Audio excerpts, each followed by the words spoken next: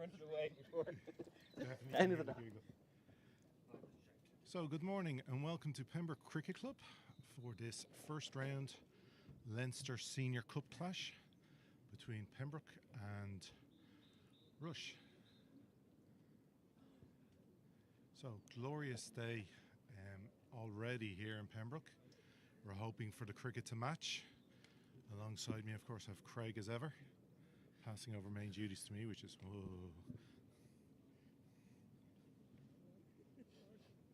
Well, good afternoon, Graham. Good afternoon, all. What a delight it is to be at Sydney Parade here today. What a beautiful day. Yesterday was the hottest day of the year, and today promises to reach that sort of level. Oh, already feels like it's going to be a scorcher. Definitely a day to be along the wall. So, we're just waiting on live score to reach us, some Wi-Fi issues. But as ever, Nick Stapleton with the ball for Pembroke. Well, I can just bring you an update there. Pembroke are in the field, and that is because Rush won the toss, and they have decided to bat first. Obviously looking to set a target, cup game, runs on the board, scoreboard pressure, and three other cliches of your choice. I'll try to get, we're not live scoring just as yet, so as soon as it's up and running, it'll be on your screen, or we'll relay it from the phone.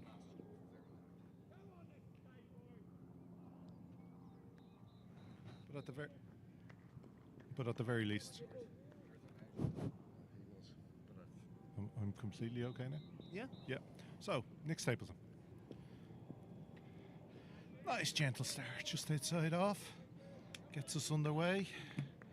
Straight through to Danny Hogan behind the stumps.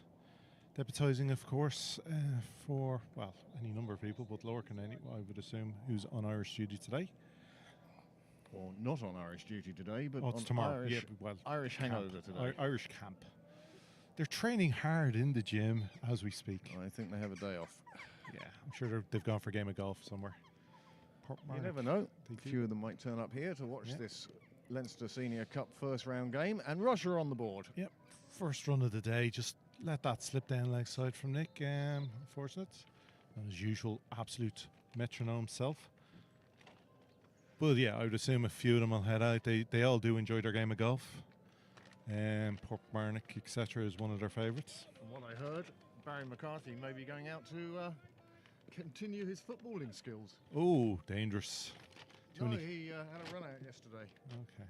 Via his footballing skills. Oh, he's bowled him! Oh, that was not one to leave. Oh, second legal delivery of the day, and Nick Stapleton with the breakthrough.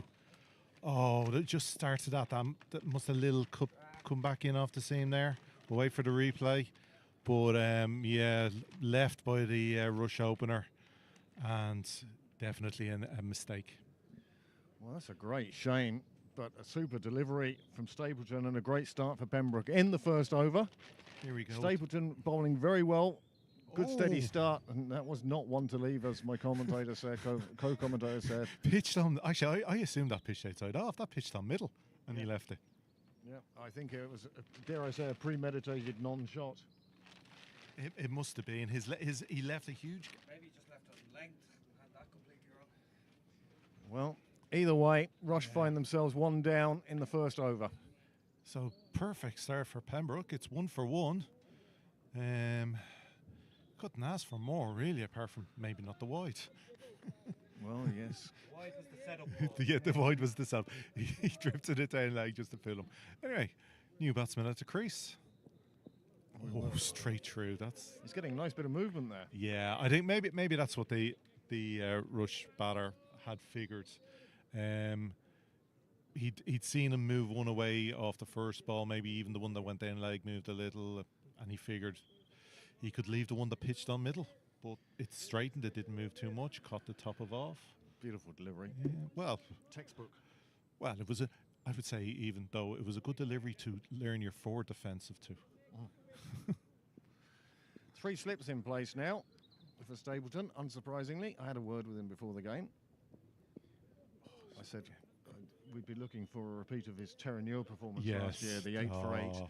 I said, you must have watched that a few times. He says, no, I haven't really.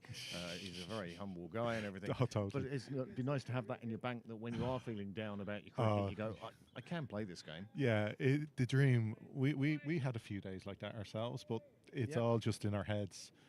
Well, I did have a day like that, but I had a couple of days like that. Yeah, no, I had a few days like that, but unfortunately, it's there's not even scorebooks anymore to prove it happened.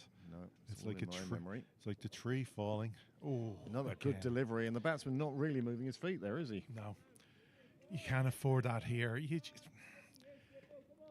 get forward. You need to negate that little bit of movement. Like there are 3 slips. There is he's looking for that edge. You can figure where he's going to be looking to put the ball, but maybe even come a step or 2 outside your crease. I mean, in this early in the innings, you'd be thinking that all Staples is looking to do is just find his line and length. And, but he seems to have, despite that wide, he seems to have slipped onto it straight away, and he is looking in top nick at the moment. Well, hey. Oh, edge through second and third. I suspect that didn't carry.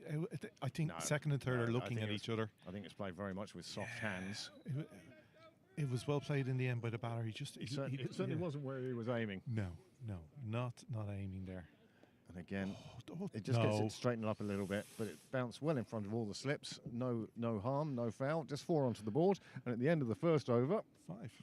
The score is 5.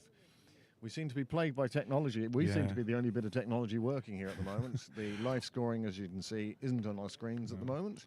And also, in addition, the scoreboard itself doesn't seem to be working at the moment. Yeah. No, I was just trying to check if it was on. Haven't forgotten what's come down. It's plugged in. You're more than welcome to. For replays and that, Aidan. Now, have you marked them down for their clothing yet? Well, we have third umpire with us today. This should be interesting when we revert to his expert skills. Well, in fairness to Aidan, he's the only person from Clontarf yesterday who's bothered turning up today. Yeah. So far. Anyway, Ollie Riley from the nursery end takes the new ball. Oh, making his home debut. Yeah. Quick scamper there from Rush. For the Foxes. Yeah. Well, that last edge, anyway, it did seem to catch the top of the bat. So maybe not what he was aiming for, but the soft hands saved his bacon on that occasion. Or halal meat, if you prefer. Well, certainly a day for, if you're in the supermarket now, grab a salad or a sandwich, bring it down to Pembroke. And feed us.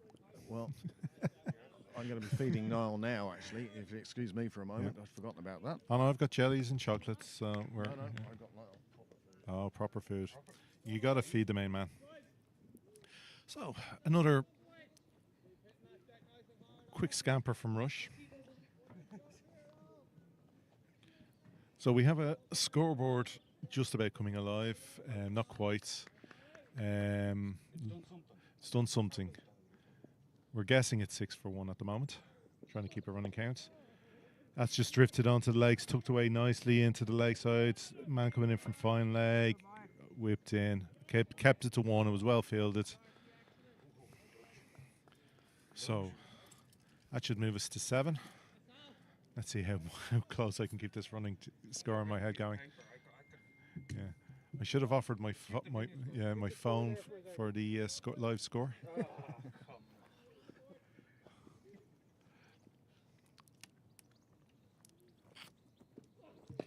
Again, back of a length. Oh, he's a natural speedster, and with that height, can you be surprised? He's about as tall as you, Graham. Before he started shrinking, I was never that tall. He's a big lad. His knees are stump high. Yeah. You don't want to be standing beside him in the team photo. Put him beside Richie Sunak. Yeah. Is that me that's pinging away here? I hope it's not me. They might. Well, do they need me? I did miss calls, but I presume I can't help. An appeal and a wide. So Pembroke thought there was something on that. the most important person here didn't. Hello, my daughter. My daughter in Australia, in Sydney, is currently watching. Just sent me a text of her on the phone. Excellent. Is there a comment on the live text there?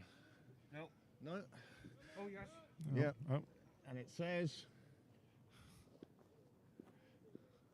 Revolut me some money. From Australia.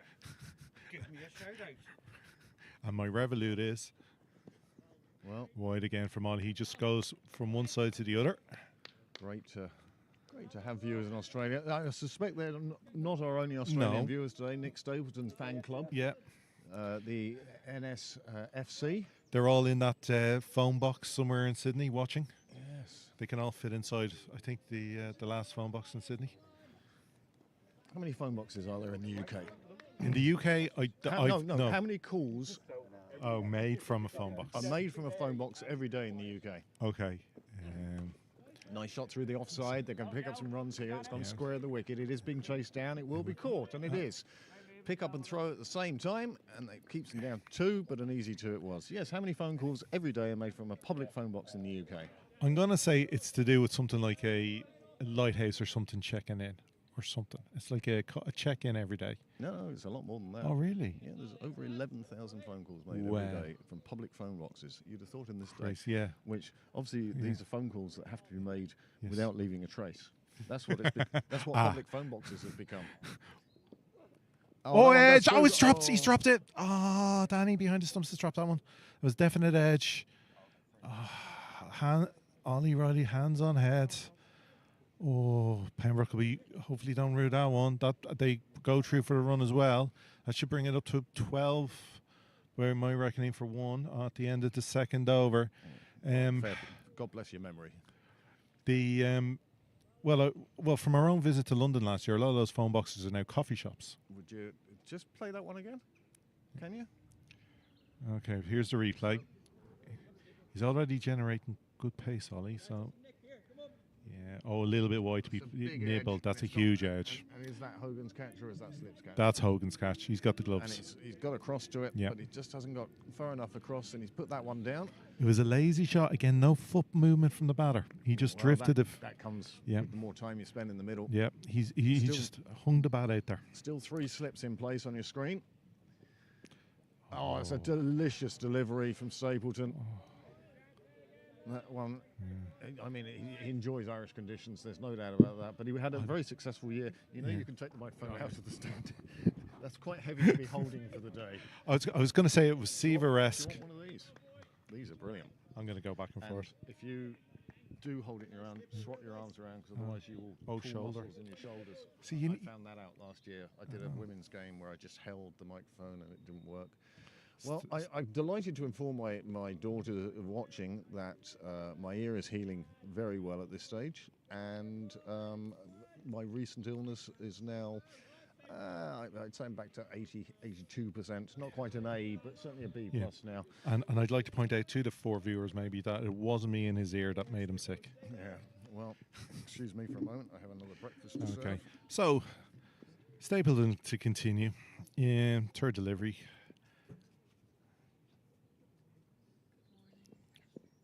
Oh, cuts him in half at that one. That came back. Gets him in the belly. Oh, we're up on the board. We're 13 for 1.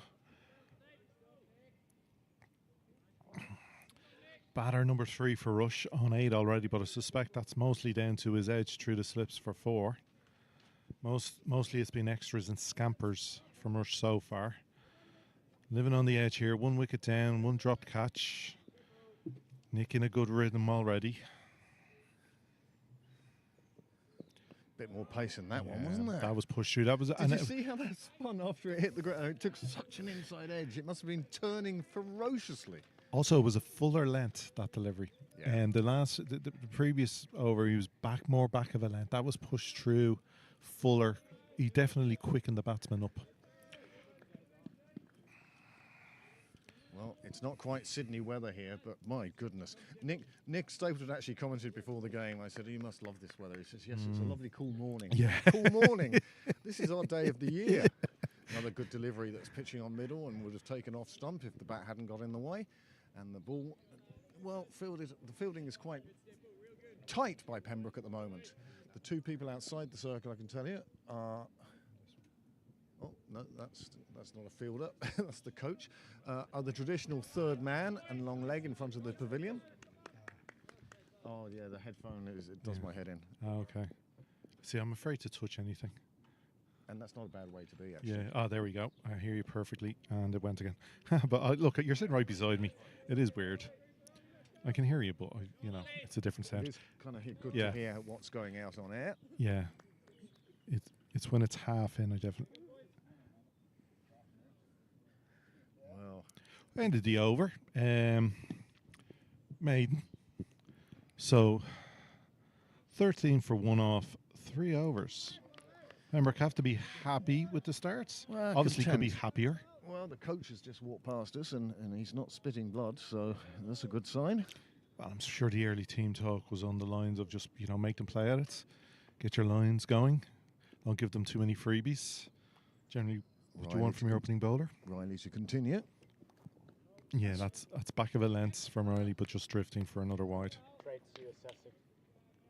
Now, let's just warn Fiacre here. Fiacre, don't forget Bo's alive. So if you're going to say something mean, ask Gaelga. It doesn't pick this up, Aidan, you're quite fine. You're fielding there, your co-commentator. Oh, it's like having one of those fielders mic'd up in the IPL or something. No, it's when one hits the pads, he's going to turn around to the microphone and scream, and our heads are going to explode with these headphones on. When one's not given. Hope he doesn't appeal to Aidan too much there. I don't think Aidan can give it out. The wrong umpire. Yeah. But at some stage we might ask Aidan about his bowling career, since we're talking, long time ago. Here we go. If you watch, we're up and running. If you're at home now and you can see the scorebar has appeared, it's way behind time, but they're obviously trying to catch up. So if you want a quick game recap of how it went ball by ball, just watch the scorebar at the bottom at the moment. It will eventually catch up with the live action, obviously, and then we'll be spot on. But you can see very quickly. Ball's being delivered at a great rate here. Fastest he's ever bowled, Nick. I mean, it's the quickest I've seen a ball bowled after a wicket has fallen. I usually took about 5 minutes to get through an over at least. So the first... Okay, sorry. I don't. No, you're right, Craig. The NSFC are definitely watching from Lilyfield in Sydney. Lilyfield. Google Maps. Google Maps stats. Let's see if it's on the good side of Sydney. How far away is that from Punchbowl?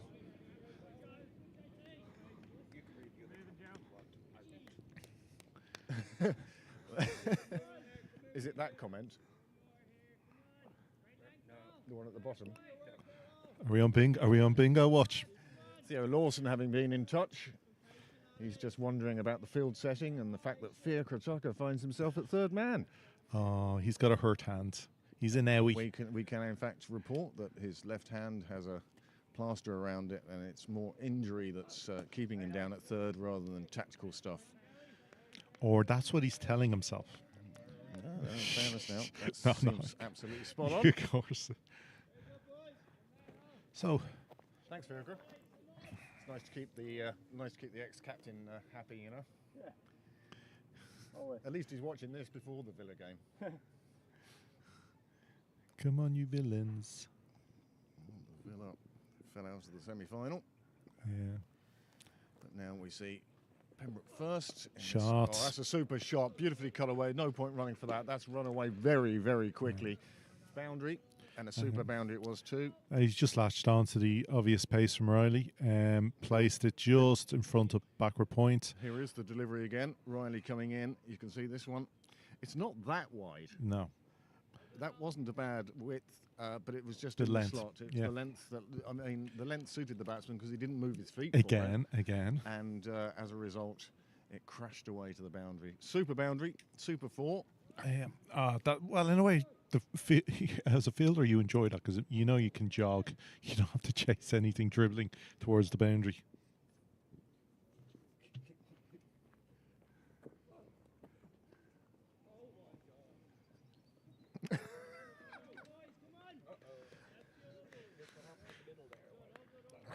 Okay.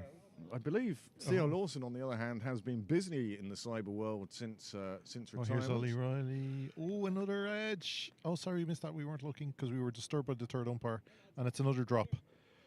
So Ollie Riley has had 2 drops already off his bowling. He will be perplexed. So, Theo, you've been sending stuff into the Villa podcasts. Kendrick. Matt Kendrick's podcast. Anonymous, obviously not anonymously, which is the first mistake. Oh, look, somebody's painting the side of Simon's house. Or breaking in. I can't work out which. Niall, do you see the side of Simon's house there? At the end of the gap in play, we'll see what's happening over at the Heenies. Perhaps that is Simon. I can't believe it's Simon. No, it's not. It's up a ladder. So Stapleton continue. Again, back on that line just outside off stump, probing away. I don't like that from Hogan. And Pembroke will be very annoyed now. From such a bright start, 1 for 1, 2 drop catches. Okay. Well, you're allowed a satellite dish to the side of your house or to the back. Well, satellite dishes, of course, on the way out. Yeah, becoming. That's taken, but it's off the pads. I don't think Hogan thought that was a catch. No. Once he heard the cry behind him, he decided to leap to his feet with the clarity, but it wasn't at an edge. It came off the pads, and it's a dot ball. How's your breakfast now? Well, at least it was good to see something held in the by the wiki. Hello, Googie. Great best walk. What name was on it? Or Coogee, I presume he meant to say. County Coogee. County Coogee. Oh, that's my other daughter. And never the twain shall meet. One on either side. Yes, indeed. Well, they're actually splitting up today, my daughters. They've both been living in the same apartment in County Coogee with their partners. And today is the day when one of them moves away. She's moving upstairs. The question is where the coffee machine goes. Yeah. Because the question is now, how do you complain about the neighbours? Well, I think that's part of the reason. This one played nicely off. This time Stapleton just going a bit too straight, I think. And as a result, easily tucked away for a single. Get down the non-striker's end. Morris and Doyle are our batsmen. Stapleton into his third over now. He's 1 wicket for 6 runs. 2 of them are wides, so he's certainly, the batsmen aren't getting much off him. No, but that's what we've come to expect from Nick now. The metronome. When teams talk about having a pro, you couldn't get much more professional than Nick. Does a super job, great, and has done a super job for Pembroke over the last couple of seasons. On and off field. Yeah, coaching, chatting with players. Yeah. He's just really integrated well into the club. He could do a bit better in the bar, I say. He needs to put in more training and effort. For our pro, I'm quite happy that he doesn't. We've had pros who have put wonderful work in at the bar, and their on-field performances sadly weren't at the same world-class level.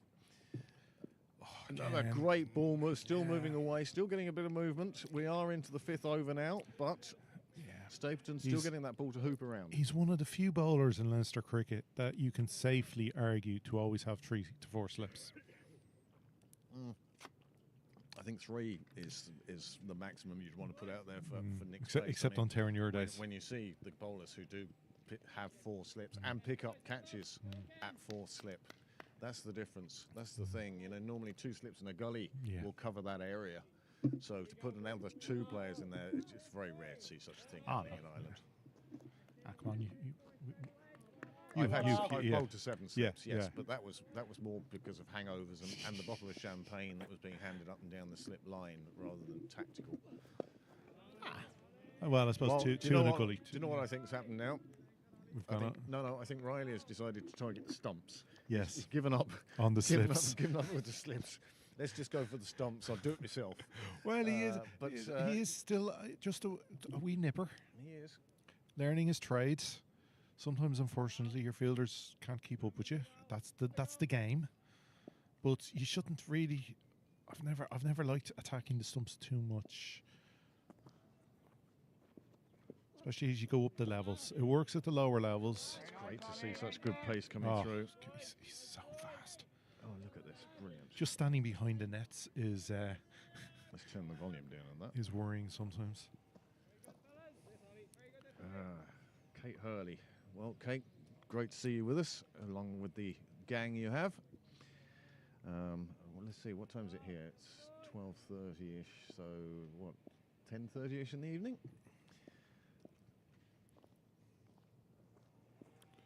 Ready to continue again. Just that's a lovely probe. In which case, I'm asking, what are all these people in Sydney doing at home watching cricket in Ireland on a Saturday night, 10:30 on a Saturday night? Because the rest of the week they're out during doing this, that, and the other. This is their relaxed day. And Berkey. Well, thank you very much for your comment. That's a very complimentary comment to have. But yeah, we just do what we can, and Niall is our technical wizard. He does such great work. We are standing on the shoulder of a giant. We certainly are. We get to talk about this wonderful game in this wonderful club. Well bowled. Thanks to the efforts of one wonderful man. We can't gush enough about him. More likely to get him a ring at the moment. Definitely. No, not at all. So I gave him his 10 minutes before yours. No, walk away. Joined by Mr. Sheridan here. Are you going to sit down with us at some stage during the day? Oh, we're being brought strawberries. Bribery is allowed. You're not to stand on that one. North County Dublin's finest. Thank you very much. Thank you. So will you join us for a few minutes at some stage? Yeah. Yes, steady start. Well, we've had 2 drop catches. Steady start. Well, all that matters is they were dropped. They're in the book as a dot. In fact, I think one went for runs.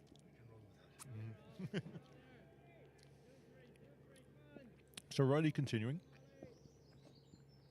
He's been very unlucky so far. Yeah. Not just with those drop catches. He's bowled with pace. He's bowled very Oh, well. shot. That's 4. And again, length just put away nicely. Doyle having no problem with that one. Lent into it, and it flew away to the boundary. Again, just probably pushed that a little too much. Again, allowed the batsman just to lean in. Add the bats, because when you bowl at that pace, all you need to do is touch the ball and place it. It's always going to be 4 runs on a ground like this. Flew away, even in slow motion.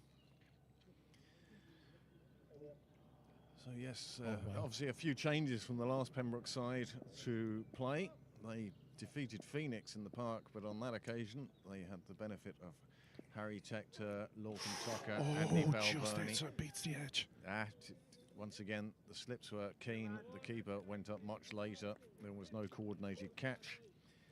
And so end of another over. 6 gone, 25 on the board, and Rush will be probably the happier of the 2 teams, having seen those 2 catches go down. Most definitely. They weathered the early storm. Like when you lose a wicket in the first over, it's always going to put a few little cat among the pigeons.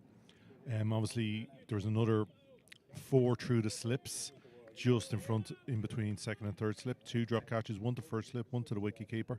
But all that matters is it's 25 for 1. You might just mention it. But so the 7th over to begin, and it's Stapleton to continue. Oh, that one thudding back into the pad, so I think inside edge. Little edge. Tickle. You could see just half-hearted. The players knew. I nearly bought strawberries today, and now Matt Sheridan has come along with North Dublin's finest. Yep. There's nothing like strawberries from North Dublin. I'd say he probably picked them himself this morning. So they are absolutely fresh as a strawberry.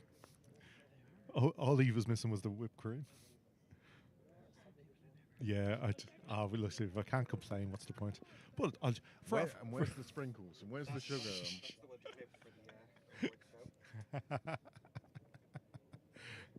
Again, Stapleton with that lovely line outside off. Just keep probing away. Every dot ball is doing something here. All I would say is then to anyone else thinking of coming and joining us here in Pembroke today, follow Matt Sheridan's example. I'm quite happy with my bottle of water.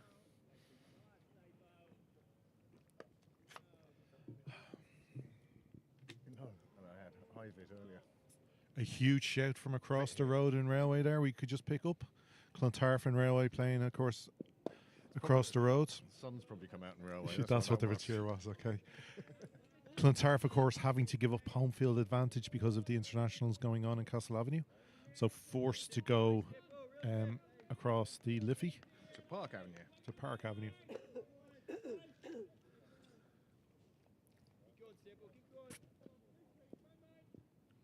Yes, Oh. the North County Dublin Strawberries.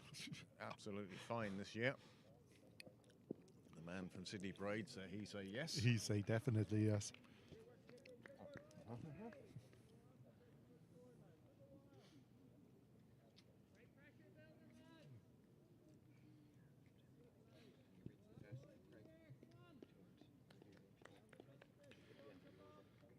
So again, Yeah. I suppose the next thing, Stapleton coming in now for the fourth ball of his fourth over. Just over there. Again, just comes back in, but another little inside edge. Stifled appeal again from Pembroke. They knew it hit the bats. Well, as I mentioned, I was off sick this week, and I happened to pick the start of an IPL game, and this guy, Fraser McGuirk, Australian, and he hit a 50 in 19 balls, and they were all lamenting the fact that it's his third 50 this year, and it was his slowest. Is that all? 19? But the second ball he got, he cleared his front foot, Yeah. didn't make contact with the ball made contact with him in that most personal of places. My goodness. Cut through. he Dead went- third man. he Should went- just be a 1. He went down like a sack of potatoes. He really did, and it took a good 10 minutes. But then after that, having used up 2 balls in more than one way, You wouldn't. he went on to hit a 50 So- very quickly. So don't make me angry. You wouldn't like me when I'm angry. Well, it was one of those ones where you knew he was going to throw the bat. Once you get hit there, Oh, you're going one way. it's time of the big hits. Nobody then plays a plodding innings after that. You're not running any quick singles for a while. Stop. But that's again, yeah. It's very much like when Dean Jones made the huge mistake of asking Mr. Ambrose to take off the wristbands. Yes. Don't make somebody angry. Well, it worked one of 2 ways. Yeah. It either, Wide It either infuriates and puts them off their game. or makes them concentrate like they've Yeah. never concentrated. Because some of my best innings were actually hung over because you knew you had to concentrate. Whereas when you turned up full of life and things were going on, you'd be distracted or whatever else. But you'd turn up hung over knowing that you were letting down 10 other people. So you really concentrated. And some of those were, No. were some of the best knocks you'd have.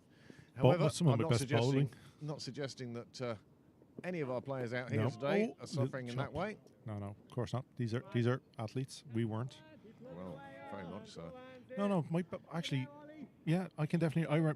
Sort of remember my best ever innings. It was here. It was seriously hungover, and some of my best bowling was also I don't worse remember for my wear. century at all because of the state of my mind at the time. Yeah, I still reckon I would have got a century that day, but we were batting seconds, and there weren't enough runs to chase. So I was unfortunate. The best I've ever. Couldn't score them quick enough. No. I opened and was not out, but I've never felt more like I was never going to get out of my life on that one and only day. Yeah, no, I felt that way, I have to say. Oh, huge shout across the road. Well, only from the bowler, though. Yeah. It wasn't a crowd No. shout. Yeah.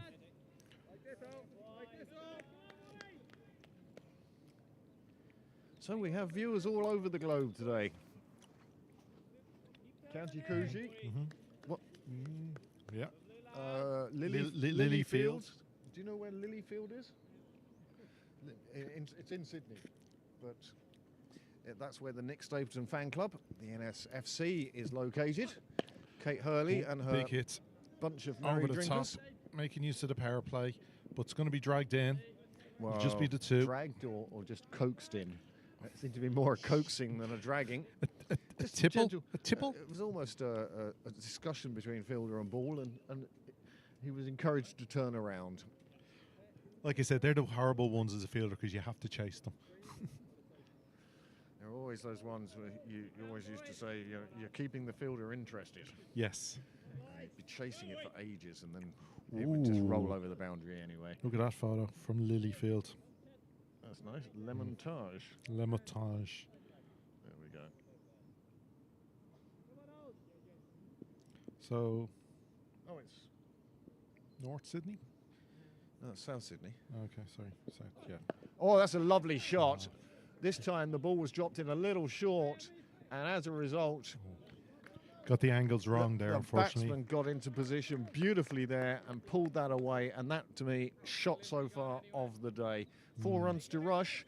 They're proceeding along quite nicely now, and Pembroke must be starting to regret those 2 drop catches. Most definitely.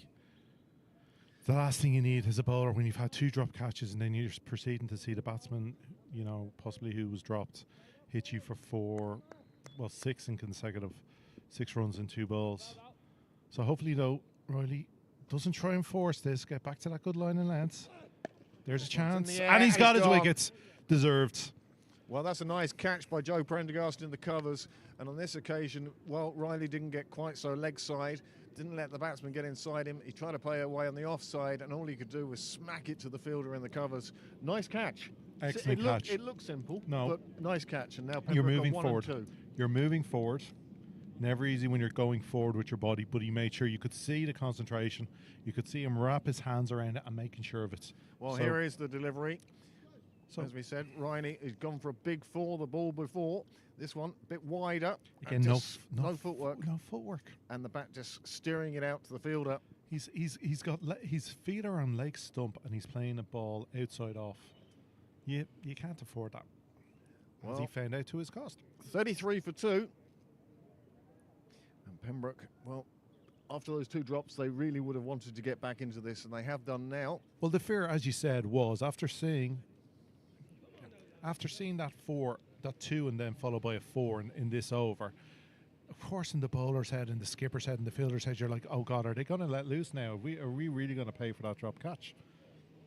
Well, it doesn't seem to have affected their self-belief. They knew chances were coming. There had been a number of sort of close accounts near the edge of the bat, going through to the keeper. Certainly ones that have got the slips interested, so chances were there or thereabouts. But I'm delighted for Riley. He picks up his first home wicket. Yep. And he certainly does deserve that. He's made more than 1 chance. In fact, both the drops came off his bowling, and that would have been, well, not what he would have wanted. Shahak into bat, faces first ball. Straight on the money, lovely probing line from Riley. Just bowled it there, mates. You know, I think Riley and Stapleton will prove to be quite a good partnership. Compliments. Well, Stapleton coaching. Yeah. And if Riley can pick up anything from Nick Stapleton, then it's going to bring him on as a bowler and will help things. So great to see. Like, it's not like Nick is slow.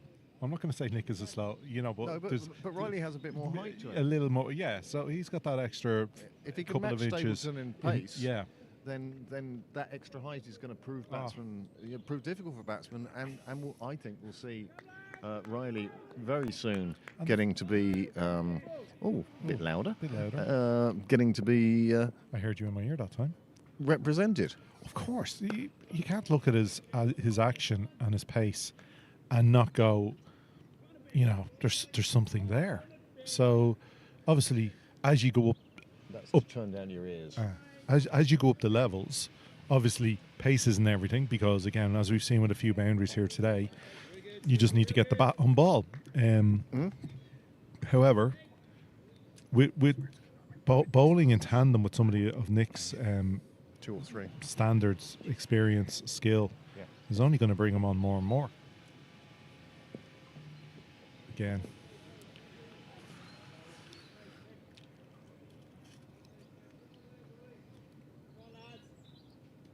Sometimes when Nick bowls, you just feel like it's the sort of Damocles waiting over the batsman's head. It's gonna fall on him at some stage. Well, many thanks to the large numbers of you tuning into this game. This is the first time and not the last time today that I will mention our viewing figures, but more importantly, Through the covers, little yes, no from the batsman, always one there, and they get the easy one. There's just a tiny bit of hesitation in them. So Yes, we have over 40 viewers at the moment. Woohoo. Obviously, most of them are in Sydney, it would seem. 40 devices, 40 devices. There's actually 4,000 people watching. There's at least 1,000 per device. And as well as Yeah. as well as those 42, we do have 896 subscribers. So my target today is to find another 5. Well, I did tell everyone in work to like and subscribe, whether they, And turn off the notifications. Yes, and turn off the I notifications. have no problem with that at all. I just want to see us with over 1,000 subscribers before the end of today's play. 1,000 subscribers enables us to become a partner with YouTube, and then Niall can do all sorts of, I don't know if it makes any difference at all, but he knows. it's a nice figure. It's what Niall wants, and what Niall wants, he gets. It's a nice figure. 1,000, we'll take that, and we'll just leave that go. Stepping stones. Oh, just rock back a little half-hearted pull. Didn't quite get up to the height that I suspect the batsman wanted. So wherever you are actually watching today, there is a live chat open on the YouTube channel. If you are a subscriber, you can comment. You can only comment if you're a subscriber. Mm-hmm. And all comments are your own. All views are your own.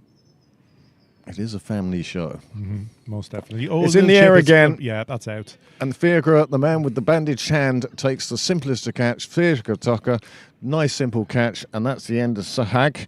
He didn't last too long. He's gone without scoring, and that was his 4th delivery. He'd be very disappointed with that innings. That was a very half-hearted shot. It was half playing it, half not wanting to play it. In the end, all he did was give simple catching practice to Fiacre. Well, it's another one of those Stapleton balls. He's looking to flick it away. Wrong area to flick as well. And it took the inside edge of the bat, and it just flew out to Fiacre Tucker, and the simplest to catch is completed. Yeah, it's a delivery that's outside off stump, and he's flicking to leg. Yeah, I know. You can just see it here again. It's the standard Stapleton delivery in these first overs. It's moved away. It's nothing that they haven't seen. Yeah, but that's what he's been doing all innings. I'm saying it's nothing unusual. It's just Nick Stapleton's ball is just too good. He tried to clip it away. It took the inside edge of the bat because it was a closed bat. Yeah, and you don't play that shot. When you're 4 balls in. Well, he thought it was a simple just clip around the corner, and it wasn't to be. It just popped up to mid-wicket, and Fiacre Tucker, damaged hand and all. Yeah, you could argue drive it back over the head, possibly. We don't know, but Theo texted us to ask us what was he doing fielding at third man. So he was. So we asked him. Excellent one-handed catch. So Rush 3 down now, 34 on the board. And Riley steaming in. Yeah. Quick single taken. So, yeah. Doyle is going to have to put together a bit of an innings for Rush here now. Yeah, a lot of came pressure. In at the start. He's seen a few partners disappear already. Sultan has joined him. So, yes, if you are anywhere unusual, like Park Avenue, or even on the ground, do feel free to let us know on the live chat where you're watching from. As I say, we've already picked up, what are those things called? You drop a pin in the match, don't you? We've already picked up pins from County Coogee in Sydney and Lilyfield in Sydney and nobody in Ireland. And if you're ever in Lilyfield, do visit the Sydney Bus Museum. Well, here's another one for us, and this is great to see. Jan Doyle, she's watching her grandson batting for Rush and lives on the Gold Coast in Queensland. Well, I'm delighted that you've joined us today, Jan, and it's great to see that all parts of Australia are being represented in our viewing figures. And both teams. Of course, we try to be as unbiased or biased as we can be.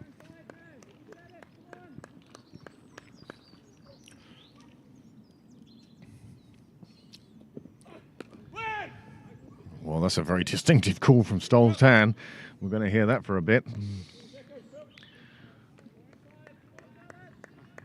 Pot praising the kettle? Yes. I appreciate good calling. The greatest caller I ever played against. He was so annoying, Craig Senior, to play against. The biggest yes you'll ever find. And even though you knew it was coming, it still could put you off. Short, wide. No, that one is going to be signalled wide by the umpire, and he does so.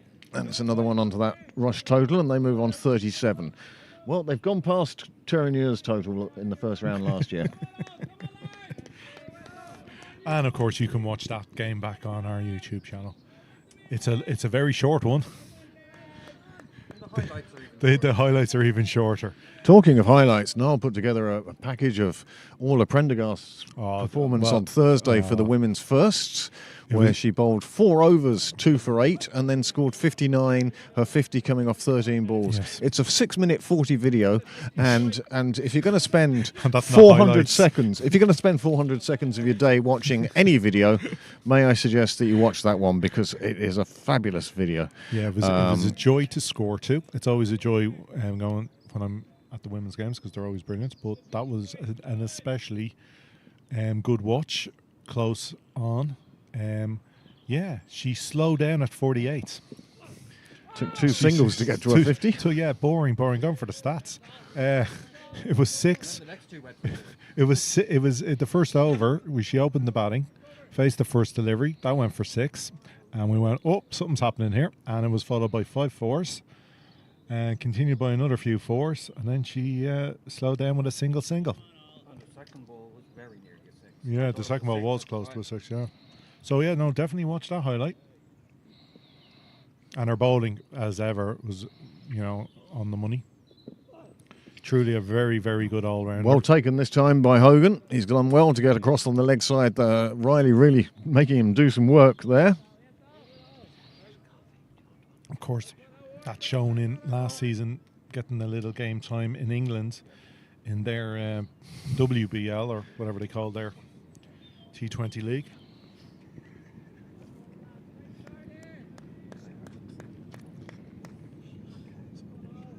So just coming up towards the end of the 10th over. This is 5th ball of the 10th over. Rush 38 for 3. Got short, back of a length, play down Slower nicely. though. Yeah. Deliberately slower. Clutter. So yes. He's already showing signs that he's got a few deliveries in him. Up to 48 people watching now. We broke 50 earlier. Oh, we did break 50. That was obviously people putting it on their laptop and their phone. Yeah. And then deciding, actually, I only need to watch one of these. I suppose, and your TV. Don't forget your TV. Oh, another one flying through to the keeper. Riley, he's really settled into his job today. I think taking that wicket, actually, because settled. Weight off the shoulders. Oh yeah, no, because obviously he bowled brilliantly in Phoenix last weekend, but only the 4 weekend? overs. Well, sorry, two weekends. I don't see weekends anymore. I just see games. Yeah. It's all a blur. Like my week this week is game here today, scoring tomorrow, and then here tomorrow. Okay. And then Monday, women's 3s. Tuesday, women's 2s. Wednesday, women's 3s. Thursdays, women's 1s. And only Monday is here. And only Monday is here. Yeah, the rest are away games. Although they're North County away games, so it's not too bad for me.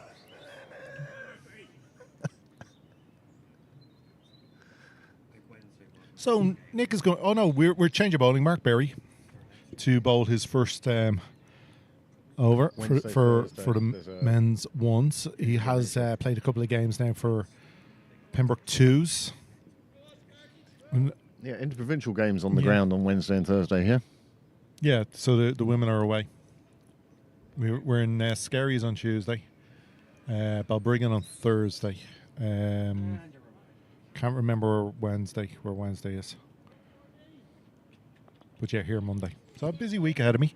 All the wives in Paris.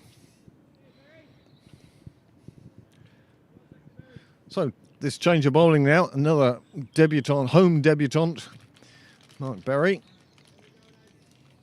Another Aussie.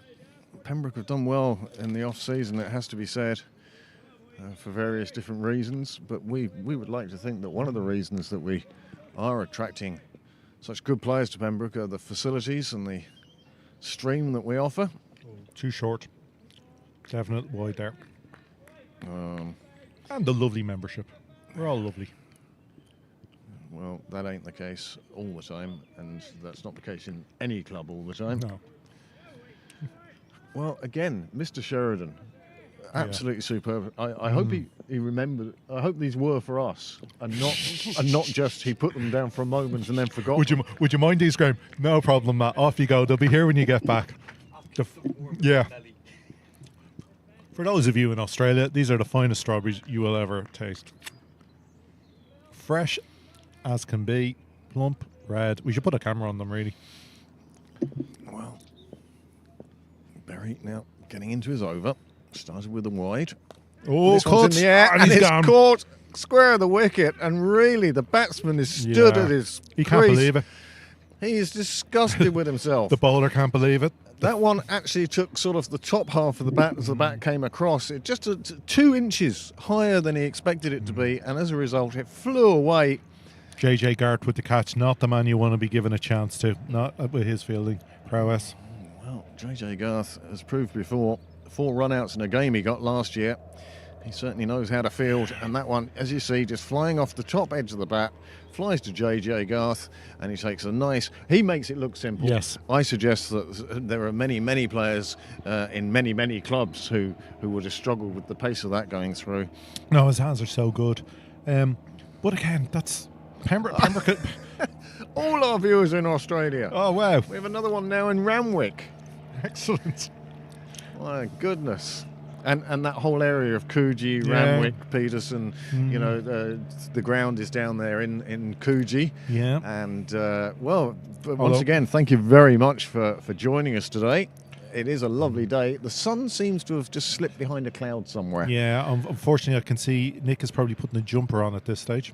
Well, when Yeah, you've been it's bowling gone like below that, 20 degrees. when you're bowling like that, you certainly would want to make sure you're well wrapped up. Ta-da! Sound the trumpets. We're up to... 903 subscribers. Thank you. That is brilliant. Just 97 now for our target. They're going to move the sight screen now. Yep. This is our time to watch Niall go absolutely nuts. Of course, one of the cameras attached to the This- side screen. This is one of the unfortunate things about the way we operate here at Pembroke. It really is a one-man operation. He hasn't moved it too far, so that's not too bad. He's staying over the wicket. Just enough to annoy the crap out of. We're not big fans of left-hand, right-hand combinations here. No, it's still a right hand. Yeah, I know, which is the weird thing. He wanted it a bit wider, that was all. Little bit wobble. So it's total kill. Barry, that's a better length from Barry, better line. He got away with, of course, the wicket ball, and he's already had one wideness over because they were short. Much better length from him. Hopefully he's getting into his rhythm. But yeah, Rush, big trouble here. 39 for 4. We're in the 11th over. First change of bowling. And this is definitely a pitch you want to get runs on because it is going to be a lovely evening. Usually, at least 70% of our viewing audience in Ireland, Yes. I would say at the moment. Sometimes it's just you and me 70%. turning our phones on. Yeah. Just, we've 2 viewers. It's my phone and your phone. Well, on this occasion, it seems like at least half our audience are on the Yeah. east coast of Australia. I miss my Bondi and Punch Bowl days. 10 to 10 down there now. Ooh, Oh, wide. big swing of the bat at it. Just leave that alone. Take the wide. Yeah. Look at the scoreboard. 39 for 4. 40 now. You don't need to risk another little tickle to the wicketkeeper or a miss hit to fine leg. Yeah, the field is set for that. Yeah. Of course, yeah, Barry's just... It is his first over, just trying to find his line and length, get into a rhythm. Again. Another one sliding down. Good length. Third wide of the over. He just needs to correct that. Perhaps he's bowling from the wrong end. Yeah, possibly. Watch out. Here comes the Rush Massive. Yeah.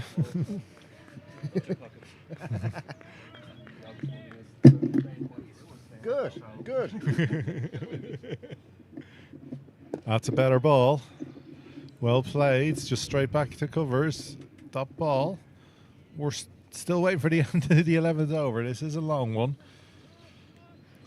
Well, 3 wides and a wicket. Make sure that this is a long over in terms of time and in terms of deliveries. Game settling down now. Well, we'll be coming to like the end of the power No, play, they're not going to stop talking.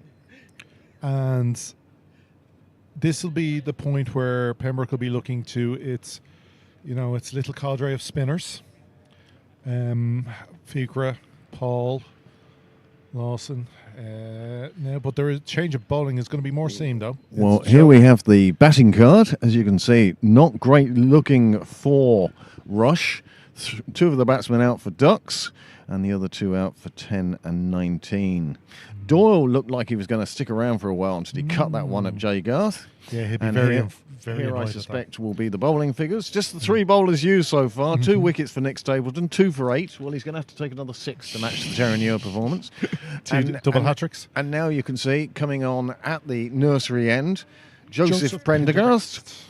Nick Berry's 1 over so far, having gone for 5 runs, but everybody picking up a wicket. Yeah, it would be nice if Joe could emulate Orla, his sister, but we're not expecting.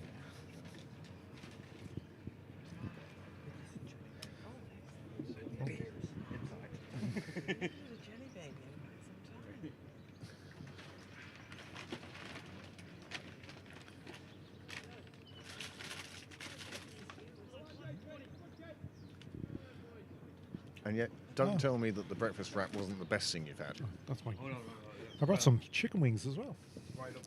Oh, well bowled. Good start from Prendergast. Of course, Joe, skipper If it's in the of Pembroke coffee 2s, area, then I've done okay. stepping up today to cover some of the seam duty work. Of course, we're still missing a new member, Byron, who's stuck with exams.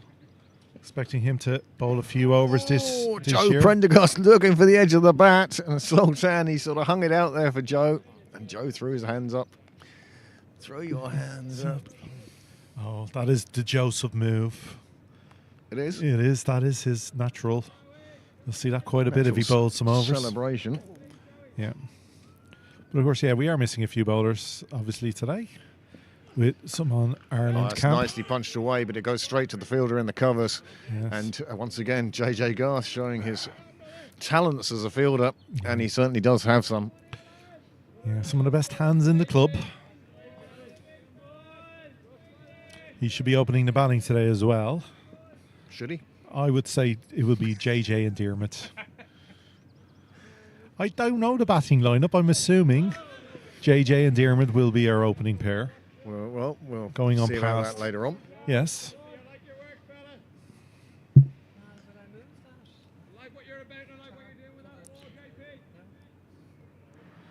So more joining the wall. Always a great when the sun is out to be along the wall.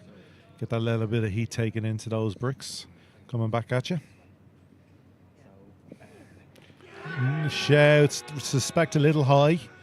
Did hit back leg. By the looks of I it. think you're right there, Graham, and I think the umpire has also agreed. Yeah. If you just look at this replay here, it's not quite in line, and it does go through past the front pad onto the back pad. And Oh, Joe appeals. It's very done an high. awful lot, but you'll see the umpire just watching here. Watch the umpire. Oh, he's gone. Yeah. But the umpire actually signalled Yeah. that it was too high, and that was his reason. Oh, there was. Yeah. They can't see that either. There was some comical umpiring actually in the lower leagues during last weekend from an umpire signalling the ball was too high. It was like he was in the nightclub. He was the whole hand over his head to signal it was, and he was bopping away with it. Well, another over has slipped by on this wonderful Saturday afternoon in Sydney Parade. You really would hate to have a lisp and be commentating at this place. Sunny Right. Saturday afternoon.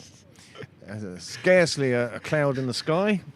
And a bit of building work going on in the background. You could probably pick that up on the Dougals, our Well, ground mics. I actually went for the short stay, first of the season. And Berry will continue now. Hopefully he gets his line in there. 13th over. Much Well, better. Absolutely. I mean, he took it over to get Yeah. going and took a wicket in that over. Yes, so the captain's delighted.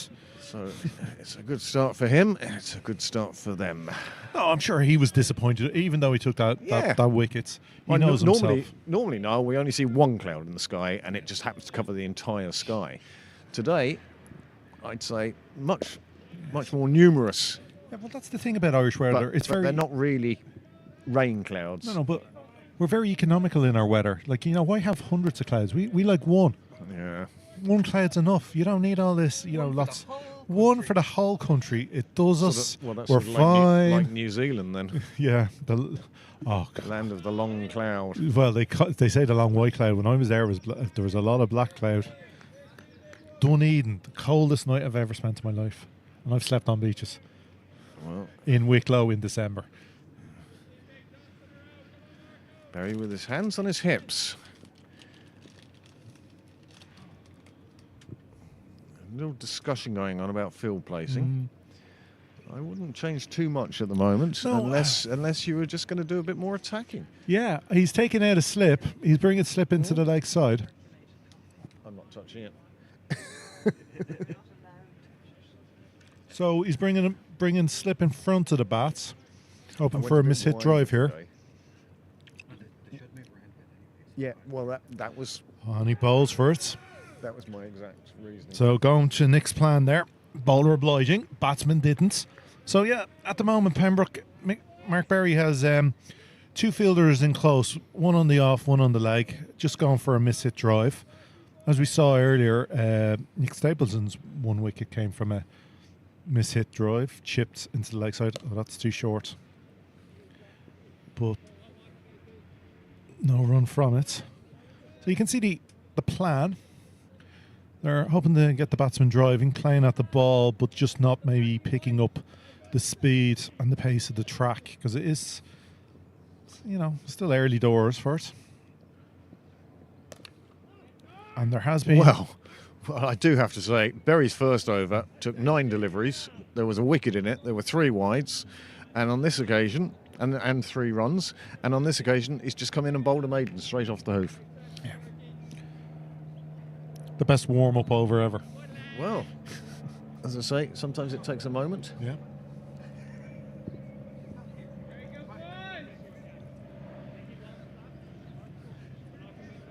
The dart rolls by. Yes, taking all the Southsiders into the city. What's on in town today, Graham? Oh, go to Talbot Street for that silly portal so you can see live to New York. Have you seen that? It's a live link. Have these people not heard of FaceTime? Yeah. No, but it's like one of these. It's a future. It's one is set up in I don't know where. So there's a camera in New York. Yes. The picture is in Dublin. Yes. And there's a camera in Dublin. It's a two-way. And there's yes. a picture in New York. Yes. So basically, once again, I asked the question. Why? What is FaceTime? Yeah. Exactly. Well, this is for as you're walking down a street. It's somewhat. And ours is by the Spire. No, yeah, Talbot Street, which is really classy. They've already had to move one drunk away from it as soon as it opened. Oh, he's hit him right on the foot, Oh. and the umpire has signalled it's going down leg. Hit him on the full. Hit him on the full. Well, if it was going down leg, it was going down leg. You just assume that it's continuing on its trajectory. You take it as a straight line if it hits you on the full. Oh, that's outside leg. That's outside leg. So that's what he was signalling. He was No, signalling it was outside leg. Not out. Yeah. It was a good shout, though. No, it was a good shout. But And again, you can see the field getting tighter and tighter as Pembroke Yeah. try to force Rush to really try and puncture that ring. Yeah. And if they can get runs away, then runs could come quite quickly for a couple of overs. But at it's the a good- moment, it's Pembroke are yeah. attacking, and that's good to see. it's a great field setting because you've got a little bit of cover behind. Hmm? Yeah, I where it's, presumed it was 10. yeah, it's 10. So power play's over. And there's still only 2 fielders outside the ring, and Yeah. Pembroke still on the attack, still looking for wickets, and one nearly came on that occasion. Has Danny been watching the Ashes? Not only that, there was a game. Which game did we watch where that happened? The game where there was a stumping. Was it the women's seconds? Women's firsts? Must have been once. Manda? This one, he tries to punch away on the back foot, and the fielder gets across very nicely to it. Cover And was again, there as well, You though. can feel more and Yeah. more pressure building on these Rush batsmen. This is where it's They're both without scoring, Yeah. and one has faced 15 balls, And the one other has has faced faced 10, so that's 4 overs Yeah. without a run off the bat. Yeah. And some real pressure going on here from the Pembroke side now. beautiful. Another dot ball, and in fact we should be looking back to see how many dot balls in a row, because the only runs seem to have come It's from wide. extras. No, it's only wides. That's why again it's so important. The bowlers just bowl that line, bowl that force stump line, force the batsman to hit the runs. Because definitely Pembroke on top here. Oh, chance, but driven past the bowler. Couldn't get his hands to 4 runs.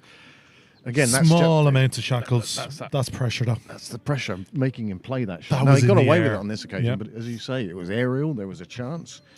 Now Wouldn't it would have been spectacular if taken. It was one of those where, reaction only one hand somehow sticks, but And here is the replay.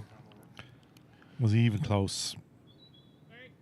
Nah, no. He's taken one off middle, Yeah, and he's played it back really well. Over That's the that. umpire's head. I would argue that is a Kenya shot. Now, just to quickly whip us around the grounds while they're change of over. The Hills are 51 for 3 of 14 overs against Trinity. Expect them to get through there. Gavin Hoey, of course, probably playing for Trinity. North County are 52 for 3 in the 11th against Leinster. That'll be an interesting game. You've seen the score here, obviously, on your screen. Clontarf, 68 for 3 So there were across some the good road. shots. Across the road in Park Avenue, and they're 14 overs in. Of course. And Phoenix Ooh, well bowled. Go on. are playing against Merion Yeah. in Phoenix. In Phoenix, yeah. And Phoenix are currently 79 in the 12th over, 79 for 6. no, Okay. 7. 7. I was close. And What do you mean I was close? There's only 10 to pick from. Come on. You're not. Come on. How many people would have gone 6 or 7 wickets down in the? It's in the It's in Phoenix the park. Park. Who would have get? Come on. How many? North people County, 38 for 2 off 14 against Malahide. Terenure, 82 for 2 against Civil Service. And then we're into the lower league games, and nobody else appears to be live scoring. Oh, short from Barry. Gets away with it. Batsman got into the pull shot quickly. Just didn't get hold of it. Now, come on. How many would have guessed 6 or 7 down at this stage? So Nathan Maguire, he was the first out here today for a duck. And Joshua Doyle, he faced 20 balls for 10 runs. He hit 1 boundary. Brandon Morris, 19 off 32. He was trying to stick around for a while, and it wasn't to be. That Shots. is the shot of the day. I take away, that's the yes. new leader in Yes. shot of the day competition. He actually moved his feet. It's still moving. Look, it's still racing away, and it doesn't stop until it It's- reaches yes. the U value sign. And that's a cracking shot. Look at that. Classic. Great big follow through. In fact, his most danger there was that his follow through was going to take his stumps apart. And Ratmala Sahak, he was out without scoring off 4. And now these two are in. You can see their scores on your screen. And Rush are closing in on that first half century. Here we go.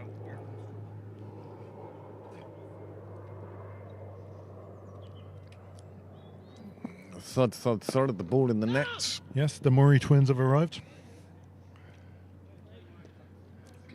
After working Clontarf yesterday, I heard they had to double up as stewards. The one thing I would ask was, Jan Doyle, you're watching in the Gold Coast in Queensland, and your grandson is batting for Rush, you said. You didn't tell us which one. Do let us know. Well, I assume if you said Doyle, it was Doyle. Well, it may have been Joshua, but Yeah. it may. I mean, it's a I know. grandson. I know. There's a couple yeah. of weddings in there somewhere. I and, assumed, yes. you know, at least 2 weddings involved. Or maybe not. Maybe not. It's a modern world.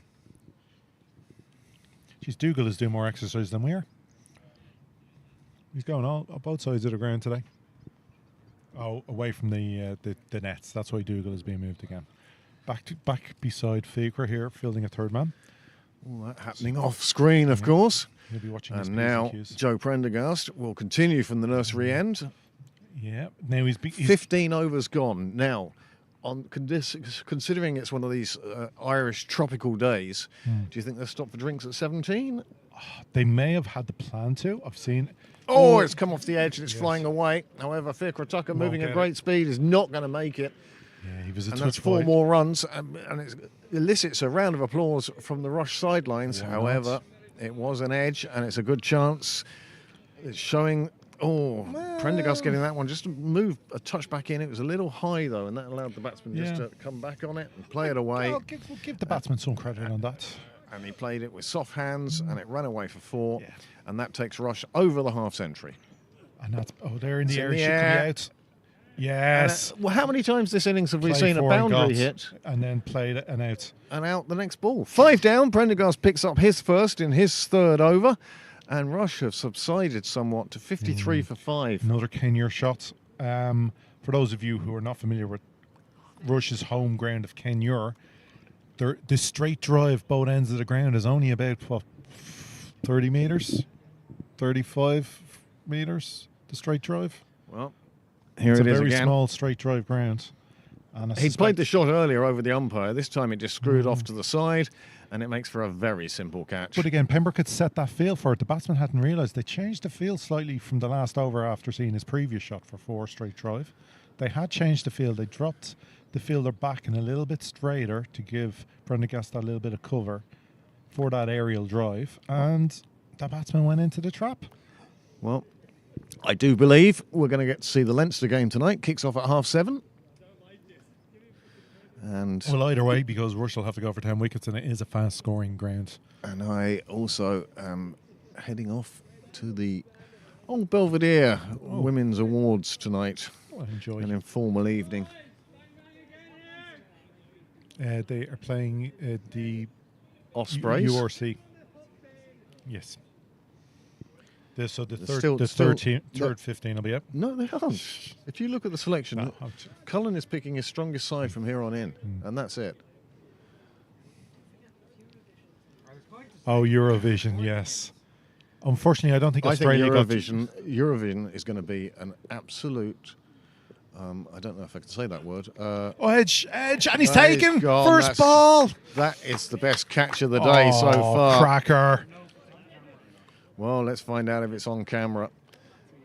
A super work back there. After the 2 drop catches earlier, one at wicketkeeper, one at slip. That's brilliant. Well, it could have been a good toss to lose as far as Pembroke is concerned. I think Here we Pembroke would have go. batted first if they'd won the Yeah, toss, I think so. and we'd have been in for a much longer game. Here we go for the catch. Oh, he comes down the track a little. Huge edge. Well taken. Well left by Danny Hogan. His foot went 4 stumps across. His bat went probably 12 stumps across. It took the edge, and it flew behind the sticks, and catch was taken, and now they're 6 down, 53 on the board. I would say that's very positive batting for your first delivery. He was looking to get out there and put bat on ball, certainly. Yeah. He was And he did. hungry to get on to touch the ball. Like Prendergast picking up his second in the over. Can't match orders. He can't get the. Oh, wait. He could still get, yes he can. yeah. He's 8 for 2 at the moment. Yeah. He does have No, him. but he still has, oh no, yes, oh yeah. He yeah, needs yeah, 2 the maidens. Yeah. And the other thing is, there's no way he'll get 50 and 13.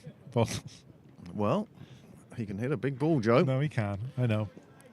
I think anybody will settle for her bowling figures or her batting. Yes. I don't think anybody needs both. No, not many people will get both figures In the same game. in the same game. Yes, I'll take. Well, I'll take them in the same in the one Same in season. the one career. So Prendergast to come in on a hat trick. 2 slips in. Plenty of close fielders in for Prendergast on this. He's got to pick at the Full- stumps. Oh, well bowled. Oh, who was thinking of a run there? Well, Well bowled on the stumps, made the batsman play, but he was able to dig that one out. So no hat trick. Prendergast still down as having only taken 1 wicket. We know it's 2 in 2 balls. Right on middle. Batsman did well. No, It's a did good well. ball though. It was a good ball. Oh, wide. Yeah. All the hands going out from the Pembroke umpires, sort of appealing, and Half the hoping to umpires' hit arms something. coming out, signalling a wide. Yep, and that's- 1 more onto the total, and at this stage, Rush will be looking for every single run they could possibly get. Well, at this stage, I don't think we'll finish the Strawberries if they keep batting like this.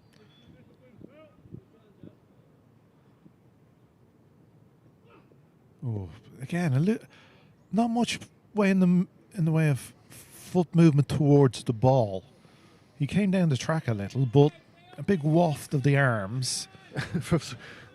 Somebody's saying that perhaps as well as the Leinster game, if this continues in this vein, we might see the Munster game. I think I'd rather watch the cricket. Yeah. I'm staying on the cricket, thanks. So ended the over, 54 for 6. Prendergast just 2 for 9 off 3 overs. We have, McGee in there now, having faced 3 balls. No, hasn't troubled the score yet. He's long gone. Tokahill, 4 off 16 deliveries. To say Rush are in a rebuild would be slight understatement. Keep bowling if you want. Yeah, just make sure it's done before Berry bowls again. So Mark Berry to continue from the St. John's Road you end. have to hit scorebar now.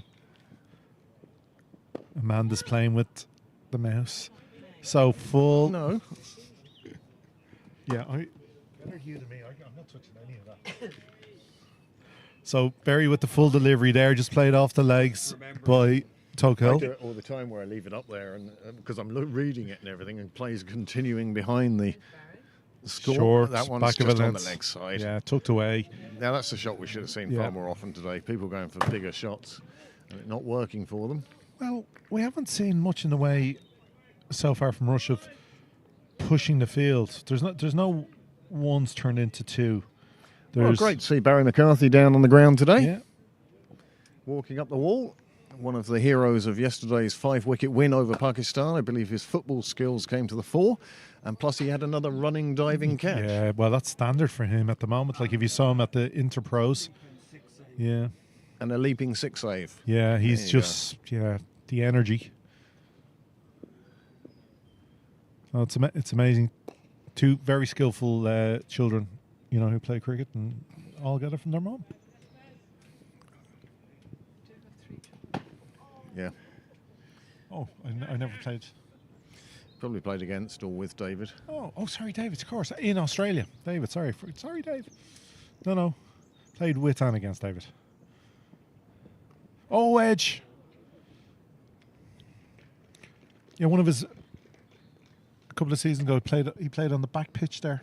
A bit too fast for the back pitch, David's bowling. So Replay of 4. Berry's delivery. Just edged away. And Came back. If those 3 slips had remained in place, unlikely to have happened, but that's where they would have been. And Dermot Tucker it was who did the tidying up there. Yeah, you never have the fielders everywhere you want. A little bit off giving us wide. Down the leg. He's just struggling for consistency of line here, Berry. He is bowling at least a couple down leg every over. But he is finding the edge. He's making things happen, so that's why the captain will want to keep him going. They're 60 for 6. That's why the captain's keeping him going. But why change anything? Well, I wouldn't mind a bit of spin. The batsmen are in trouble. Get them facing and having to play out every ball. Get a bit of spin on. That's not a bad suggestion, Graham. This Tucked one again. away. This is very sensible batting by McGee. Yeah, he's raced up to 5 off 5 now. Granted, the 4 helped, but he's one of the higher scorers now from Rush.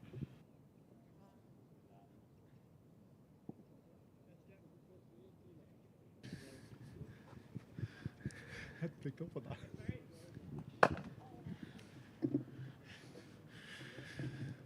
So, change of over. Prendergast to continue. Let me finish the sentence. Sorry. I know you know the punchline. I'm going to go and get my other packet of cigarettes. Straight on the money again then from Prendergast. He's bowling. Lovely lines, lovely lengths, making the batsman play.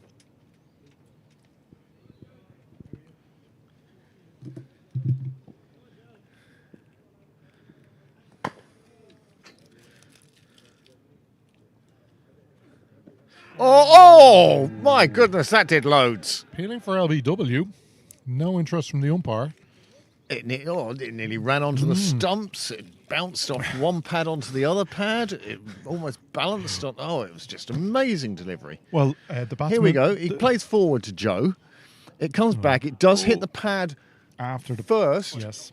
Yeah. I mean, it's thigh pad. Well, But I think- it hit that first before the bat, and then hit the bat, and then nearly made its way back to the stumps.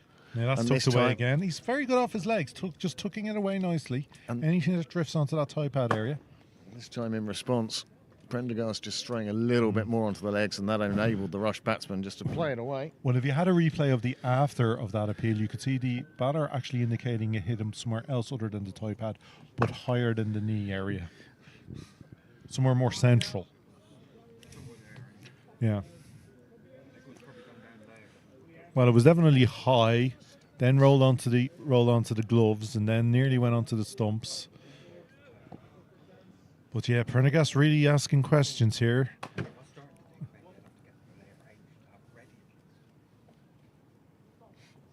Fuller driven, but there's a man now out in that cover boundary, so it'll just be the one.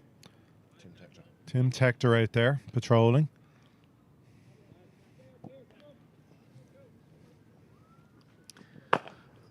I'm going to take a break from you, Graham. I'm in need of the facilities. And a break from me. No, just, Yeah, I need to go and you can say it, I know. following on from my recent illness. I'll be back in a minute. Okay, don't leave me too long, Daddy.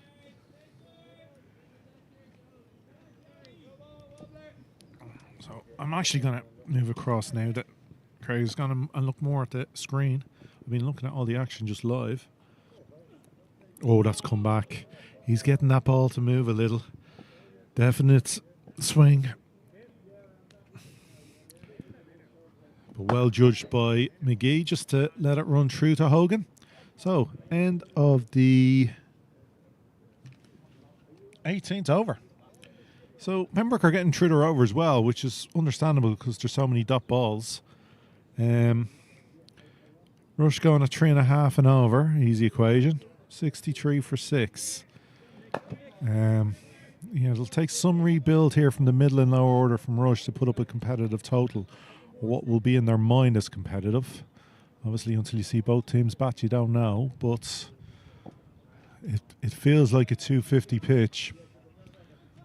Just the day, the weather, how quick the outfield is.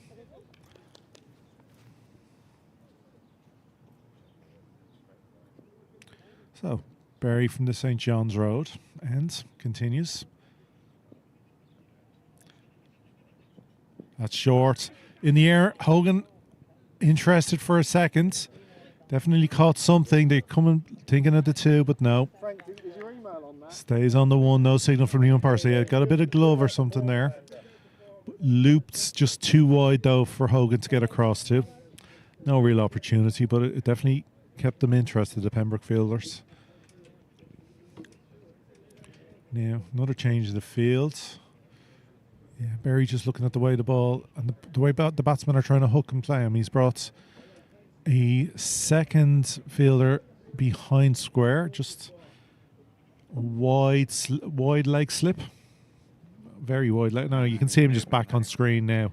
So definitely just around the corner. So leg gully, yeah. That's, and everyone tight on the offside. So there's definite plan here. He's going to bowl back of a length into the hips and body of the batters because he's got nobody in the cover boundary area. Everyone's tight in the circle. So he's not looking for the batsman to drive. Change of field. So it's obviously horses for courses on the batsman. So they definitely want McGee playing off his body. So Tokill though back facing. That's more just on off stump line. So yeah, definite plans in place for each batsman here from Pembroke. Get a leg gully in.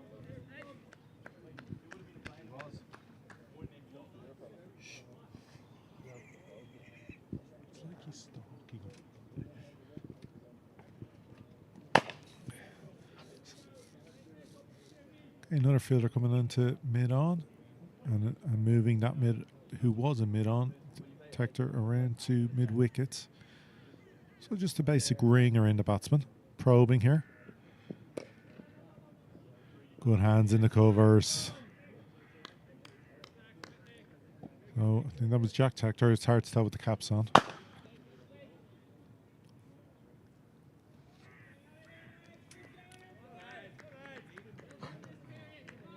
So Pembroke really probing away here for that 7th wicket. Rush just happy to be surviving. Sorry, I missed the change in bowling. Sorry. Nick Stapleton came back on. My apologies.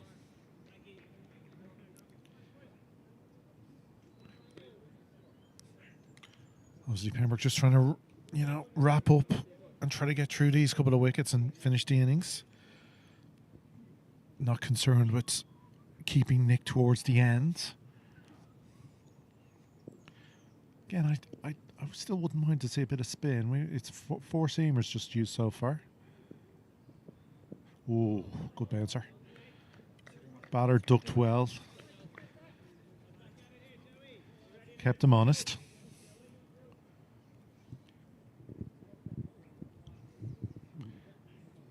Yeah. So, a little wave of the arms from Faker Tucker is that a signal he's starting to warm up? Of course, himself and Paul Lawson, the two experienced spinners in the Pembroke side. Many wickets shared between the pair.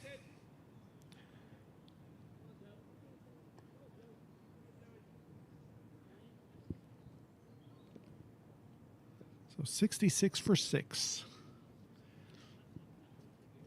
Off 19. Prendergast to continue. This will be his 5th over. Edge, with no slip in place. Hogan standing up to the stumps now. Keep the batter in his crease.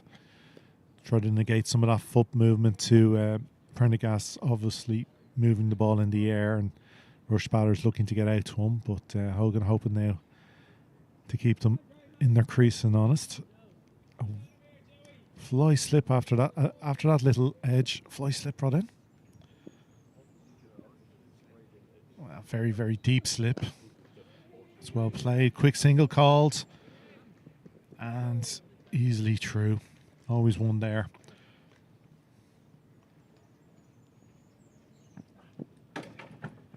So, Prendergast just probing away here.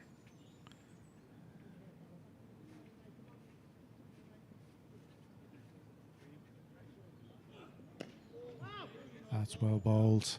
Just tucked into the point there. Gart patrolling there. That's his favourite fielding position. Certainly the one where he picks up his most wickets as a fielder. His 4 direct hit run outs came from there in one game. And just probing that outside off stump area from Prendergast. Lovely lines, because he is getting that little bit of movement back in towards the stump, so he wants to keep it on that line. Anything that's going to start middle and leg is going to drift.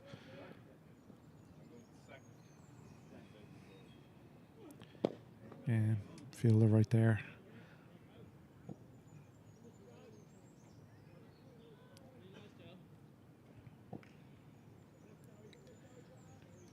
So, in a sort of holding pattern at the moment here at Sitting Parade.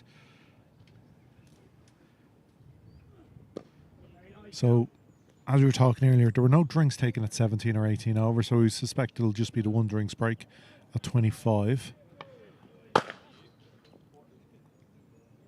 Another very good over from Prendergast. Just 13 runs from his 5 overs.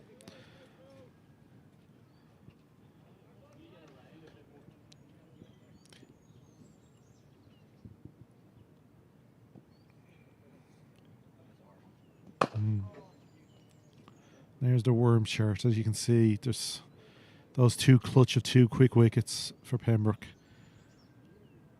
negating any rise from Rush or trying to get themselves back in the game.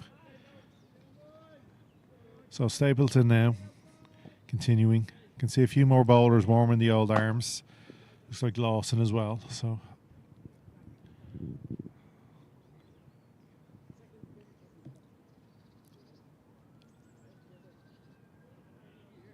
we're back to that. Now we've 2 slips and a leg gully. Oh, well played. Just let his bat hang out, but played into the ground. Then to third man for the 1.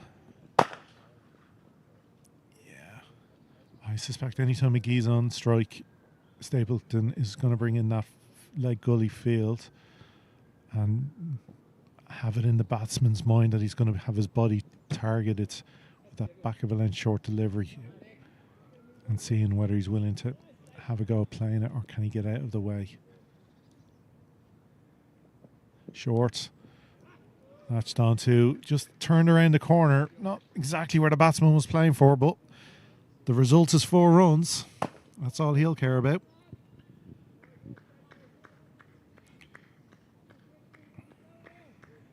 It wasn't Stapleton's best directed short ball. It started on leg and dragged down leg, and then the batsman just had to really just get something on it with the pace of the delivery, and that's what he did. Fuller, yeah, just play back and forth. So Rush 73 for 6. The dart rolls by, a little breeze as the sun shines.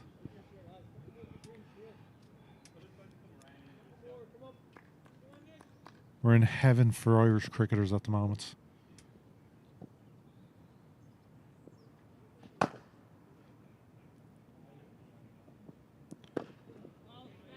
Good full delivery from Stapleton. Just back, little dab, easily a dot ball. Fielder at mid-wicket just strolling towards it, safe in the knowledge nobody was going to attempt anything there.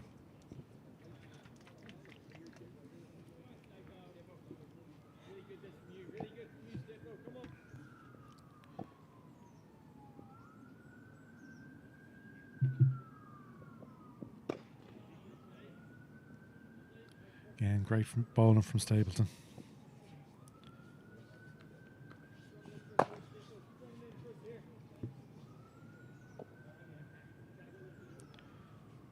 It's just, you really do feel on certain days he just has that ball on a string. He knows exactly where he's going to put it. He always has a plan. Every batsman.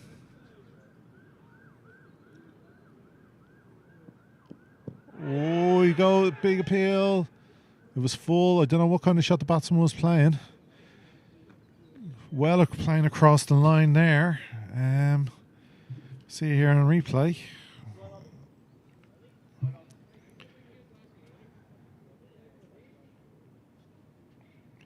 Okay. Oh,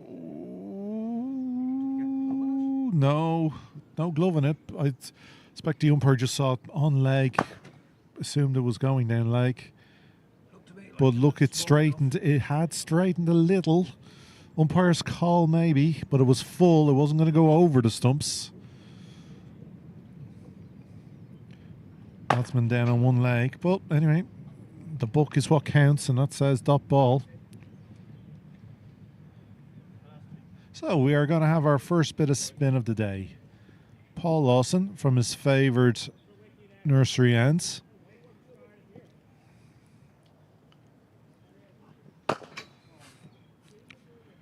Many overs bowled from that end, so he knows it well. So they'll be looking to see if the Rush batters are willing to play a few shots and if they have the skill to place it where they want to. Of course, playing most of their cricket in Kenya, which again is a small enough ground, we can get a lot of boundaries from aerial shots. They would be used to playing those type of shots, but bigger dimensions here in Sydney Parade, and we've got one fielder on the boundary at Cow, deeper square leg, deep extra cover, and then 2 fielders probably on the edge of the circle, mid on, mid off. So looking to see if they'll go. Square leg is, good start from Lawson. Yes, backward square is inside the circle, but deep enough for a little miss hit. He's not deep. He's still on the one, but he's looking for that kind of miss hit sweep. So little tickle around the legs from McGee. Got some bat on it, so it's 1 to the board and his score.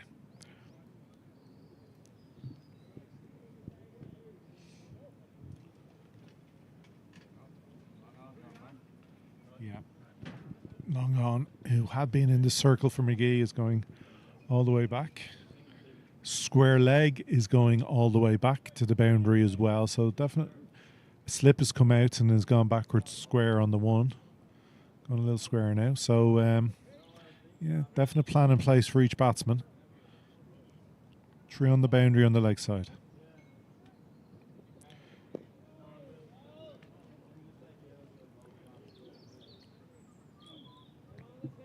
Of course, for any batsman who's never faced Paul before, it's always a tentative start because that's Fuller. He sweeps. It's on his body. Straight to the man on the boundary. So it'll just be the one. Yeah, Paul will be a little disappointed with that. Just too full. And change in the field. It's good to see.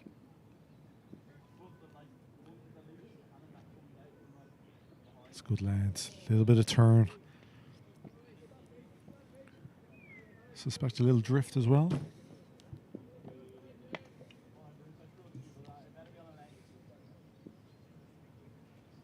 A little too full down leg. Yep, the wide is given. Straight through to the keeper. When I go to the web, it just goes to the, and then I have to wait and see. Do I need to go to the room? So that's why I take my time. So we got our spin, Craig. Yes, I did realise that Paul was coming on to bowl when Bill Dwyer advertised the fact within his usual Quite soft. diplomatic way. Oi, Kojak, are you coming on to bowl? I thought was particularly 1970s. And I thanked Matt Sheridan once again for the strawberries because, well, they are magnificent. truly magnificent. Yes, and it's Get back here quick if you want. yeah, Oh, he's no, not getting any. I've told him they've gone. Yeah, I've told but him they're again, gone. oh well, Matt Sheridan, of course, and such an outstanding servant to Rush Cricket Club. Ex-umpire.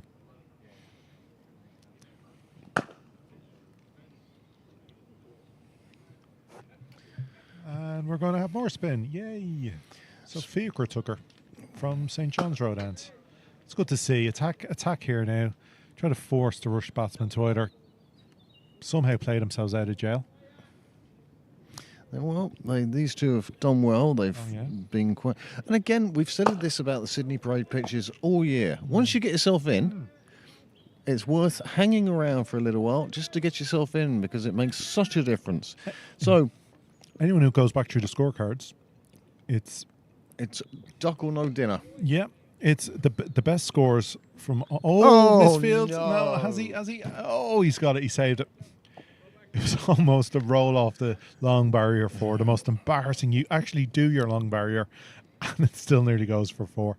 But yeah, if you look back at any of the scorecards of whatever level so far played this year, Sydney Parade, all the best scores are from batters who have faced no shots outside off them, half appeal, have been from batters who have faced 80 deliveries. Yeah. Any batsman who has faced 80 deliveries. Once you get yourself in. Yeah.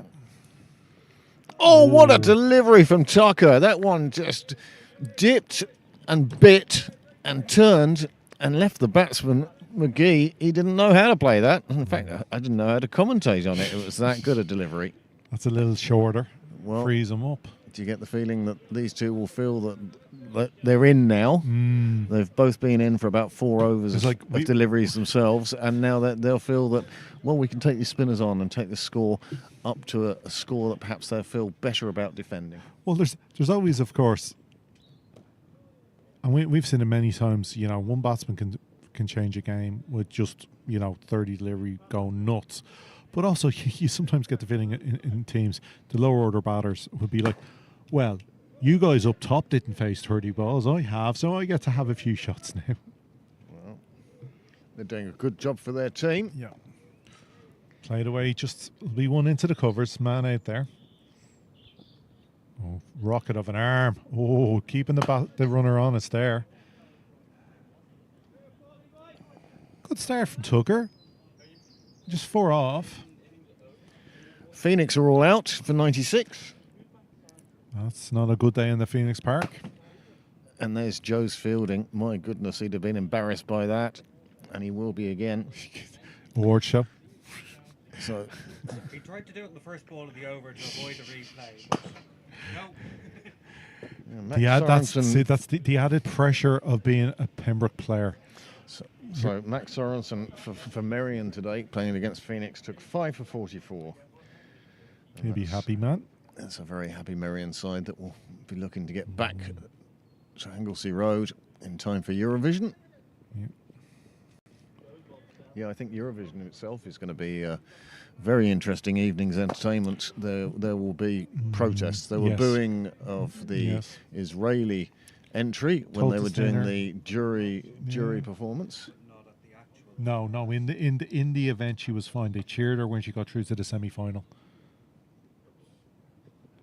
Oh, played very fine. Chased down by Tim Tector. He gets to it. And the ball comes flying back into Hogan. And of course, unfortunately for all our Aussie viewers, Australia didn't get through. Sorry. Fortunately, you don't have those votes of the countries beside you. Like always the humorous voting that goes on Eurovision. Certain countries always give the 12 points to certain countries every year, no matter what. Well, they've brought in an alcohol ban in Mallorca and Ibiza. What's the point? No booze sold between 9:30 p.m. and 8 a.m. Yeah, who needs drink as long as they don't ban the other stuff? To tidy up the towns. Yeah. It's like the Tenerife protests that are taking place against all the tourists. They don't want tourism anymore in these countries. Or as much, as... It's in the air. Type of tourism. Type of tourism, yes. They're more than happy to receive tourists. Some of the most welcoming places. But what they don't want is the football shirt wearing, lager drinking, stag do's and... Yeah.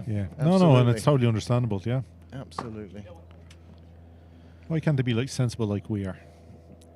Well played to leg, but no run. Straight to the fielder at backward square. Well, this has been a good performance from Pembroke so far. We're now 24 overs gone. One more to halfway. Did they take drinks at 17? No. So one more before drinks, and the score 83 for 6. And Pembroke will feel that they're on top, but Rush will be feeling slightly better than perhaps they were an hour ago. Of course, like at the 10-11 over mark, they were probably having nightmares of being all out at this stage. These two batsmen have done a great job just to steady the ship and obviously stem the flow of wickets. Obviously, they haven't cut loose and runs aren't flowing, but they're ticking along. Still at that kind of 3.5 run over rates. Pembroke probing away, hoping they'll make a mistake. It's Hoobling's first here, really. Another non-shots. Bigger appeal this time. A lot more interested in the no-shot play there from McGee. Oh. This is an over before drinks where I'd been bringing on. This is start crowding the batsmen now. 4 balls before drinks. Maybe a little short leg in place would be nice. That's shorter. That's going to be 4. That's always 4 here on that outfield. Tucker just dropping it a little bit short, letting the batsman rock back. Did we have the replay on the LB? No. Missed it. Okay. Yeah. Well, yeah. Tucker does get through his overs very quickly. Very, very quick bowler. No, shows picks his one replay. As long as nothing better happens. Yes, we'll go back to it for drinks. Yeah, we'll go back for drinks. Shorter again. Oh, clearing the fielder. This time straighter with the pull shots. Same result though. Oh, great piece of fielding on the sidelines. Fanny Lynham rolling back the ears as the ball hopped up off the rope. He adjusted, steady base, took it cleanly in 2 hands and returned it to the pitch. Great piece of crowd fielding. But so just before drinks, Rush with 2 boundaries. Jumps the score. McGee's gone to 22. 91 for 6. Rush obviously looking towards that 3-figure mark now.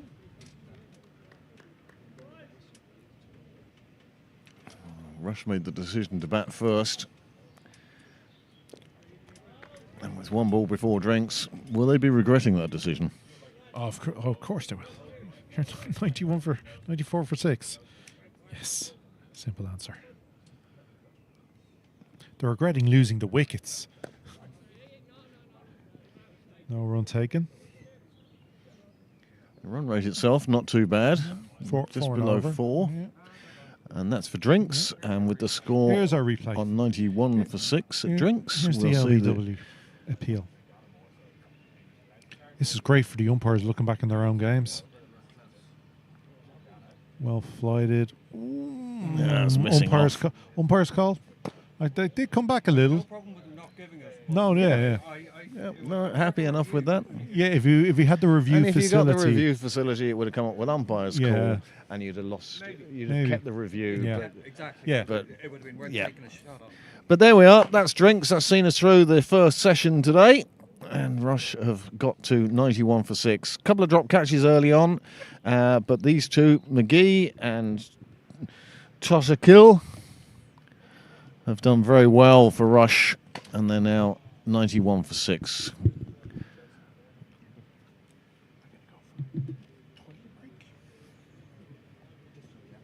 And we'll rejoin you in just a few moments.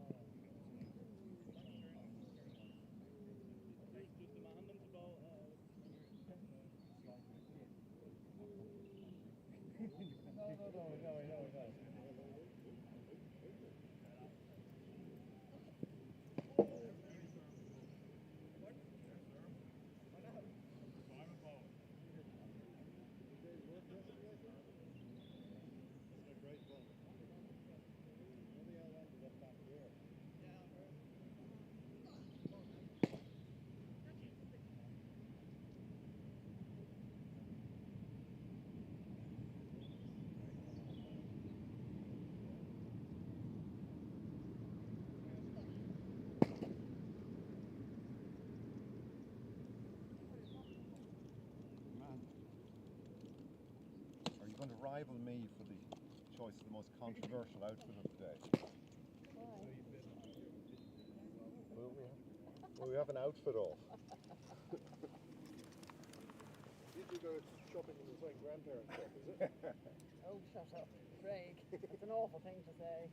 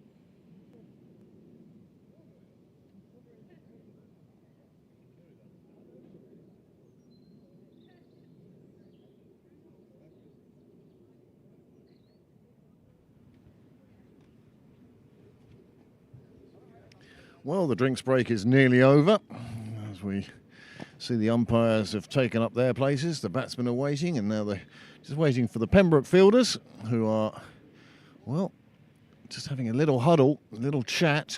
They don't want this game to drift now. They've done the hard part. They've knocked over the Rush top order. 7 and 8 are in, but they've put together a really good partnership at this stage for Rush, and they haven't done so just to throw it all away now, one hopes. 91 for 6. Not the worst score of the day.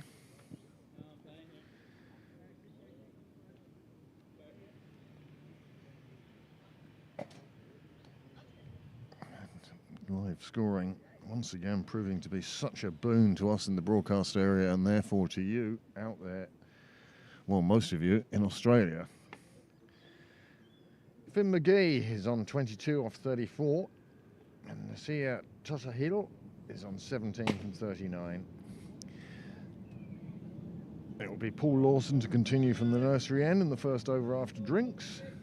And I can tell you that these two now have put on 38, which by far is the largest partnership Rush have managed in this game so far. It's come for the 7th wicket, and Paul Lawson starts us off.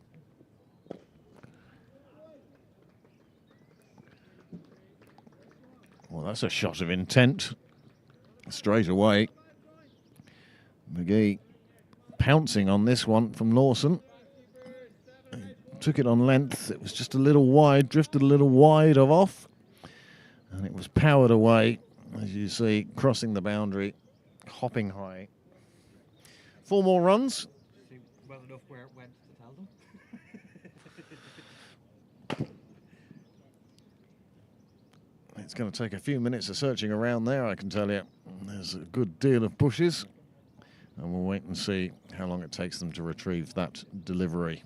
Try replay again so we can have a look at where it went. Yeah, go on then. See if we can assist them in their ball search. We'll replay the shot. Again, Lawson won't be happy at seeing so many replays of the ball disappearing for 4.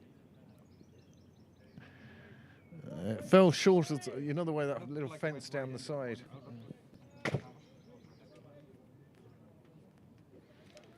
Umpire wants to look. Who can blame him? You wouldn't know what would have happened to the ball in there. Which random ball came back out? Just played away on the leg side, square leg, take a single. Quite sensible play again.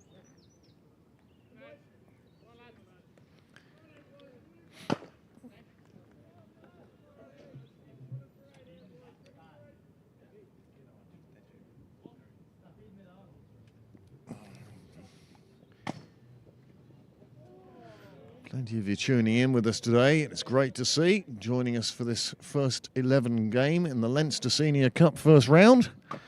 Pembroke taking on or hosting the 11 of Rush.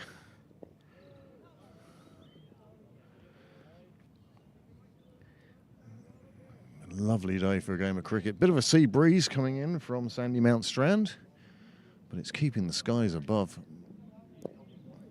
Beautiful. Lovely wispy clouds up there. Stopping it being too hot. If it wasn't for the breeze, I think I'd have gone changed into the shorts by now. And nobody wants to see that. Lawson really starting to toss the ball up to the batsman, hoping they're going to take him on again. Full length. And ends the first over after drinks, the 26th, and the score has moved on to 97 for 6.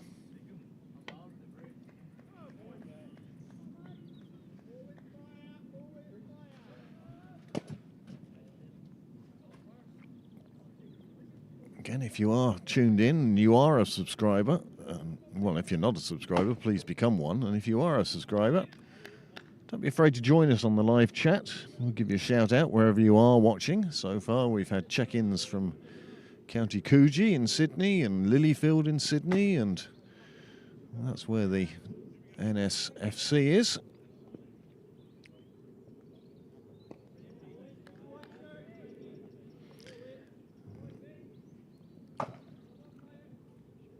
Feel free to send us in pictures from wherever you are. Is your day as good as this? Is your view as good as this?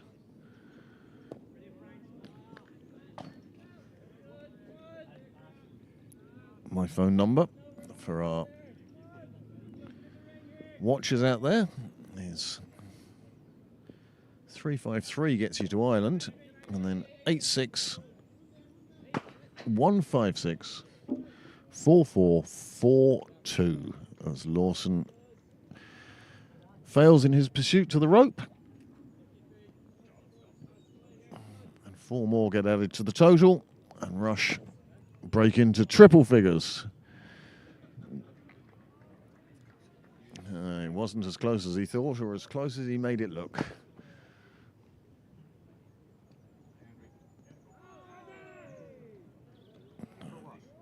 I can only assume caught behind. That looks like a 5 penalty rules candidate to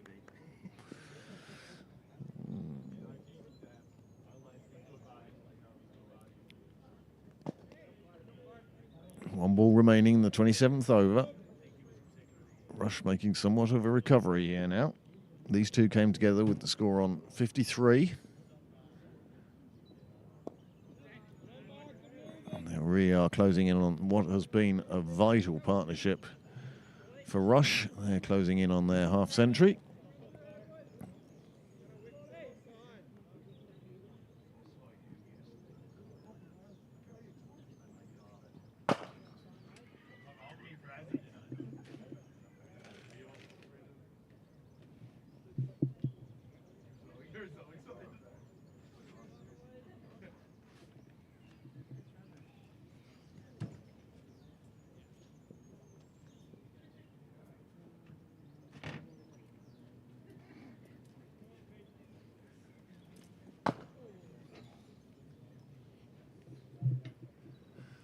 Lawson to continue, tucked away to square leg again. Tim Tector takes on the batsman's run.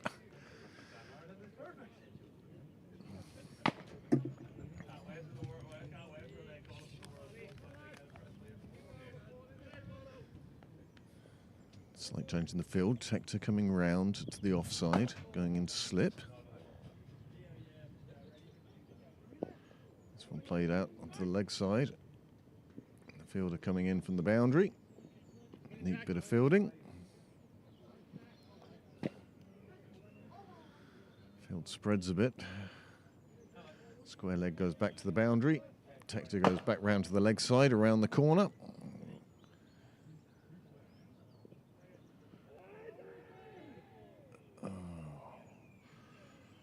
Well, a little bit of everything there. Was the appeal to stop the wide? It didn't work.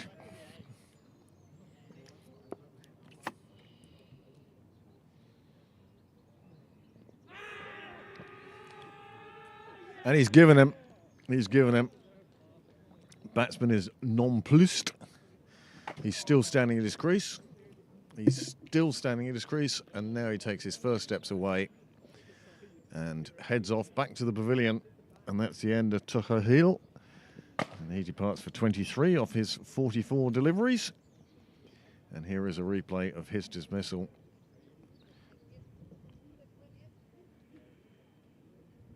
Well, this did everything everywhere.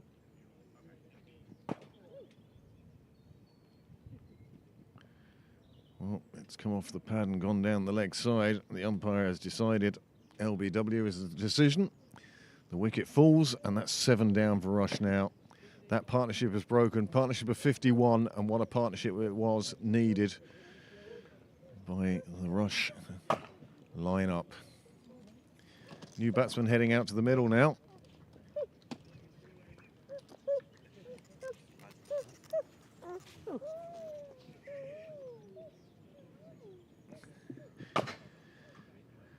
Baba Balbirnie going past the ground mics and making full use of the ground effect mics.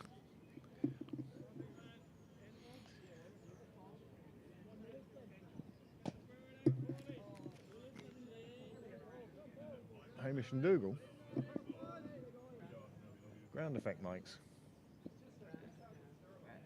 Oh.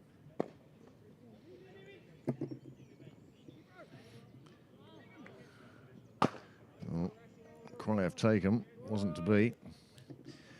Well, an ex-YM player out in the middle now. Barnes has joined the field of play. He came in with the fall of the previous wicket. And McGee and Barnes now will have to slowly rebuild again. They've got plenty of overs. I mean, that's the thing for Rush now. Just bat the overs. The longer they keep Pembroke out there, the better. And runs will come. It's just the losing of the wickets that's the problem. 105 for 7 then as Lawson finishes his 4th over, 1 for 16. Just the one wide in that over. And a couple of what?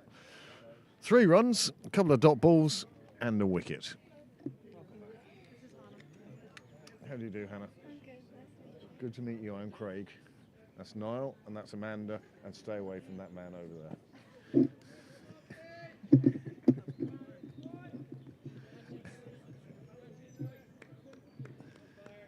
Well, Barnes to face his second delivery now. He tucked his first one away for a single, of course. But now he's going to face the leg spin of Tucker. Very open stance. Oh, my word!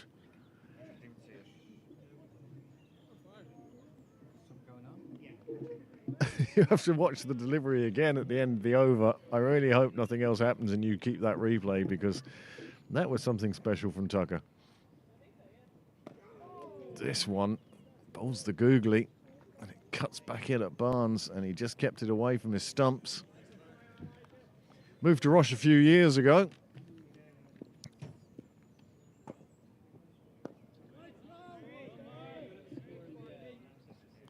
And in some ways, I think we'll welcome the chance for a long innings. No, it's Barnes.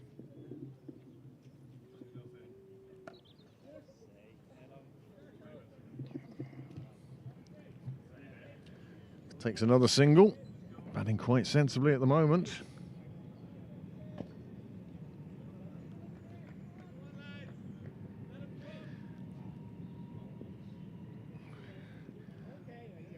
Well, thank you very much for those people who have let us know where they are. It's great to see. It's great to have our first Irish visitors checking in with us on the live chat. Matthew Hodgson out in Kildare.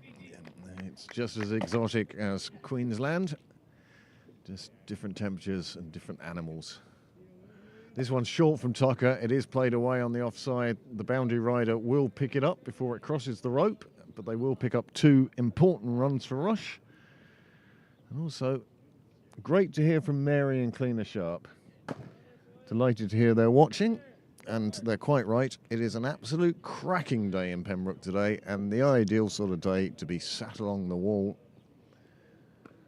The wall along Cyril's Way. Oh, that one just going through the fielder. JJ Garth, who we talked up earlier as such a fine fielder, just missing that one.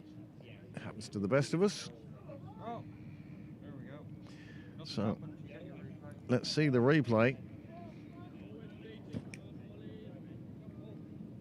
Fiacre Tucker coming into bowl. Finger obviously very loose on the ball, and it's just gone. Well, not the best ball ever delivered. I think he was... Well, the next ball he bowled was the googly, so perhaps it was just his grip of the ball was just a little loose with his hand behind his back. It came through. But yes, we wish all our best wishes go out to Mary at the moment. Continuing her rehabilitation. We hope that we see her down in Sydney Parade here very soon indeed. And the same for you, Cleaner. Too long.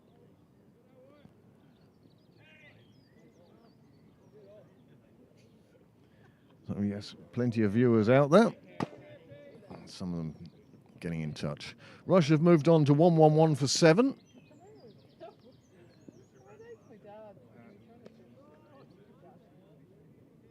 It is Paul Lawson bowling from the nursery end in tandem with Fiacre Tucker bowling from the St John's end. Check there, okay. Yeah. And he's gone big on this occasion. There is a fielder out there, and that's the safest of hands, the safest of catches. Another one goes down, and that's 8 down now as McGee goes chasing runs. Could only pick out the fielder out on the boundary. And that's another wicket down, and Rush are somewhat subsiding here. It may be a great day for sitting on the wall, but it's not a great day for sitting on the sidelines of the Rush 11. 8 down now.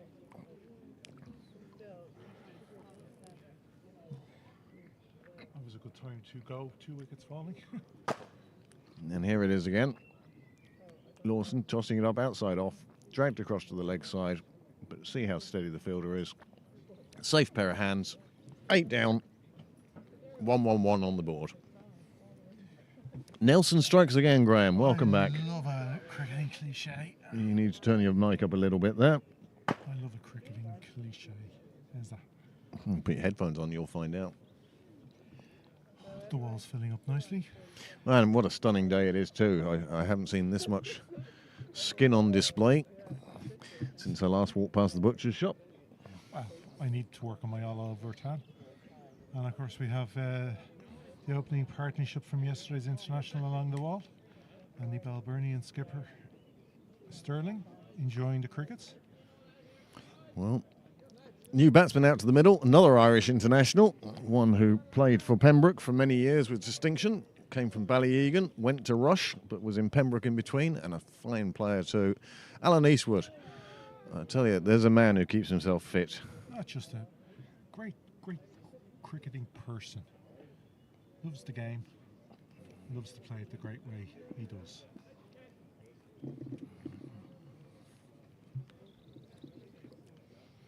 Lawson, this occasion, going way too full and on the leg side. And Alan Eastwood, as he used to be able to, is still able to put away a bad ball and pick up runs. That's just... Oh, that was, well, very bad. 2 wides, really, at this level. That really was just too wide and too full. And it was put away very handily by Eastwood, and he'll be delighted with that.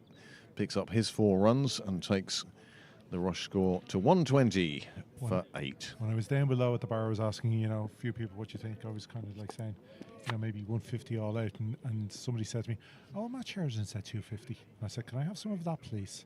Whatever he's having. Another one, 2-4, and down the leg side. The umpire is going to signal that as another wide.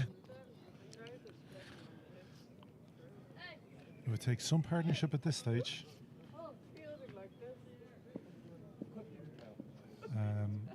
What I was If doing you find that on your headphones that we're picking up too much Dougal.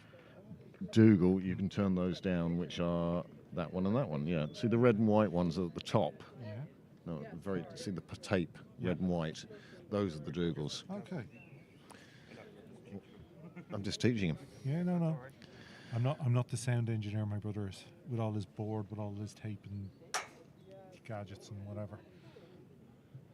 So I did see as well, strolling around, you could see Ollie Riley just stretching the old calf and stuff. So I'd say, and there we go, just as I say that.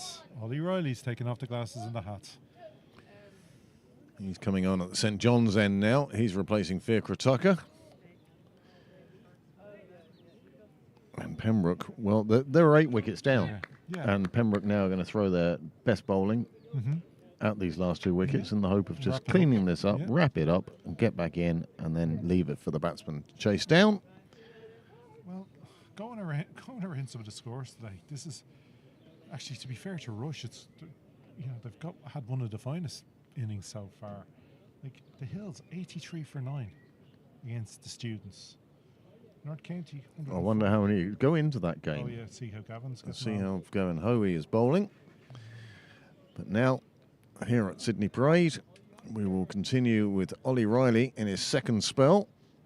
Picked up that 1 wicket in this first spell, but was very unlucky. He had a couple of catches put down, or a couple of edges put down in the slip cordon. But he was generating good pace, and he after a wayward sort of first over, he got himself really into position, and he was bowling exceptionally well. He was going at a runner ball, but he was also posing a lot of difficulty for the batsman. Cut away. That's going to be 4. No, sorry, my apologies. cut off. It just shows you how a cricket match can go. The Hills, as I said, 83 for 9. However, the opening bowler, Theo Dempsey, for the students, went for 18 in his one and only over. So at one stage, the Hills were thinking, well, hey, we're flying here. Change of bowler comes on, 4 for 13 off his 10 overs, Matthew Humphreys. And it's in the air. It's going to clear the fielders. It's going to be 4 runs all the way. I'll picked up Dan Murray. And then our own Gavin Hoey, 3 for 13 off 10 overs. Fine playing for Hoey. But on this occasion, there's a shot down the ground. That's experience. He just played through the line, didn't play across the line, just through the line, and just used the pace and just up and over. Fine shots. 8 off 2 so far. This is very Markaderish. 12 off 3 for Eastwood. And on this occasion, he decides just a dot ball will suffice. I'd say Rush should be very happy with just nicking the odd boundary here and there and blocking the rest. You can't beat the experience that's out there, and they'll know that. The importance of not throwing away their wicket and batting as many overs. Yeah, if they, Eastwood, of course, will want every run to bowl at that he can. So, like, if you can nick a boundary every over or 1 or 2 runs, he'd be short. Straight through to the keeper. That's going to be signalled his 1 for the over. Well, that was quite short. It is signalled the 1 for the over, as Graham says. But yes, if these two batsmen could sort of put on together 50 as well, you know, another 50 partnership between now and the end, it would make a big difference for Rush. 150, 170 is far, far better than 120, that's for sure. Well, as we go on with the cliches, and it is a funny old game, like last year in the Irish Senior Cup, Pembroke thought they were quids in when they bowled out, and I forget the northern opposition, for a very low total. They were chasing a very low total and thinking... Was that the Brigade game? Yes. Thank you. And all of a sudden, Pembroke kept losing wickets. It took a tremendous innings from Tucker and Prendergast to see us home by a wicket or 2. Played away just down to gully. There's no run there. They chased them 160, 170, and they nearly lost that game. Well, Scott and Macbeth, Ryan Macbeth, isn't it? They bowled 10 overs on the trot. Yeah, brothers, 20 overs. They bowled 10 each. 20 overs. Keep going. Sorry. But no, it was the best spell. It was such a good spell from both ends. If there was no weak link between the pair of them, and they nearly got them through what would have been an amazing victory. I was going to say about that game, they bowled straight through, and then the change bowlers bowled straight through, and that left Pembroke in a situation where they were facing bowlers 5 and 6 to chase down the remaining runs, and it ended up being quite a simple task for Pembroke. But yes, there were times during that game when you wondered if perhaps Brigade's decision to put their best 4 bowlers up front was going to pay off, and perhaps that's what's stopping Stapleton coming back now. You'd have thought Nick Stapleton coming back, just nick out 2 wickets and innings over. But instead they've gone with Riley. They've kept Lawson going. Too full. Because you certainly don't want the situation whereby these two do manage to see off Stapleton and Riley and Prendergast, and then you find that they're coming in against the spinners bowling the last 10 overs. And that's certainly something that Pembroke would want to avoid. Oh, most definitely. But then Prendergast has a, you know, he's got 5 overs at least, so his first spell certainly indicates he could bowl at the death here today, quite happily.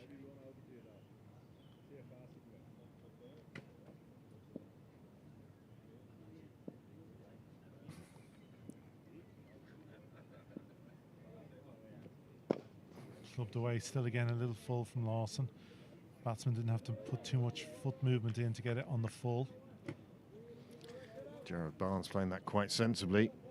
Didn't go for the big hit, just knew he wanted to take the single, and that's the experience of these two, Jared and Alan. The Rush batsman doing a fine job. Eastwood again going off to the leg side, And again, it looks like he might pick up a couple. Dragged in. Well chased down. Well, there's a lot to be said for experience. These batters know that they can't risk anything too aerial. So they're just playing anything full. They're just getting bat onto it, playing it into the gaps, knowing there's ones and twos out there, and happy with the ones and twos.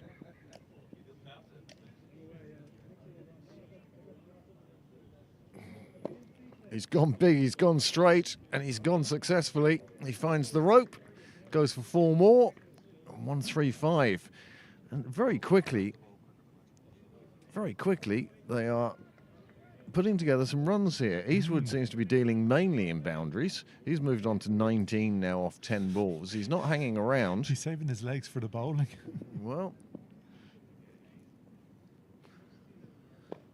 again, It's better length. nice straight back going through.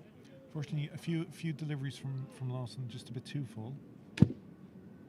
Afternoon. He's not dragging the batters out of their crease, not dragging them forward. They're just able to sit there. And It's get- too full at the moment. But he's also wary of dropping too short to these two. It's a very small window that he's actually aiming for.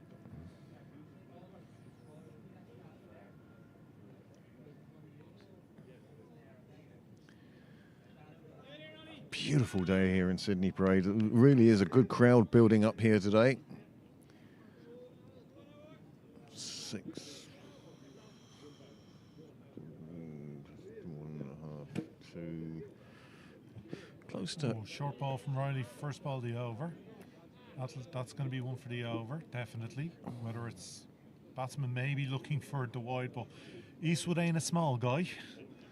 It has now been given wide.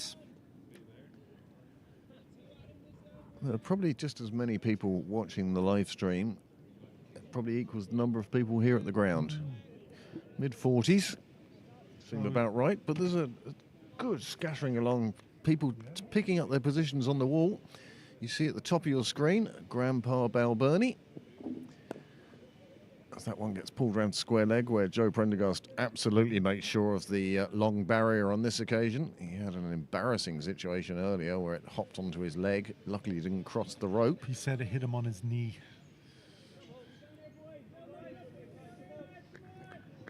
Showed what the long barrier is for.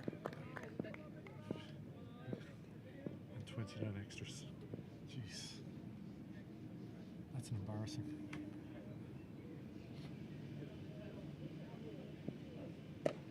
Better Big left. long handle on that one. Went nowhere. No timing. No power. And Riley got away with that one. Or did Alan Eastwood get away with that one? He was sitting on his back leg, so He's looking to pull away, wasn't Yeah. he? He's expecting another short ball. yeah, he's not coming forward to him, and certainly with his height, he could definitely get forward. But no, he seemed to be sitting on his back. I think Alan would be better off looking to play. Oh, bouncing just in front of the fielder, I will say generously. Yes. There's a big open field here at Cow Corner, and one would feel that Barnes is looking for that, and Eastwood is actually looking a lot squarer. Well, Barnes has hit a few to the cow area, but along the ground off the spinners for ones and twos. He hasn't really gone there with intent and violence yet.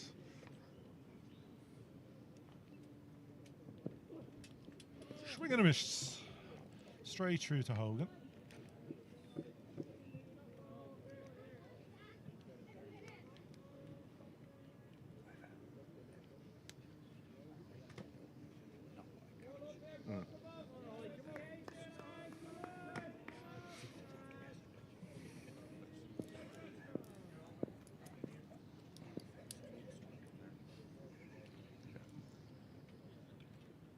So Pembroke, not desperate, but certainly anxious to wrap up this tail. Oh, that's a loose one. Easy decision for the umpire there. One to the total. And even the bowler knows that was nowhere near good enough. That was just one of those ones that got away from him.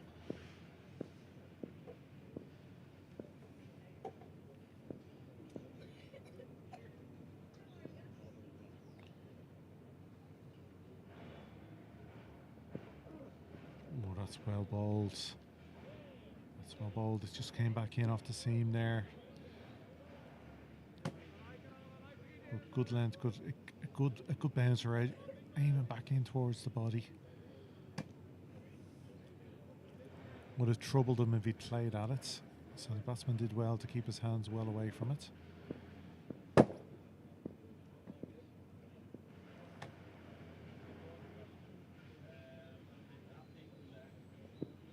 Another short. This time, just a dot. I would suspect if Eastwood gets a chance to bowl at Riley, he might give him a taste of his own medicine. Okay, here's the one that didn't quite carry. Earlier, just a little short and cut away. And you can just see it die just in front of Garrett at backward point. He did well to actually make sure no runs came off it, because it was one of those awkward little bouncers in front of you that could hop when you try to put your hands down to it and just gets by you, squeezes somehow by. So change of bowling. Pembroke have decided to bring Stapleton back on. He has got 3 overs left, 2 for 16 off his 7 so far. So 3 overs. Now he's going to come on for his first over from the nursery end, hoping to break this partnership. Just play back.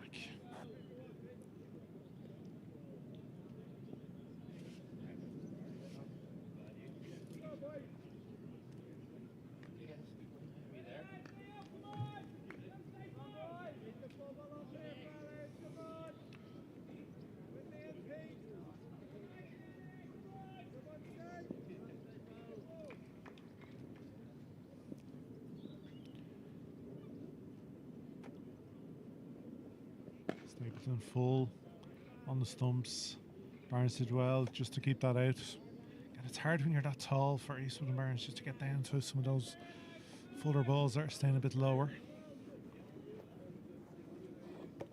So plenty of options left here for Pembroke with the bowling. Stapleton with 3, Ollie Riley with 3 to go. Mark Berry just a 4 over so far today, 1 for 14. Prendergast just a 5 overs, 2 for 13.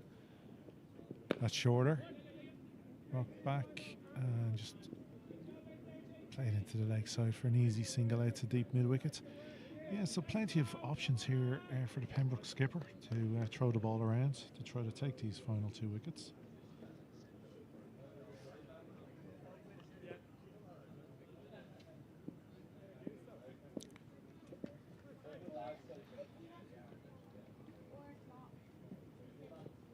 That's full, that's popped up. Oh, he's taking it. Oh, that's unlucky for the batter. But Pembroke will be delighted to get that breakthrough. Finally getting that breakthrough. This has been a great partnership for Rush. But full for Stapleton, and I would suspect Eastwood's height, he just wasn't able to quite get on top of that. More of a straight angled bat than your more classic forward defence. And so the ball just rode up the bat. As you can see, ballooned up, but oh, excellent take. I'll just tell you now, I couldn't tell what happened in the glasses, but it looked like it's Hector. It's going to be, I'm guessing it's going to be Jack or Tim. I'll tell you once live score.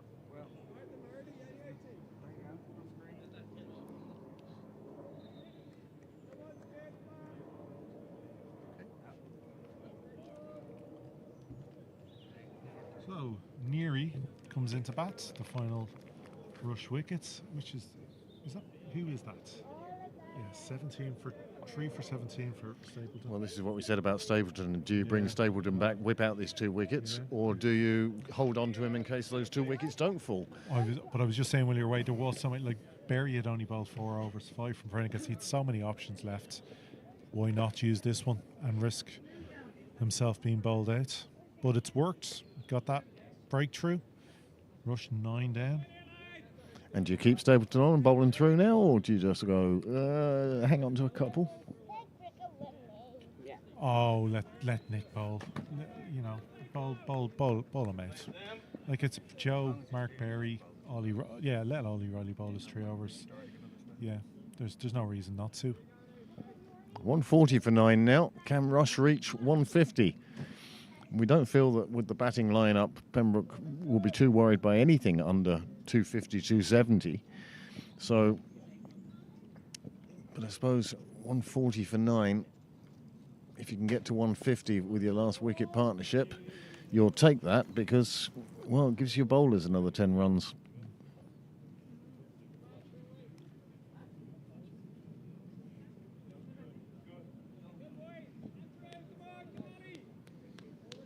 Do you know who it is? +6-1. It's Australia. Oh, is that Kieran? That must be Kieran out there. Kieran Walker. It's the only Aussie with my number. Well, good morning, Kieran. There you see on screen now. The hero of Clontarf. And the captain. Yes. And I've seen Barry McCarthy on the ground as well today. And of course Tucker. But Barry, not Lorcan. It's deep in conversation. Tactics so many. Oh, that's brilliant. a delivery he's looked for all day. It finally pays off for him. Neary plays down the wrong line. Riley picks up a well-deserved second. Could have ended up with a 5 for today very easily. Bowled very well. And Pembroke have bowled Rush out for 140. Super work from Pembroke there. More than happy after being asked to bowl. And here we go with the replay. Riley steaming in. Yeah, top. When you talk about top of off, there you go. That is top of off. Well, that's the end of the innings. Pembroke will be delighted at having bowled Rush out for 140. They're in a huddle now, talking about how well it went for them. And here you can see the Rush card. Graham, take us through that card. So Maguire just didn't trouble the scorers out first ball from Stapleton. Bowled not. Right. Doyle. Didn't mean didn't mean actually read it. Okay, sorry. What are the highlights of that? The highlights definitely for Rush have to be the partnerships between Tocahill and McGee. They got them out of deep trouble. And then again, Barnes and Eastwood were starting to build a nice little innings and partnership before the skipper brought himself back on to break that up. But definitely today, Stapleton, Riley bowling brilliantly in tandem up top. Only the 20 extras to all wides. So that'll be the one disappointment from, It was a decent run rate of 4.1. Yeah. But wickets kept falling, so Rush were never comfortable, never could get going. Now, on the bowling side, Nick Stapleton, well, he led the attack, and he led the attack. 3 for 18. He came back at the end there, broke that partnership just when Pembroke needed, but it was the early wickets from Stapleton. Riley was unlucky, 2 for 38. He could, as I say, as easy as had a 5 for as anything else. 2 drop catches off him. And Mark Berry did well, 1 for 14. And then, of course, it was down to Joe Prendergast, 2 for 13, and Paul Lawson, 2 for 36. Fia Tucker wicketless today. And as you can see on the partnerships, just that one partnership of 51 on the Rush lineup, and that enabled them to get to that final total, which at one stage didn't look likely, of 140. So there is the over by over chart. You can see there are a couple of big overs at the end as Barnes and Eastwood decided to, well, chance their arm and use the long handle. Well, chance their arm, but also using their experience. There was never any rash big hikes. They waited on the right delivery for them. So it was sensible batting using their experience as well. But luckily for Pembroke, Stapleton bringing himself back on, broke that partnership, and then Riley super finished to the innings with a very good delivery to clean up the tail. So Barnes finishes not out. He'll be happy enough anyway, Red Ink. He won't be happy with his team's total. No. It's like scoring a 50 and you lose. Yes, doesn't count. It still counts. No, it doesn't. But, a difficult day for Rush. So if we could bring up the match summary. And there is the match summary. Rush first, having won the toss and deciding to bat, have reached the total of 140 for 10. It's taken them 34.1 overs. And I would suspect tea will not be taken. Nicholas Stapleton, star of the Pembroke side, 18 for 3 from his 8 overs. Again, economical and deadly. Pembroke will now require 141 from 50 overs at what sounds like an exciting run rate of 2.82, but I suspect they won't bat. the question won't be amongst the Pembroke supporters, the confident ones. The question won't be, will they get that total? When? It's when and how many overs. Now, this is a cup game, so all that matters is the result. There are no bonus points. There is nothing to be looking at other than scoring 141 runs. But the natural style of the Pembroke batters, and especially in the top 6, you know, JJ Gart, Nick Stapleton, Tectors, they're natural. They play their shots. They're confident in their abilities. They will look to play shots. As we've seen with some of the shots played by the rush batters, once you break that infield, it's going for 4. It's a lovely outfield today. If you latch onto anything loose, you're going to get your money's worth. Well, Pembroke will be looking to do that in a few minutes, but until then, we're going to take a break. It's quite good commentary, but every so often we need to just stretch the legs and feel the heat of the sun on our backs. So until the second innings, we'd like to thank those of you who've tuned in, especially like to thank those of you who've tuned in and subscribed, and very much so to our overseas viewers in Australia. Stick around, we know it's late in the morning now, but stick around and we'll bring you the second innings as soon as we can. Thank you.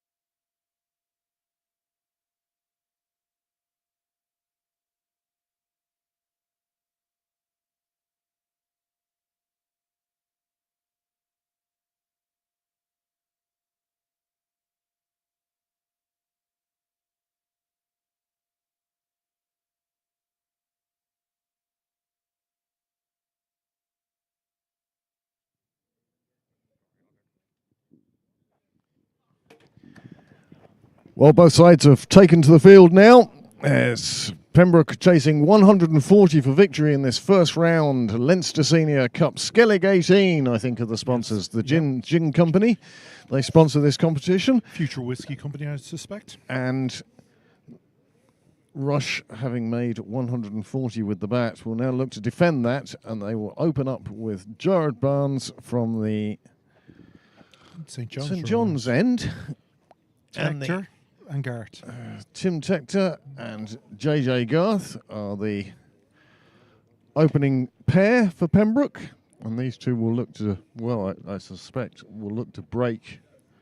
What do you reckon? 15 overs they'll take, and then they'll take the break? I would, well, I'd say 10. Or do they just go through? They go by time. You have a 10-hour power play, use it. Well, the umpires might force them off, but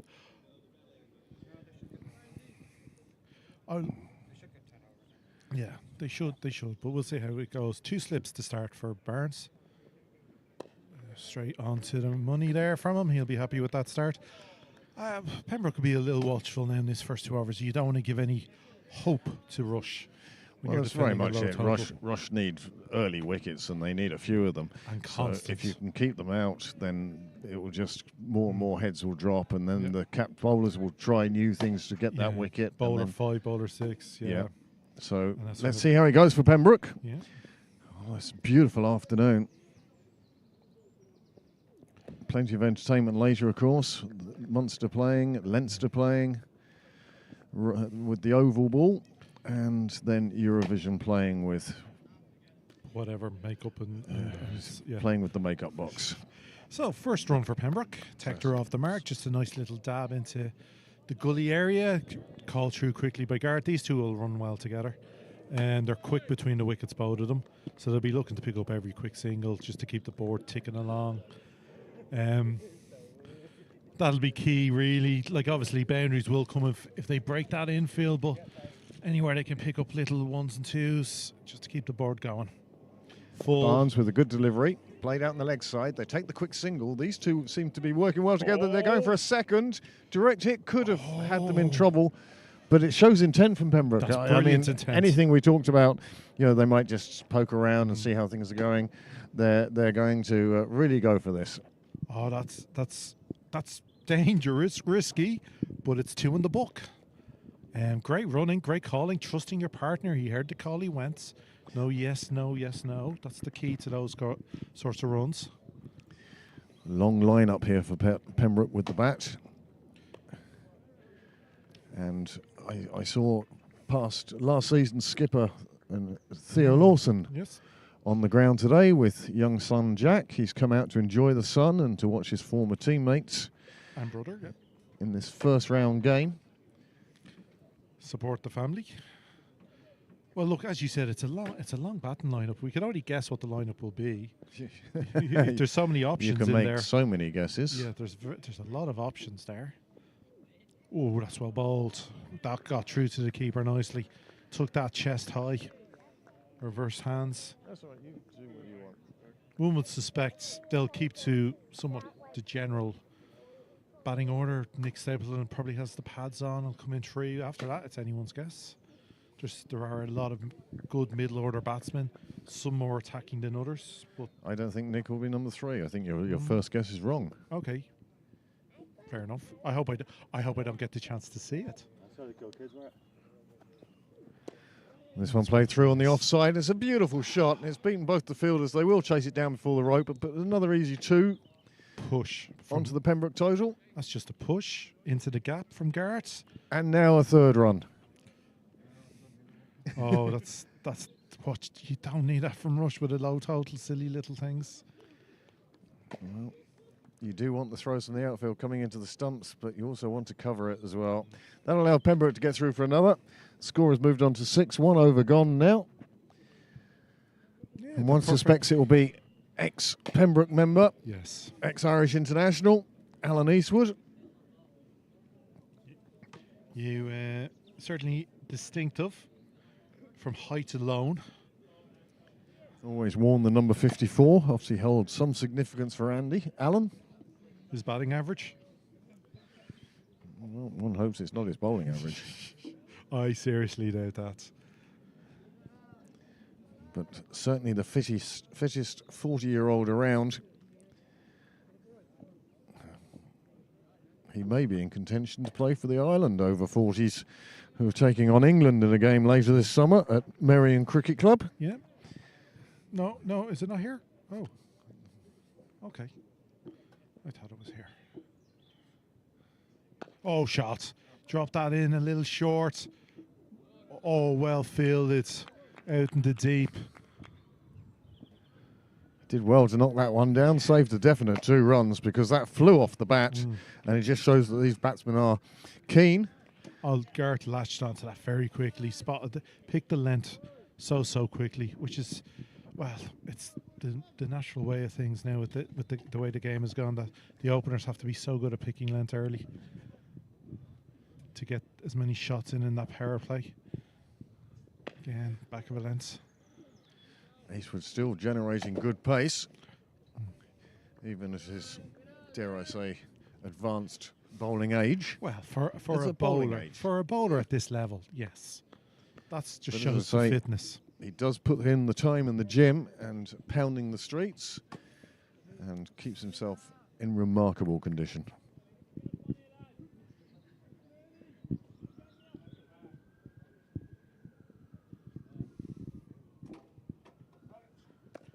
Nice shot through the offside, beats the ring, beats the fielder, and as Save Graham the said legs. earlier, once you get it through that ring, it's just going to run away on the outfield. The outfield just picking up pace all the time as the sun shines in Sydney Parade. Since that first weekend on the 13th of April, it certainly has quickened up on the outfield, and that showed it perfectly. Played for and got, is all you can say. He just turned his wrist, angled the bat, played for that little gap beautifully, and the fielders had no chance. And once with the pace of Eastwood, it was always going to be 4. This time, it's pushed to the ring, and they take the single, and these two are intent on knocking off a quick number of runs as fast as they can before any break. Well, this is really good from Pembroke. Like, that's in the ring, and they're still picking up a 1. So it's at the moment. And is that from picking out the individual fielder, or do you feel that is just no matter who it's gone to? I think that's intense. They showed that in the first over when they were willing to take the risky 2. These guys wouldn't have played much against these Rush players in the last few years. No, but there's a few new players on the Rush team from that league game.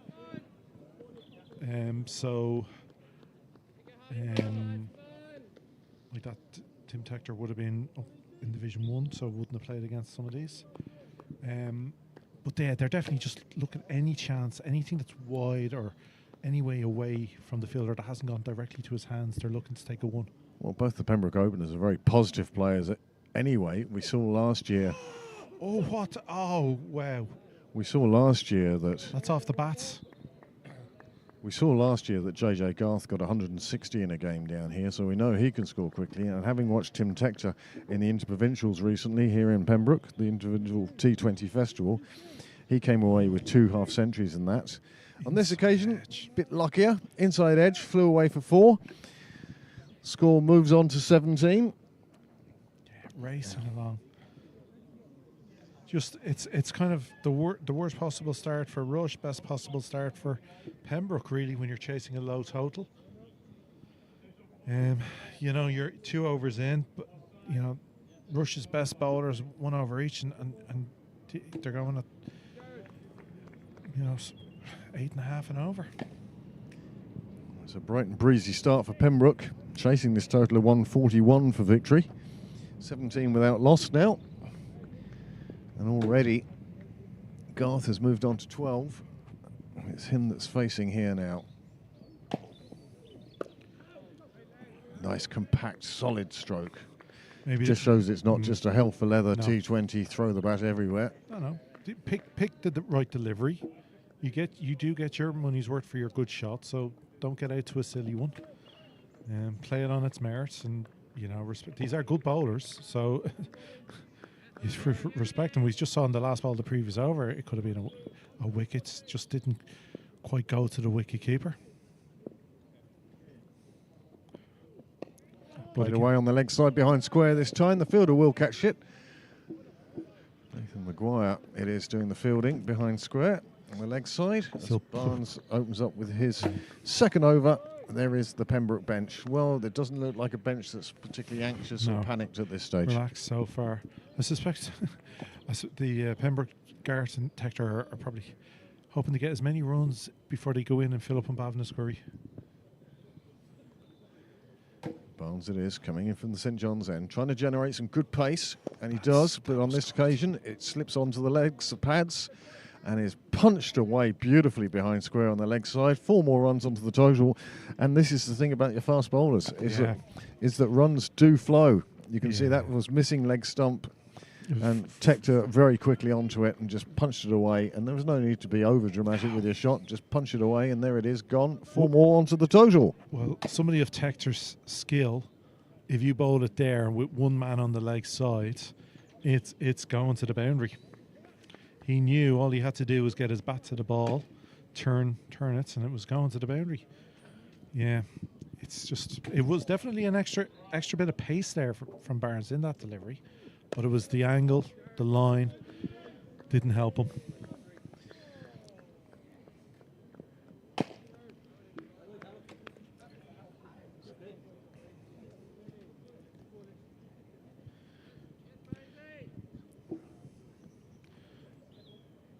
.22 without loss.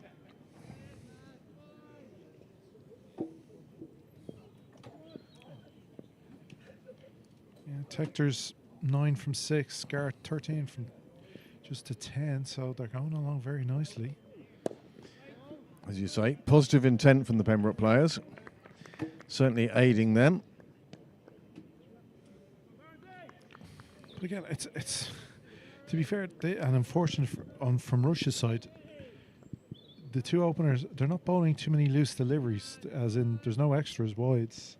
It's just anything even half an inch to the leg side is being jumped on by these two batters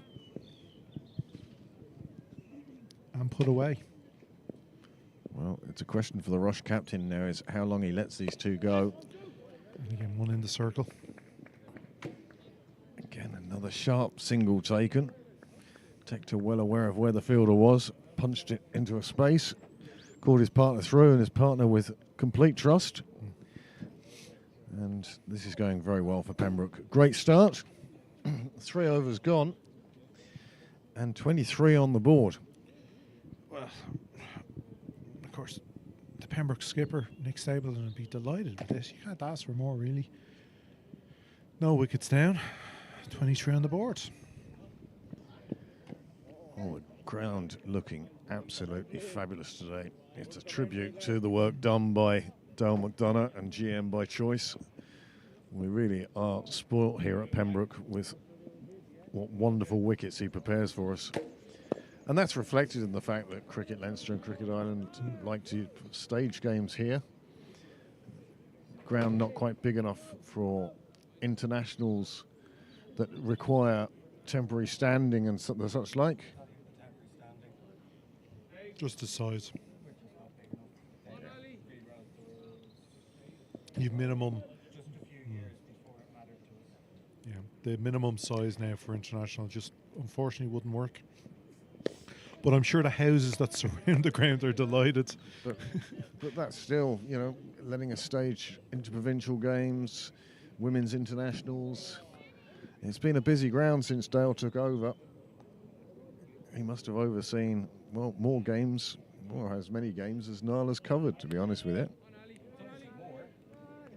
Well, there'd be games that you haven't covered, whereas there can't be non-games you have covered. Just played away on the offside. Eastwood is into his second over now. He's gone for 11. Oh, butterfly flutter by. Little white one. That's the second one I've seen today. First for me of the year.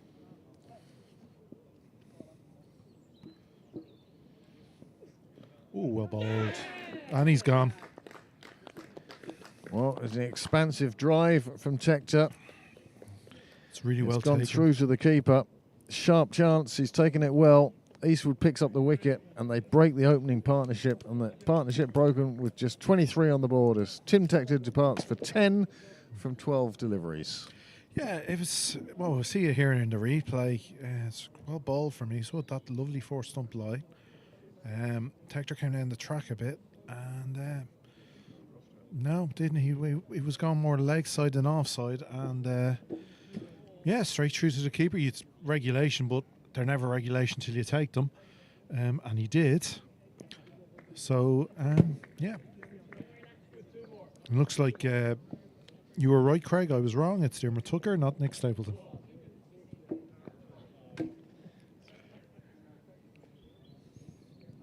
Dermot Tucker, who's done a wonderful job for Pembroke over the last couple of seasons in the opening role.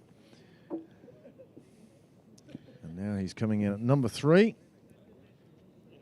I did actually think he would open today with Garrett because they have opened so many times. You said so. Yeah. But you've got the interprovincial opener. What are you going to do? It's just they have batted well together. Yeah, but you've got the interprovincial. You're going to tell Tim Tector, no, we want you in the middle order. It's not the worst thing in the world, you know.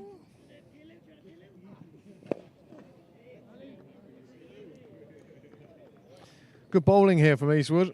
He's always been consistent. Never really straying too much in line or length. I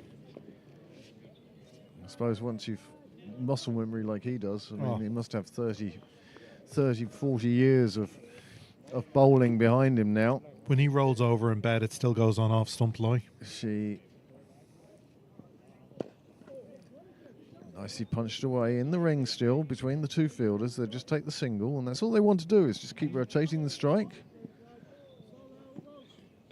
Tomorrow here we have the second 11 taking on the might of Merion seconds. I suspect that's in the Skellige second 11 Premier League. Yes, correct. I don't know. It's league. No, they... Yeah. Real Cup. Yep. And to think this used to be 60 overs. Yeah. No, yeah, this was this was a 60-over competition. Used to start early and 11 a.m. stop for lunch. Yes. Yeah. I played it. Barnes now bowling from the St John's end, full of length, right in at the batsman's feet. Good delivery. Dot ball, well kept out. Rush there with a very, very tight. Everyone in the ring, really, apart from third man. So Slips, Scully, everyone in the circle on the offside. No, I played a.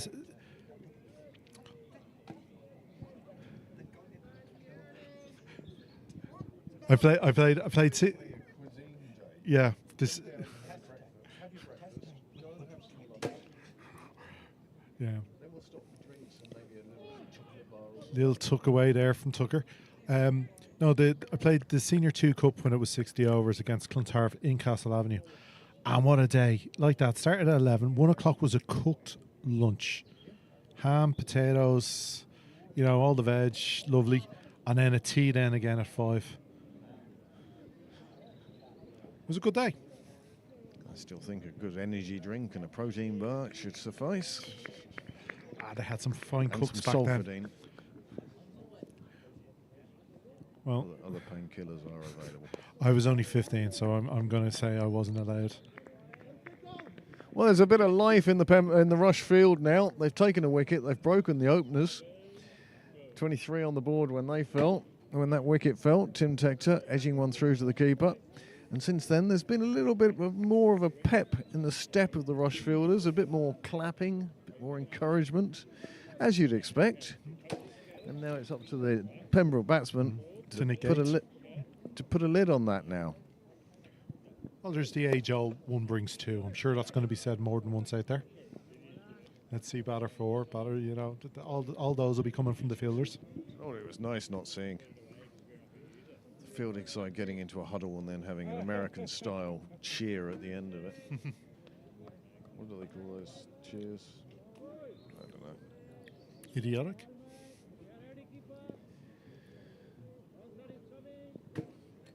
team. Jared Barnes now continuing from the St John's end. He's bowled well, without reward.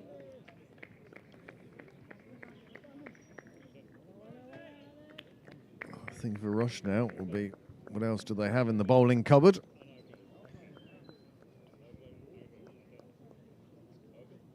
I suppose that'll be the real key. If you're the Rush skipper, how many overs do you give Eastwood and Barnes? Exactly. Well, they have made the breakthrough in the first 5.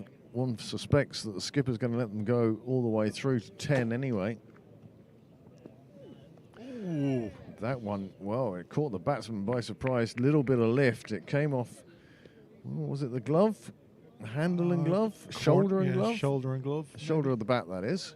And that's the end of Barnes' over, and a good over it was too. Score now has moved on to 26 for the loss of 1 wicket. Definitely not a planned shot on behalf of the Pembroke batter. So it was well bowled. But unfortunately, as is the case generally for a bowler, you don't have a fielder where you always want one.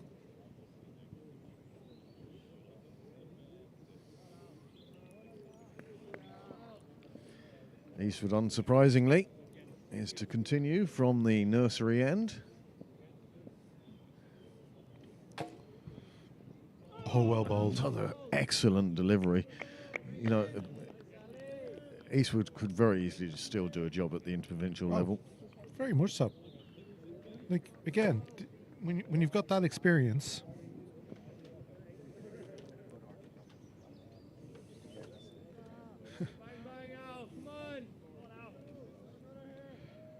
and of course,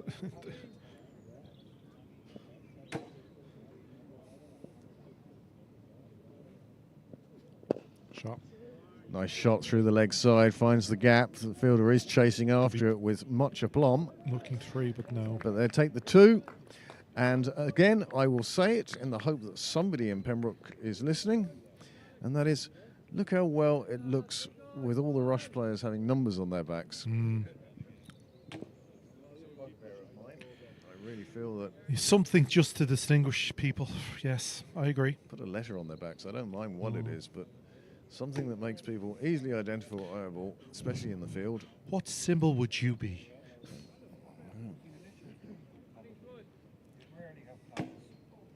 As the president walks by, maybe we should say it again. Afternoon, Mr. President. Good afternoon. Afternoon, Mr. Prendergast. Yes, Yeah. yes. Same. For the summer now. Yes, we've made the final change into summer. As Peter Prendergast wearing shorts today and just a T-shirt and a baseball cap. The bubble coat has gone, the long trousers are gone, and that is the official sign of summer.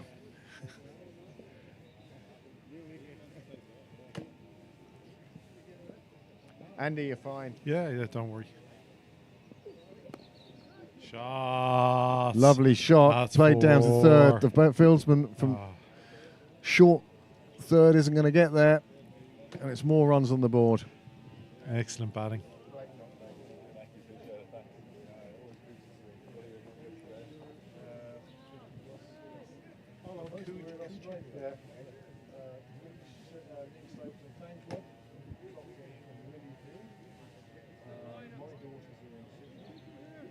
Cheer up.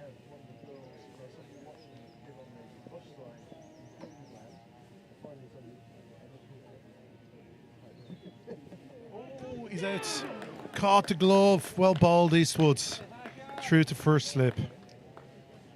Great wicket for Alan Eastwood. His second of the innings. And that was a great ball. Sends Garth on his way. Disappointment there for Garth. And here is the replay. Extra bit of life there from Eastwoods.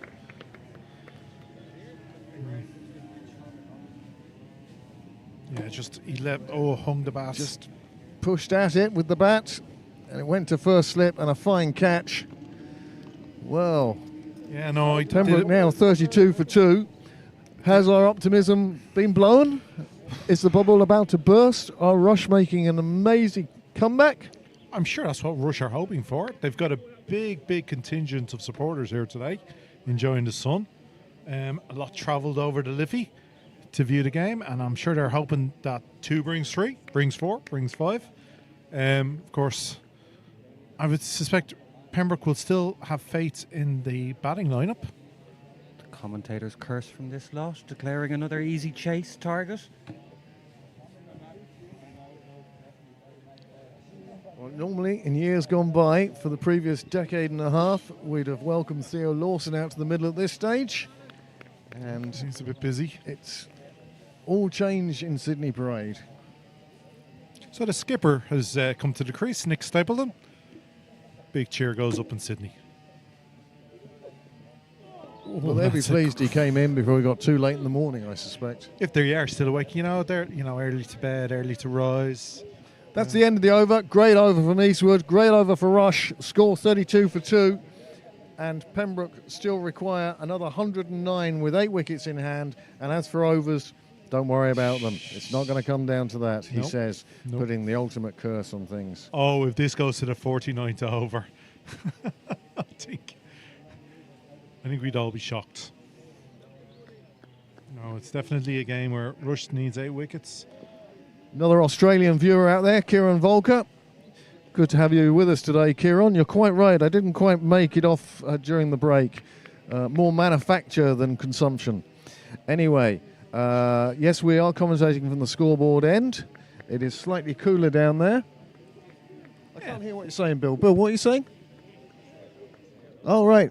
Oh, while Bill says hello to Kieran Volker, that's what we've become, hospital radio. Phone in your requests and we'll talk to anybody around the world who's tuned into our... really. Barnes, unsurprisingly as well, the Rush captain definitely keeping these two on for a bit longer. They've taken 2 wickets. They do look dangerous. They've got good pace and good bounce about them. That pitch is still doing something. I would suspect, though, he needs you to say hello to Kieran because Kieran isn't sharing his number with him. I think it's Tammy that's not showing her number with him. I'm going to have to take another enforced break. So, Barnes continuing, bowling brilliantly with Eastwood in tandem. They're giving nothing really loose to the Pembroke batsmen. There hasn't been anything really in the way of wides, extras. There was a big cheer for the next day. Aye!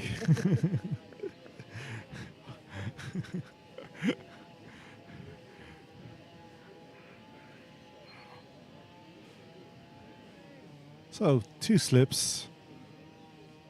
Just the mid wickets, mid on. Everyone else in the covers, but only the one outside the ring, and that's third man. Oh, that's gone through nicely again. That wicket keeper certainly being kept busy today.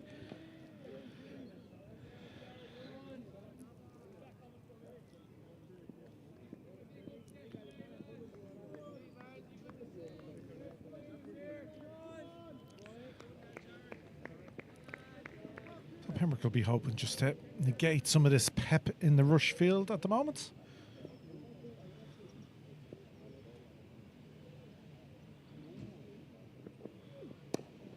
It's well played again by Tucker. Just happy to play the ball on merit. It's a good delivery. Play it back. Certainly in no rush. As we were saying in the first innings, all season, any batsman that can face 70, 80 deliveries is going to do well here.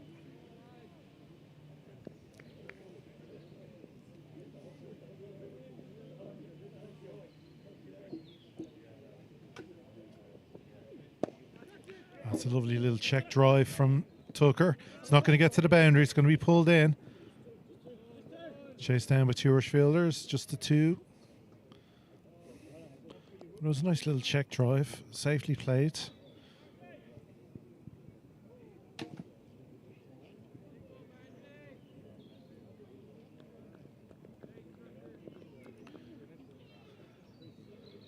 So this weekend really does feel like the first summer day or summer weekend in Ireland.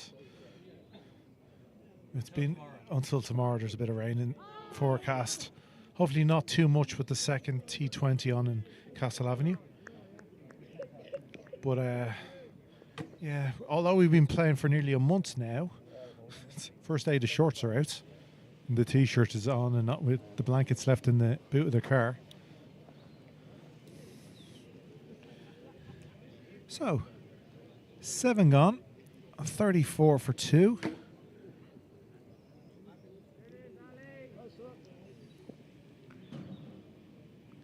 You know, Rush being kept interested by taking those 2 wickets.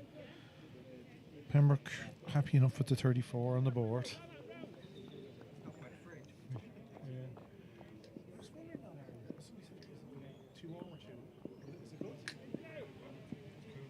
Okay, I should have put my stuff in the old score box. So East will continue. That's really, really good. That's coming through to the wicketkeeper, shoulder high.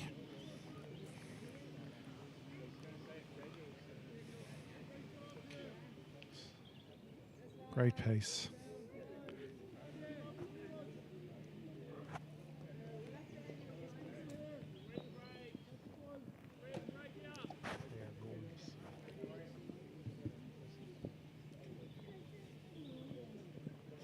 Oh, again, Eastwood he's wishing just that the bowler's dream of the batsman, just a little bit of a touch onto it. Luckily for Stapleton, he missed it completely. He's going that way. Yeah. I think we might get lucky. Show me the slog sweep. No, the slog sweep's this one. Yeah, that one. Yeah, good man. Oh, flicked away nicely from Stapleton. They're looking for the. Oh, there was a fumble in the outfield. They come back for the 2. Yeah, there is a fielder deep backward square, but unfortunately fumbled it, allowing Stapleton to call back for the 2nd.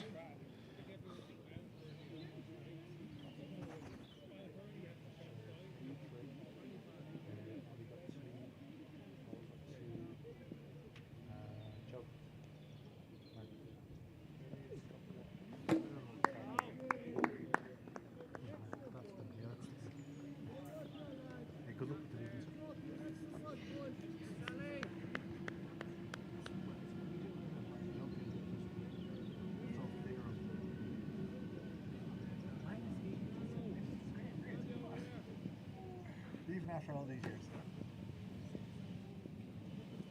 Nice boots. Oh, thank you. Eastwood continuing. That's driven. Didn't quite get onto that. Safely into the offside. You know, he'll be enjoying the fact that he's getting some bat on ball after those 2 near misses earlier in the over. It's always good when you're fresh, and he's only faced 5 deliveries to get that feel of the ball on bats. Although I was going to say nerves, but when you're this skillful, do you get nerves?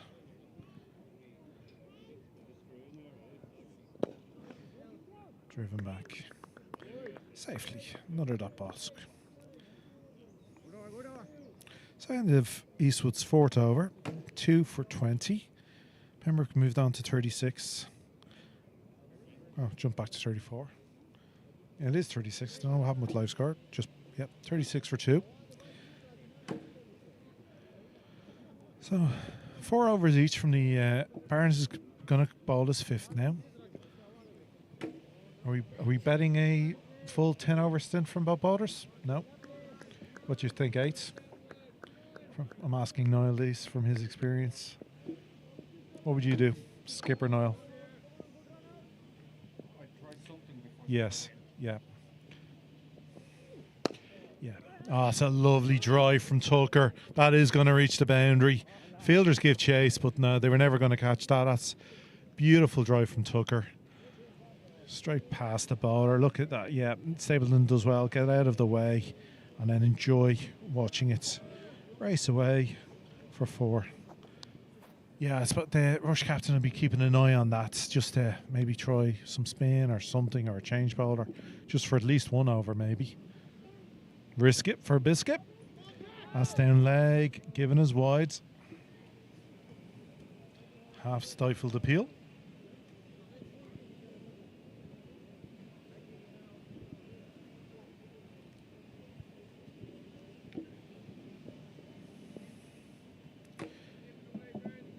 So Barnes has been bowling well. Just 21 off his 4 overs. He's bowling with good pace, getting great carry through to the keeper. He's probing away that off stump. He just hasn't had any luck in getting that wicket he desperately wants.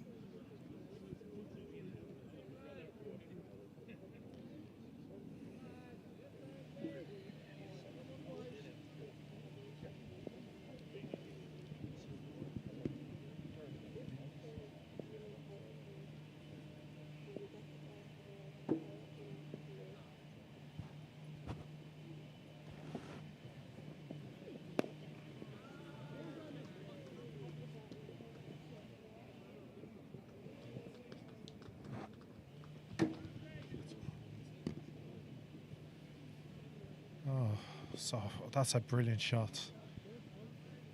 Just tucked away nicely.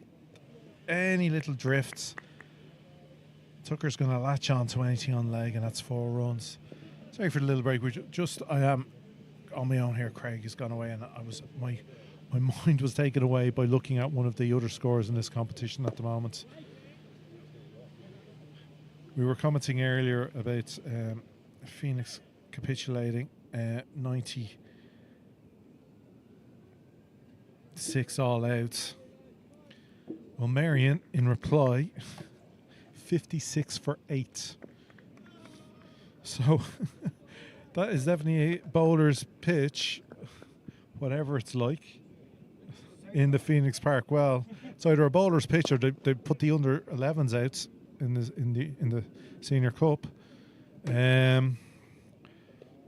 Yeah, it's a weird day. Phoenix 96. They're thankful to their skipper Adam Chester, who got 52 in that innings, along with 29 extras. One batsman got 13 not out, and everyone else, the highest score was 1 to get them to 96. And in reply, Marion are an amazing. I would assume they're at tea, maybe, or were they? If you're the umpires, you don't take them off. You don't take them off. Not at that score. You play through. We're Marion 56 for 8. Tyrone Kane, ex-Marion member, 4 for 35. He's bowled his 10 overs.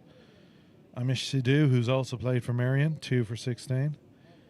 They're into the change bowlers, but they've both taken a wicket in their first overs. So, whoa. Well, I suppose if you're Marion, you just hold out hope. You've got 20 overs to get 40 runs. Just bat the 20 overs. Weird day in the Phoenix Park. Clontarf, on the other hand, huge recovery to get to 2-2-2 for 8 in the 48th over against Railway Union across the road from here.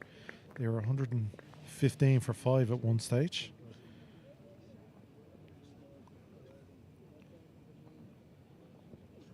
Of course, Clontarf, the cup holders, having to give up home advantage because of the internationals in Castle Avenue this weekend. Elsewhere in this competition, the Hills were all out for 83, and the students, Dublin University, are 65 for 4. Like, the weather hasn't been that weird this week. You wonder what's happening out there with these bowler-friendly pitches in the new age of IPL and batsman domination. Again, Eastwood bowling some great wheels here. Just probing away. Still Ireland. I know it's still Ireland, it's still May, but the white ball doesn't do that much. And not still at 3 o'clock in the day. It's 3:15 here in Dublin.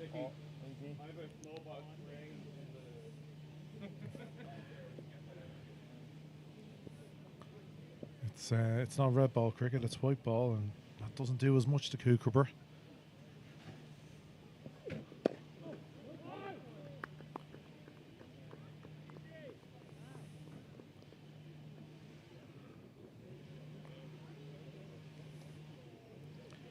Well, so far the only kind of normal game in a way going on is Malahide playing Malahide Castle today.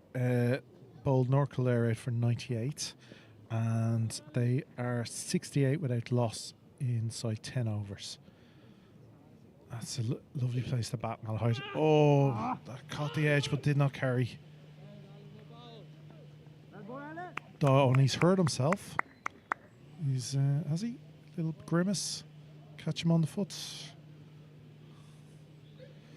Eastwood's unlucky. Just in front of Barnes at first slip. Oh, it's not, sorry, not Barnes. It's just in front of first slip.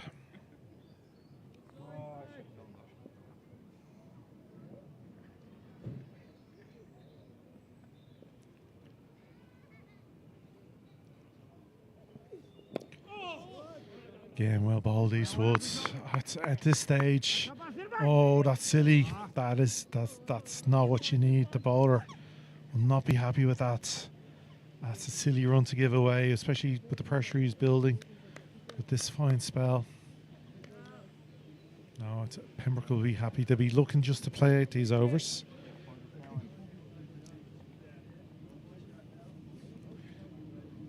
So under 100 runs needed here now by Pembroke.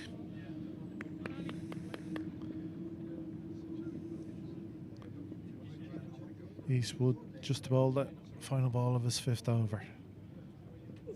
Stapleton tucking that away nicely into the leg side. That's going to race away.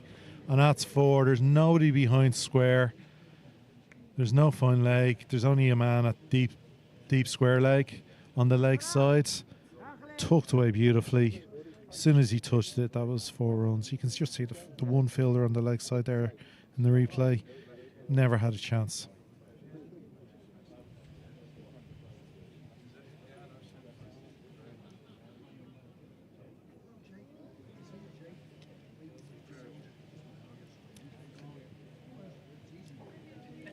So the umpire signals the end of the power play.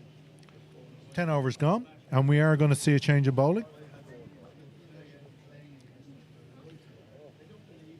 Barnes with that first 5-over spell, unlucky not to get a wicket.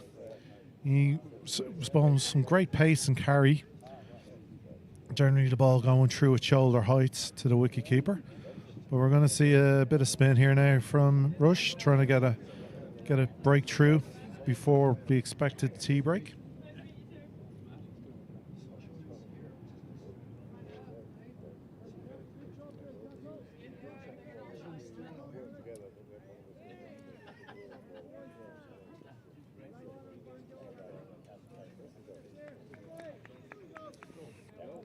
So we'll just wait for live score to come up for the name. I don't know if the numbers they don't match anything on live score, so it's Toka Hill. Looks like a bit of off spin. Straight on. First slip. Now he's nobody deep in front of the bats. We've got deep extra cover and deep backward square leg just in front of the clubhouse. But nobody deep anywhere in front of square on the leg side. No deep mid on, no deep mid off. So Rush are willing to risk asking the question, are you going to go over the top? Nice, good bowling. I'll come back. Thank you very much, Graham. Much needed Sojourn relief.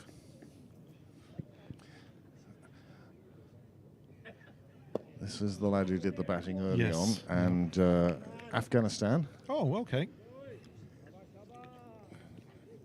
Playing for Rush now.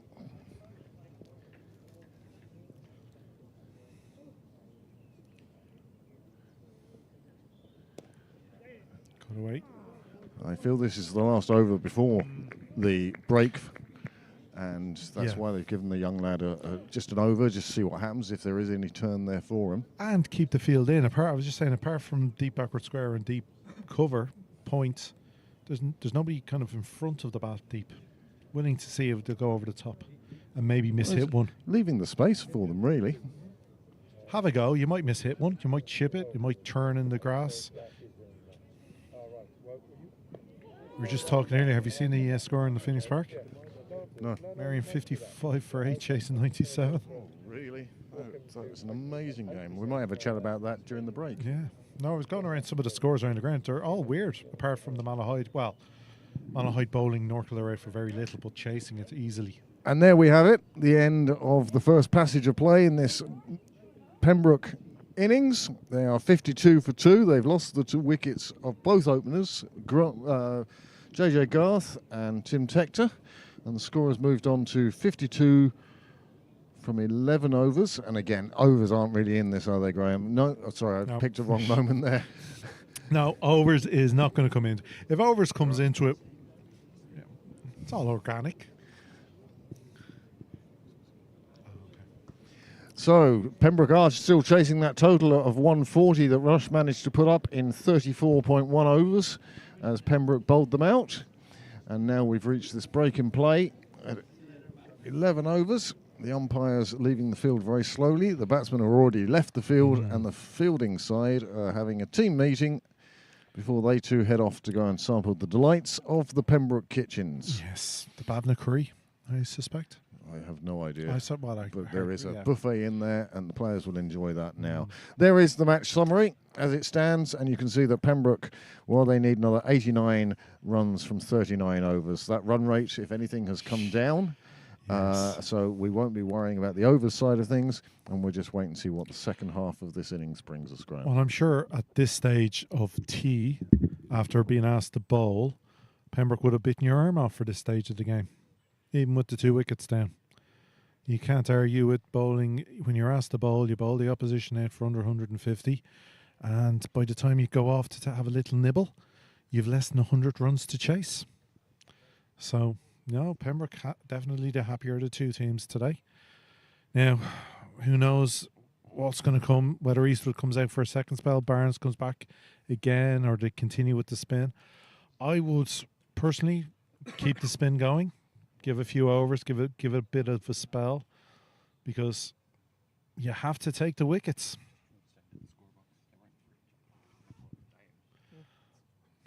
There's no point in going out with a whimper. Yeah. Okay, so we're going to take a break. Sorry, I thought Craig wanted us to keep going. He loves leaving me hanging there, so we will take a break while tea goes on, and hope to see you back in the second half. Thank you.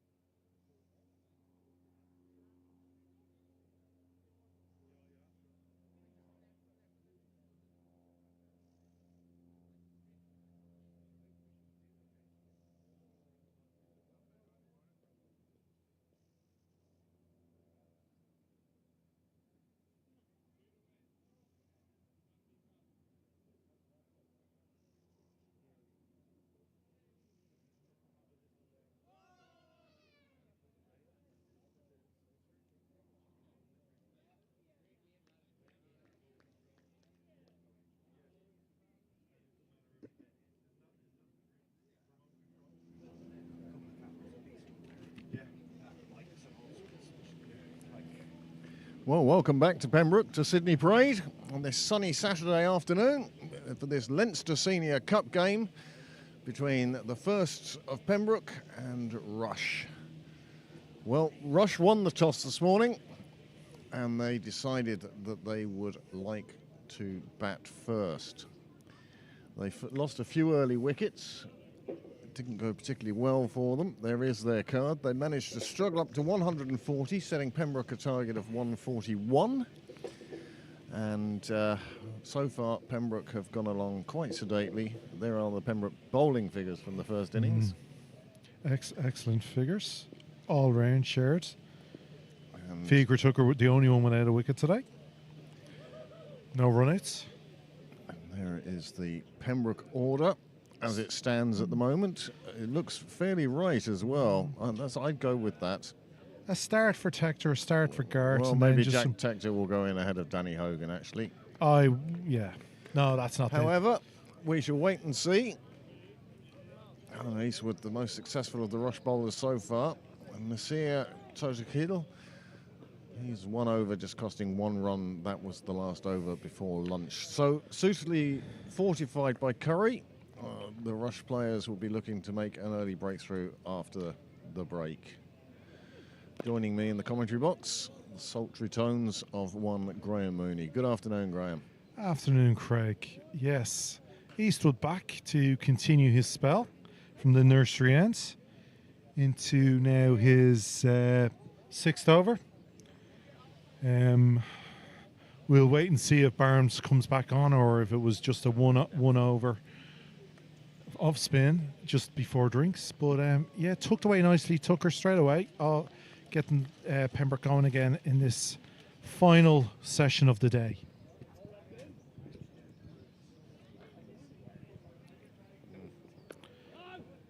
Yeah, so it's a simple equation.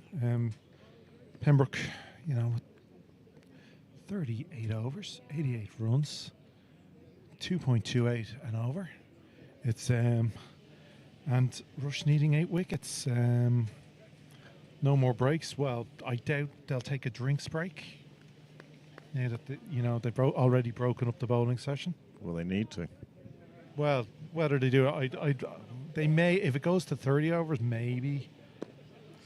If I was the Rush players, I'd be looking for a drink after 20 overs anyway. Sometimes, yeah, just tactically, just to break up the batsman's rhythm, it's a good idea. If nothing else, it's a beautiful warm day out there. If you've been doing some bowling, you'd welcome the intake of liquid. Alan Eastwood, of course, will have his fluids on the boundary rope anyway. He knows he's going to be fielding down that way.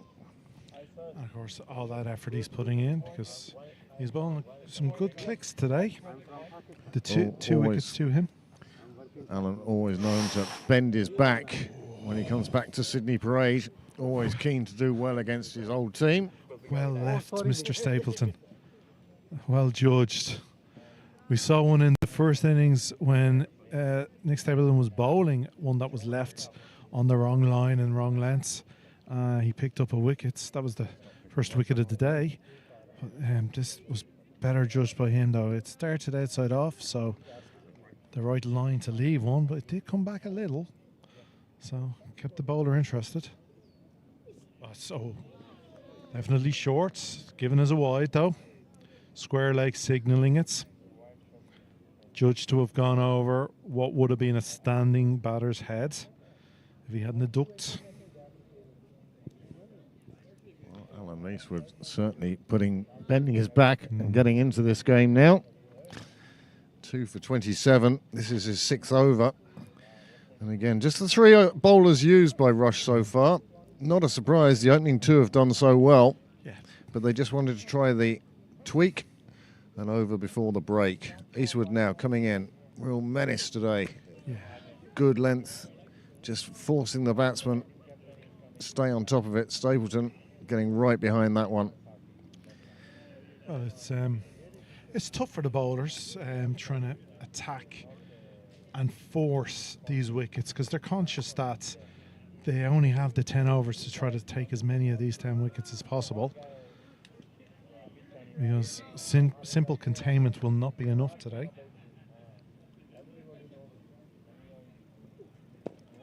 Oh, turn the bats up. He's well done by Stapleton to get out of the way of that, because if it actually stood in front of his stumps and it hit him, I've seen teams claim for obstruction.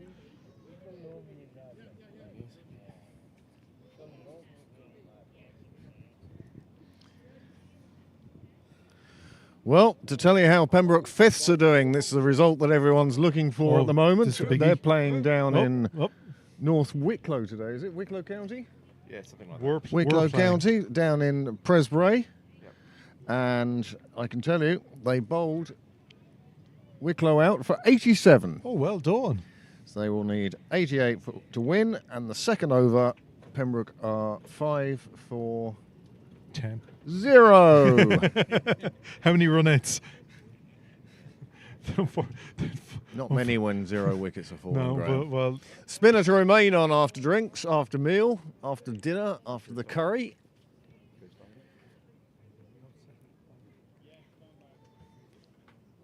And that's going way down leg. I can understand having a shout, but it was swinging down leg. It hit him outside leg and was continuing on its way without changing. You should just be happy Tucker didn't get hold of that, or it was 4 runs. Full toss. No, I only bring it up because unfortunately Pembroke Fifths had 5 run-outs last week, which is not good. Oh, that's another one that's hit him outside leg. Bigger shows, if not better. We're getting the teapot. The bowler, one head on hand quizzically and one on hip demonstratively. If I'd known he was taking that long, I might have got He's now changing the field, because that's what you need to do after 2 LBW. Shouts. Yeah, push the leg side field a bit different. He really needs to be getting this to bounce. Yeah. Oh, that's a poor ball. It's gone down. It's signalled as wides. It's 5 onto the total. And if here is the replay of the previous shout. You can already see 2 of the stumps, almost 3 of the stumps. Oh yeah, that's on the back leg, outside leg, and going on to miss leg. In fact, if the umpire after that ball just went down leg for 5 wides, you'd say, well, if I hadn't hit him, that's where the others would have gone. That's a big shot down the ground, but there's a fielder there, and he's plucked it out of the sky, and that's a 3rd Pembroke wicket to fall as Dermot Tucker. Well, he finally, I think, fell to his frustrations, and he decided to have a swing at that one. Couldn't clear the fielder. The fielder made a fine grab above his head, and that's a wicket for the spinner, a wicket for Rush, and Pembroke find themselves 59 for 3, still requiring 82 runs. Well, Graham, as we see the replay of this wicket, you want to talk us through it? Well, he comes across his stumps, and that's just outside off, but he gets the top half of the bats, so never got really under to get the fielder inside the ring. Well taken, jogged back well, kept good hands, but not what Pembroke needed. So, second over after a break, after the tea break, just kind of, I'm sure Stapleton and Tucker would have talked before they came out. They're just trying to kill any progress or any impetus Rush had from the first half of this innings. So, yeah, unfortunate for Pembroke, great for Rush. It'll keep them hungry and feeling they're still in this game, especially with the spinner picking up his first wicket in his second over. That brings a Tector. Well, it's the very distinctive red helmet of Jack Tector. What a fine player he is, and has been for YMCA, and is now for Pembroke. And there in the background, Father Heatley will be keeping a keen eye on Jack here now. First one, a bit wide of the off stump, played away. I think this, obviously, otherwise Pembroke can take their time, rebuild, just wait for the bad ball here. Well, overs, as we said, and the over rate not really of consequence today. Rush having only lasted 34.1 overs. They left a lot of deliveries behind. James, do you want to And then our first change in the commentary box today. We welcome James Cresswell. James, welcome to the commentary box today. Thanks very much for coming down. Thanks, Greg. Thanks. Hi, everyone. Wow, what a game. What hasn't quite been the event that we anticipated. It's been a very low-scoring affair, as we all know, so I'm just stating the obvious at this stage as I get myself together.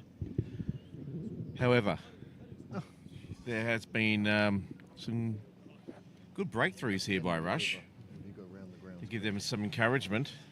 Game's far from over. We've seen these low-scoring games sometimes be very tight in the past. As the bowler comes in and he's got a bit of venom behind him now, Alan Eastwood. Yes. He used to, I'm sure you've been reminded, be a member of the Pembroke Club. And he's still got quite a bit of zip in his step. It seems right to have an Australian on the mic today at some stage. With so many Australian viewers today, James. Lilyfield and Coogee and up in Queensland as well, even. Yeah, all the northern states. And he just placed it away on the leg side for no run. Yeah, I've noticed that. It was quite good to actually get some international viewership. Thanks you all. The Nick Stapleton fan club is doing a roaring trade down in Lilyfield. Yeah. And thanks very much for everyone joining us today. We hope you're enjoying this coverage of this Leinster Senior Cup game. Skellig 18, the sponsors. And Eastwood has done a fine job for Rush today.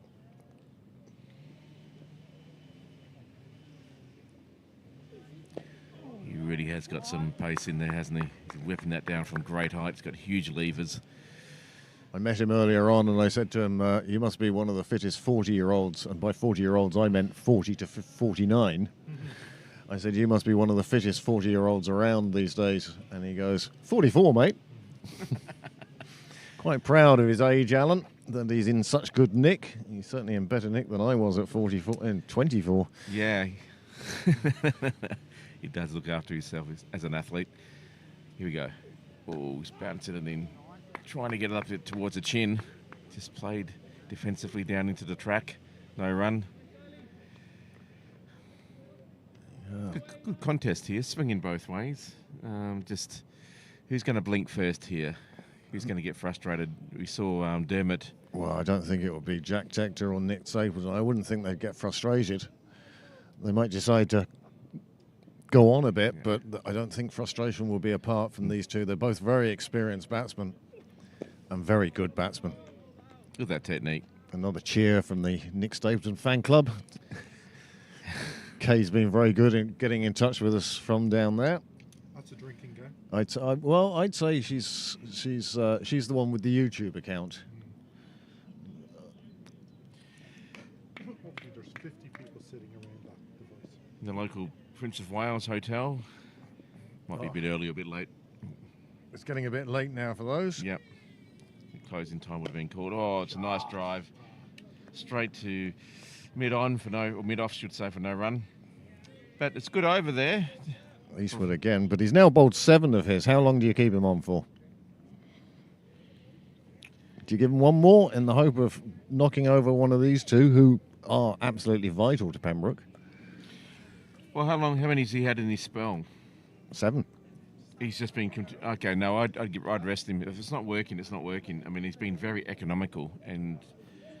But try something else while you still have a few runs in the bank to do that. There's no point trying to do it when you're at 90 or 110. It's too late then. Well, you're absolutely right, James. And this is something different.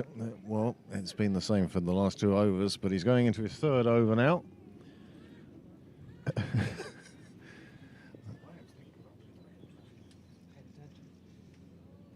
Well pitched up. Nice delivery, nice shot.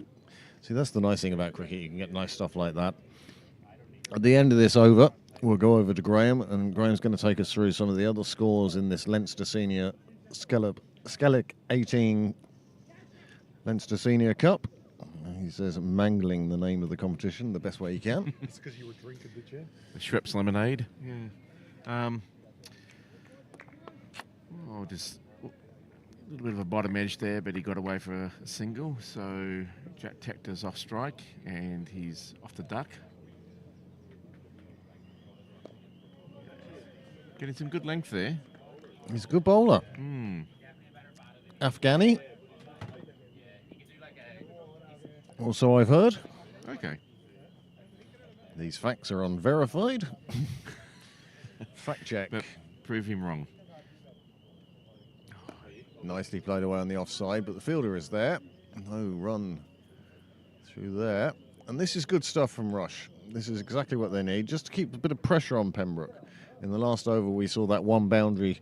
That last over started to see Eastwood perhaps at the end of his spell. This one clipped away to square leg. What I'm liking here, sorry to interrupt you, Craig, but what I'm liking here is that Rush have still got a very attacking field. They aren't capitulating at all, so they realise that they have to get wickets in order to have any chance of winning this match. So there's no point having guys on the boundary. You've got to be in there ready for those catches, quick run-outs, creating pressure. It's nicely played. Such soft hands. Otherwise, the ball would have shot away to the fielder, and there would never have been a run there. But just dropping it closer to you than the fielder. That's beautiful. That gave the chance for Tector to get down to the other end off the last ball of the over. Do you want some scores?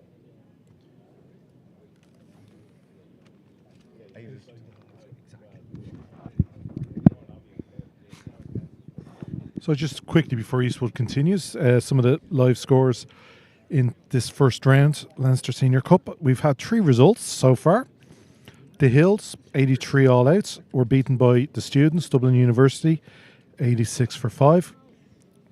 Phoenix managed to defend 96 against Marion. They bowled Marion out for 84, so winning just by 12 runs. Malahide, a bit easier of a day. They bowled North Kildare out for 98 and chased that to 102 without loss in the 15th over. So a bit more normality on that one. Oh, chance, and he's gone. Wow, he took on the second run. He's not very happy with that. He was convinced he was in, but the umpire begs to differ.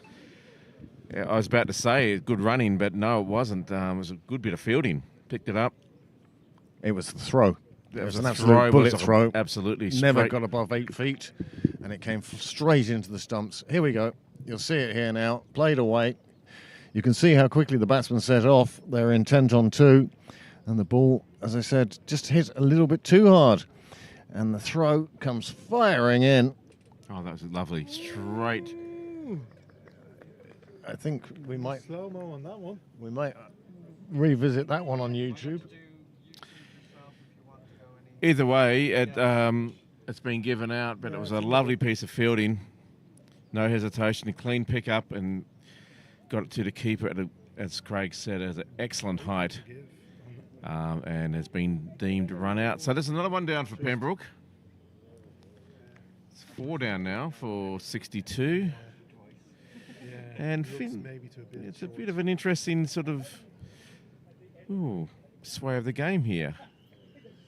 There's sort of, one could say that Pembroke are letting this slip out of their hands. That was kind of an unnecessary second there. But hindsight's always a great thing to have, but if they had pulled it off, we would have said it was great running. Anyway, new batsman in the centre now.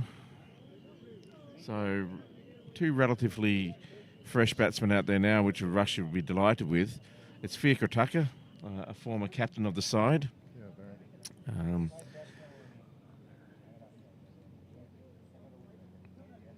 He is now going to face up to Alan Eastwood, who's got his tail up. They're just making adjustments to the field here. Just slight tweaks here and there. And good encouragement from the Rush supporters on the sidelines there. Fia Krataka to face his first ball. And he defends nicely. Straight back to the bowler for no run. Well, just to go back to that run out, James, we've just watched it back on YouTube. We've added to the viewership figures. We've watched it back there, and it is very, very tight. I'm not saying either way. I don't have the eyesight to judge that sort of thing. If the wrong glass, well, if the wrong glasses on, lads, I actually don't have the eyes to see it. Well, no, we don't have a great angle here.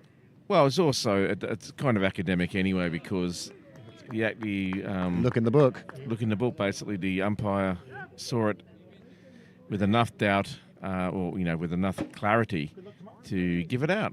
End of story.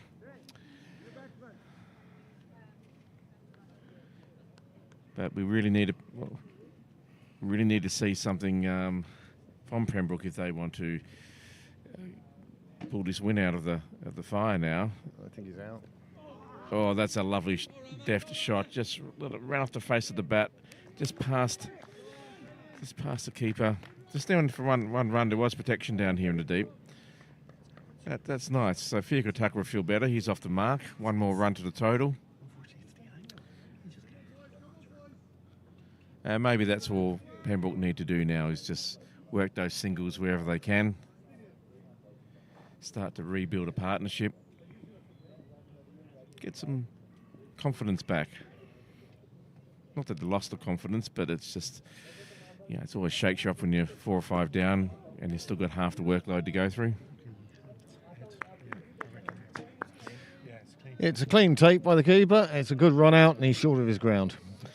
Well, as I was saying before, excellent decision by the umpire. Now, any of you at home there, you're more than welcome to hit the backup button and review that. I watched it at playback speed of 0.25, and it was a slow-mo as well. So it's almost frame by frame. It's amazing technology. Fantastic. End of the over then. Still 34 overs to go. Pembroke still require 77, but they're 4 wickets down. And now you have the current captain, Nick Stapleton, with the captain of the side when Pembroke won the All-Ireland Cup in 2019, Fiacre Tucker.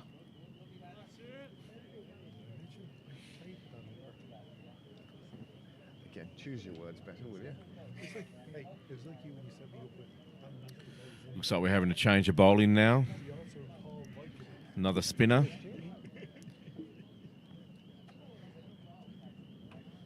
A new batsman on at the crease, so he'll be delighted to be bowling to the new batsman. This is Jay Doyle, his first spell. Well, we did have somebody get in touch with us from Queensland earlier who said they were watching their grandson batting for Rush. And, well, the contributor's name was Doyle, Jan Doyle. So we're assuming that they're here to watch this gentleman. And we hope that even if they're not still with us, perhaps they'll watch tomorrow morning. Absolutely, and welcome to the broadcast. Pitches it up nicely. Just defended the way to the offside. No run. Good start. You want to have a good old look? Well,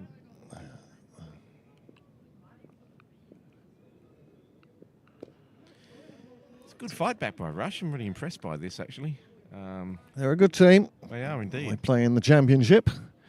They'll be looking to snare one of those top 5 spots, because the top 12 will be in the Premiership next year. Oh, he's just got it over. Just repeated what Dermot Tucker did, but this time... Family trait, obviously. Yes, And the thin line between success and failure is demonstrated perfectly by this delivery and being lifted just over this fielder, who earlier took a lovely catch to get rid of the brother D. Tucker.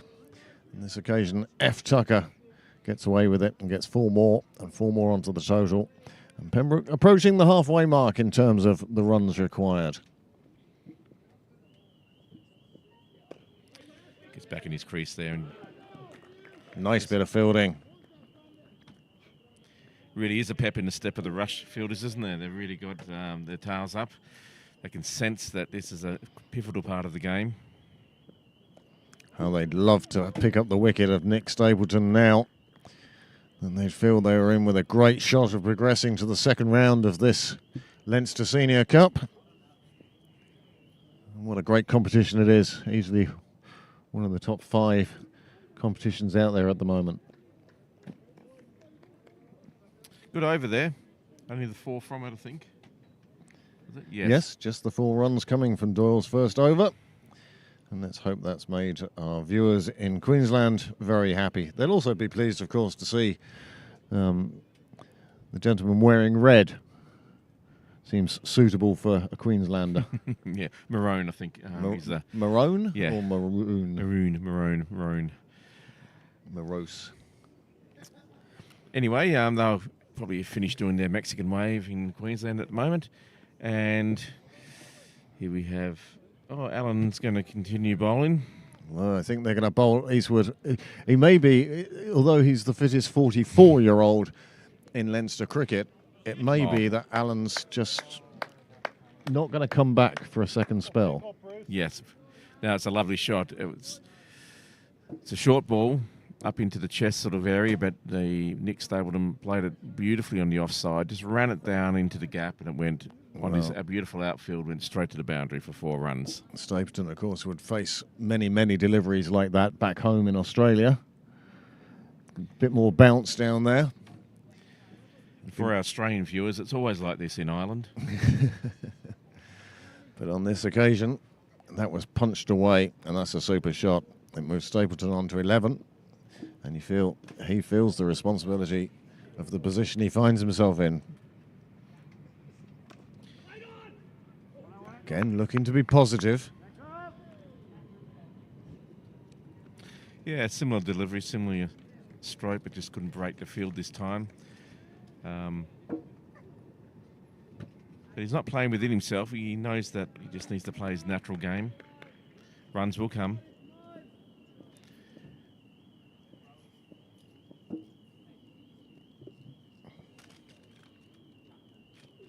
Oh, that's a... Well, he gets down well for a 44-year-old. You have to say that, James. From that great height, absolutely. It was a little bit more pitched up and driven back towards him. He got down nicely and made sure that wasn't getting past. I can still feel the creaks from here. Well, And the tweaks in the body. Epsom salts would have to open up a new salt mine for me. Yes. Or just fill the existing one with hot water. He's really banging it into the track now, isn't he? Getting good lift with the ball. He's always been just back of a good length bowler. Always trying to get the ball rising into you. Cramping batsmen up for room a lot of the time. A lot of his wickets are people just spearing at deliveries. Getting a bit of wood on it. Yeah.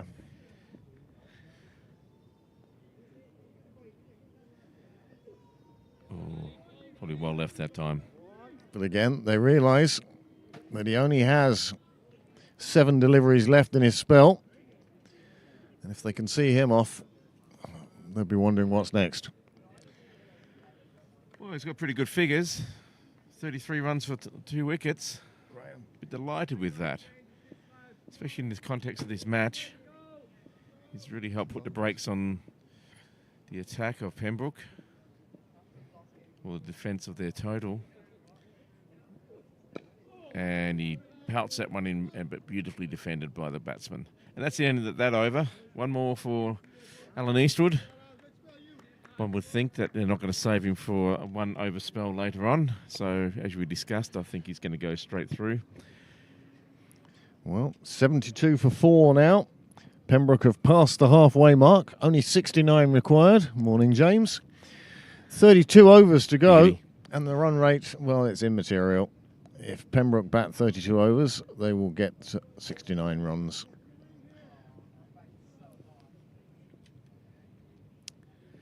Yeah, they really need to... Pulled away. Yes. There is a fielder on the boundary. He will save any further damage to the bowler's figures. Fikra, who's not afraid to actually swing the bat, play his natural shots. Good contest here for the bowler. And he's done the right thing, actually, Fikra. Get off strike. Give the set batsman some more time there. 20 past 1 in the morning now down in Sydney, where the Nick Stapleton fan club are still glued to their screens. Or just asleep in front of them, I don't know. But whilst Nick remains in the middle, I suspect none of them are going to bed. It will either be that or they've run out of beer. Yeah, that'd be a bit of a tragedy. Well, you can ask that when you're on air, Graham. Just gets the bottom edge into the ground there. Can't quite get the time in off this bowler. He's actually quite handy. Oh, just defends that one away, which is probably the smart play there. It's good bowling from Doyle. He's economical. He's sent down 10 deliveries. He's only gone for 6. He's doing well for his team. Oh. And he's doing even better for them now. He's bowled Fiacre Tucker, who went to pull one right across to square leg. It wasn't to be, and Pembroke are 5 wickets down with just 74 on the board. Well, James, what did you think of that shot? Well, I can't say it on a family TV show, but it wasn't the best shot he could have selected there. He was trying to be aggressive and he was trying to take this on, but playing across the line on a ball that's going straight on the stumps. Would you say it was a very silly shot? Very silly shot. Yes, absolutely. That was probably the best way to put that. His leg stump it was that went askew, and he's heading back to the dressing rooms. Well, he'll look back on this, he'll hear the commentary, and really he'll know himself already, even before he does those things, that wasn't the shot and that wasn't the ball. And he finds himself back in the pavilion with just 6 to his name. And Nick Stapleton, well, he's got a new partner now. And we really hope, for Pembroke's sake, it could be that 50 partnership that Rush put on in the middle of their innings is going to be the difference between two teams. Pembroke still needs 67, 5 wickets down, but if there's a man for a crisis, we saw it last year in a couple of games. Joe Prendergast. Oh, absolutely. You put good money behind him. He's, as you say, he's been in this situation more than once. He knows what's required. I don't think you'll see those rash shots from him that some of the others have put in there, and rash decision making. The commentator's curse. But no, fair play to Doyle though. He stuck to his guns. He kept that line and length, and he forced the batsman into the error. Nearly taking the edge with the final ball of the over. Half-hearted appeal, but what a good over for Doyle. He's now got 1 for 6 from 2 overs. And at this stage, I'm going to allow Graham Mooney to rejoin you on commentary. Thanks, Greg. We'll see you a bit later on. Wow. Well, that's some sort of fight back Russia put in place here. It's been very impressive. I think they've the aggression obviously is in setting their field and bowling the good tight lines has paid off. It's forced the errors out of Pembroke, and they've looked like they've been outclassed in the batting department. Still a long way to go, but to have 5 down and still just over halfway of their run chase, it could swing any way. Well, unfortunately for Pembroke, they've just not killed the game, and they've kept Rush interested by losing these 3 wickets after the tea break. I like that picture that was being sent By KV. by KV. Yeah, thanks, KV. It's inspirational, and thanks for the sponsorship. It's a pity it's such horrible alcohol there in Australia. It's delicious. Oh no, it's not. It's delicious. Anything when it's cold enough is good. Anyway, we obviously digress. it's good enough for a convict, yes. We won't go there. But anyway, it's a really, really well, finely balanced game we have here, folks. It's very exciting. We've got a bit of a discussion in the middle between the umpires and the captain, maybe about the ball, obviously. Well, maybe it's about drinks, breaks. Who knows? Or asking about their wife's health. Where are you going tonight? Well, Yeah. I know. Dicey's always good. Rangan puts on a great bash.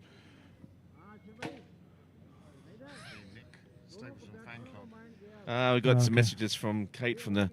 I think she's the head of the Nick Stapleton fan club, maybe. President-elect. Yeah, Yep. president-elect. Either way, high Although up in, I heard Welcome, there was rumblings at the AGM this year that there was talk of a floor vote.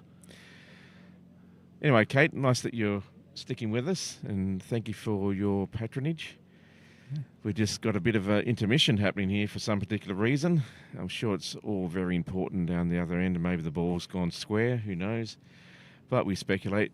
Anyway, thank you for staying with us, and have to invent another drinking game now that it's this late in the evening down in Australia, just to keep yourself there. But Nick is in good touch here. He's going to be the backbone now that has to pull this out of the fire for Pembroke. The skipper's innings. Yes, the captain's knock and all that sort of stuff. I think, not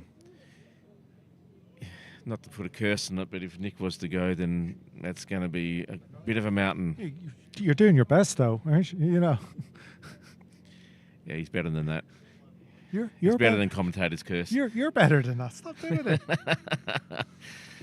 Anyway, both the captain of the Pembroke First and the captain of the Pembroke Seconds are now in the middle. Not batting, but they're in the middle.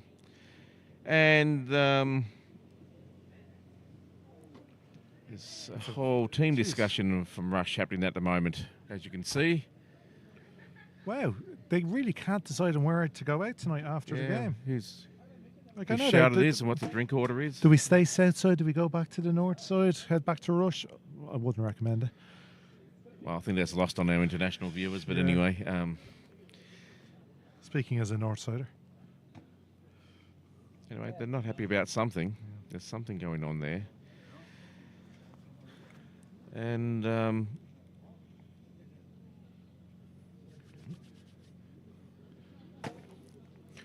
anyway, folks, it's still a lovely day here. The sun just crept behind a cloud at the moment, just to give a little bit of chill.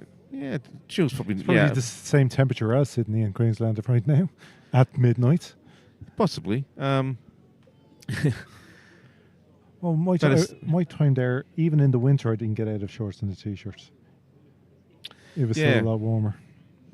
It just goes from hot to very hot in Queensland, from my experience. Nice place, though. Sweating or not sweating. And Sydney's very similar, It's a beautiful place. Get down there if you get the opportunity. And drop into the Stapletons for tea and a Lamington. Yeah, you're live, don't forget. Okay, looks like we're going to play some cricket. Yes. So, Stapleton to face. Eastwood to bowl. This is going to be his last over. Steaming in after a little break. And I'm sure Stapleton will realise this is his last over and be wary not to give him any more fuel to the fire. I think he'd be delighted just to block out the next 5 balls. Yeah, get rid of him. See the back of him. You've then 30 overs to worry about the other bowlers. You have to see bowler 5, possibly bowler 6.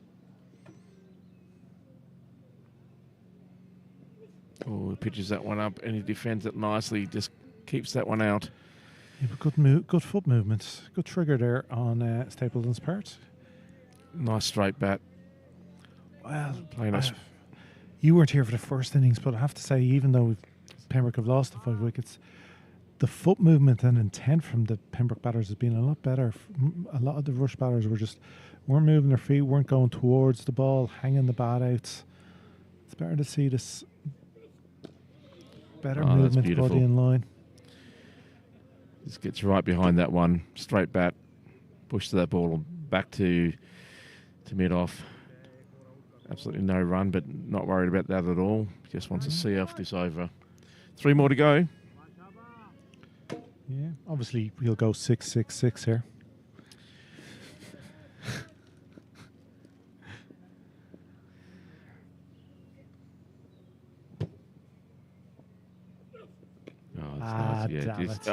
He actually just nicely played that. Got a little bit of an edge. Just played it down. I don't know. Played in a safety and picked up a single for his trouble, which he'll be delighted for. Played for and got. Good batting. Now Joe has to face these last 2 deliveries. I'm sure he's not too happy. Well, he'll back himself. He's faced all sorts of high-class bowling in the past. Of course, you would have been probably like if it's your first ball to face someone else. But no, I think he'd be not perturbed by this at all. Joe's a very sound batsman, great technique. Has been in ferocious bowling attacks in the past. But Alan, on the same flip side of the coin, would be thinking, this is my last 2 balls. Can I get this wicket? Brand new batsman. Well, to be fair, if this is your last 2 balls, well, he has brought in the slips. It is the new batter. He's only faced 1 ball. He's brought in 2 slips of gully. I'd even bring one in front of his eyes on the leg side. He's got a deep gully here for the slash. Get somebody under his nose. And well defended there. It's a good ball. He's 1 ball to go. You're defending 60 runs. You're their top bowler in the side. Get somebody under the nose. Make them think. It's 1 delivery. Do you think this will be a Sanctuary Crusher Yorker? Or No. a bouncer or something up the chin to sort of get a bit of shoulder of the bat maybe? Top of off. Anyway, about to find out. Oh, and he did well not to hit that. Well left by the Pembroke batsman, but that was a great way to finish by Alan Eastwood. It's been a great spell there. 34 runs for 2 wickets off 10. Very economical. He would have been, from a Pembroke point of view, thank goodness that they didn't concede another wicket to him. From a Rush point of view, they'd be delighted that he's kept this in check. And now it's up to the other bowlers to see what they can do to break this partnership. Stating the obvious here, but anyway, they're just trying to paint some pictures for you folks. Doyle to continue. He's had a good start to his spell. 6 runs and picked up a wicket, just off 2 overs. So he'd be very keen to make this breakthrough here. Play off the back foot by Stapleton there, just to mute off, no run. Anyway, they're up to 80 now. 5 wickets down. 61 to go. Still a hell of a long way. Yeah, well, obviously the key here is Nick Stapleton staying there and grinding out the partnership. Floated that one up. Well bowled, well filled. The back in his bowler. That could have easily snuck through for a run. That was really good fielding there. Threw his body down on the ball. No run there. And, a bit of a misfield there. Whoa! And a slip. It's all happening. Bowler threw the ball and went straight at Nick, actually. And I think they... I don't think the fielder was good enough to do that on purpose. Well, maybe not, but I don't think he'll be getting any Christmas cards from Nick this year. Maybe they'll be friends at the end of this. Come on, are you calling them cheap? They won't send out Christmas cards? No. Stamps aren't that expensive. I think you missed the point. No, anyway, that's quite good that they're doing here. They just actually picked up a few singles while we've been chatting. Rotating the strike, which is what you need. Already moved up to 82. 82. And now long on. It's dropped back. This bowler seems to be troubling the batsman. He seems to be getting lots of bottom edges. They can't quite pick the bounce and the pace. He's doing a good job for his team. Just concedes 2 from that over. Very bad camera work. There we see the replay of the fielder diving to the ball, but just not getting his hands around it and conceding the single. The bowler wouldn't be thrilled. But anyway, that's cricket for you. The keeper. Anyway, pretty good over for both Pembroke and Rush. A few wickets, a few runs taken, and not very expensive for Rush.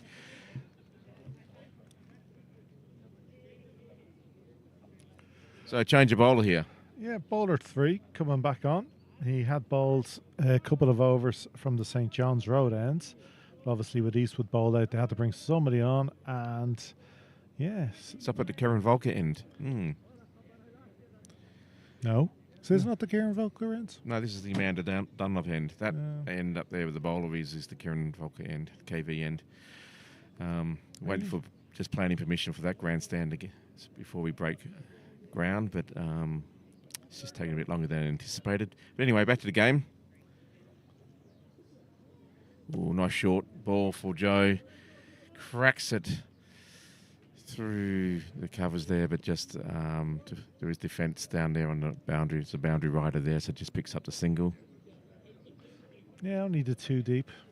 Sounded nice off the bat though. Timed that quite nicely. It was short and wide. The good thing was he didn't try to overhit it and was happy just taking a single. Yeah. Floated that one up a bit. Oh, just tempting him to lift it to the cover fieldsman. Good contest here. Oh, that's short. He'd be disappointed he didn't whack the living bejesus out of that one. Excuse my French. Well, again, good use of the feet by Stapleton, but the key is that Pembroke needs to recognise this bowler is going to give you 1 to maybe 2 bad balls and an over. He is dropping the other one short. Yeah, just being willing to wait for it.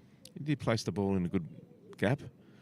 Oh, just catch it from the bowler when he played it straight into the ground. That would have been some take. Oh, he flipped it up though, but it was a good distance away from the fielder. I guess it's just the exuberance and the excitement of the whole competition. Oh, it's well played. Just keep those ones out if you're a batsman. Good bowling.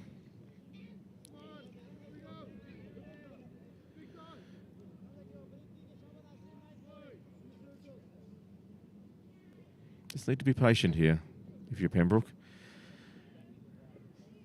Oh, well, again, get that one out. This isn't about bonus points or league positions. This is just about winning and getting your name in the hat. Mm-hmm. Yeah, after that over, Pembroke now at 84 for a loss of 5. Just chipping away at that total. It's down now to 57. In the context of the game, still a fair distance to go, but they are chipping away. A couple of singles here, a couple of singles there. I think Rush would be really keen to get another breakthrough sooner than later. This is probably the man to do it. He's bowling good line and length. He's setting some catching traps now. And it's lovely played on the carpet. Save the legs. Yep, straight, great cover drive there. Bang! No one was stopping that. Picked the gap beautifully, straight along the carpet. 4 runs. Yep. Well, that's going to be relieve a bit of pressure, and it's always nice to hit a boundary. It brings Nick on to 19 now. Starting to build this innings for himself. He's been very patient. Knows what jobs needs to be done. And he's the man to do it. Just making a couple of changes now to the offside field. They're bringing in a closer cover. So we've got 5 on the offside. Oh. Leaves, and they've got long on, but leaves a bit of a gap there, which is an easy single. There's no traditional mid on there. So there's always a single if you can get the ball past the bowler.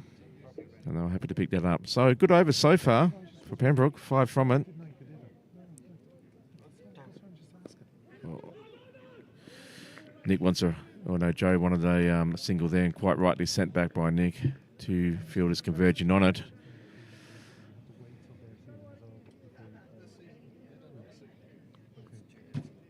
Loud call, so there's no doubt. Door to continue. Oh, and he's cut that away down to point, but no, run straight to the fielder. Don't need to be frustrated here. They've got 5 from the over. Let's wait for that loose one.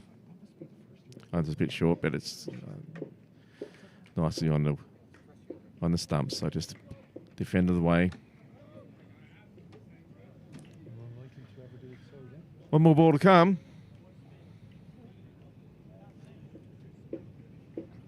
Oh, spears that one in and gets past the batsman. Well taken behind the stumps there by the keeper. But again, 5 off the over. Yeah, it was good over. Good over from a Pembroke's point of view. Over. No pressure. No silly runs. 5 runs. Move on to the next. Yep. Just keep our unbiased commentary there in check.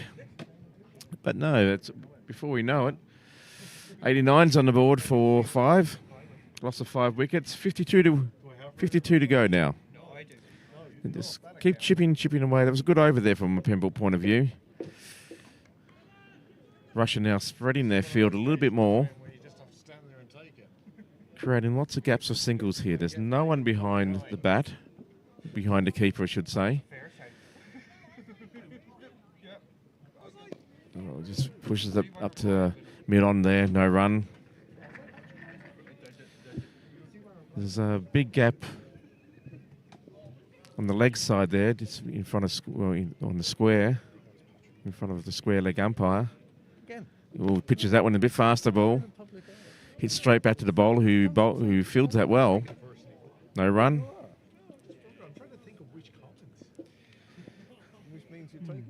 Cloud's still blocking the sun here. It's not quite as bright as what we had an hour ago, but... Or as warm, James. Or as warm. All of us in shorts and T-shirts are now starting to sort of slightly regret that. We're just reminding ourselves that we don't live in Queensland, but we live in hope. Well, I was thinking about this off air, James, and Stapleton against Doyle. It's a New South Wales Queensland rivalry once again. State of origin, yeah. State of origin on a Dublin cricket pitch. Who would have thunk it? Oh, that's nicely played. Just there's a. It's very sensible. Long on down there. There's a single every time if he can get past the bowl, and he does. Picks up another single. Brings the total on to 90. Each one's another step closer, isn't it? 51 required. Oh, tried to whip that round, and it's going to be quarter wide. I thought the bowler tried to fire that one in. Yeah, he did. And didn't pay off on this occasion. Went down the leg side, and now Pembroke just require that half century. Joe Prendergast, as we said. Tenacious is a word that could be used.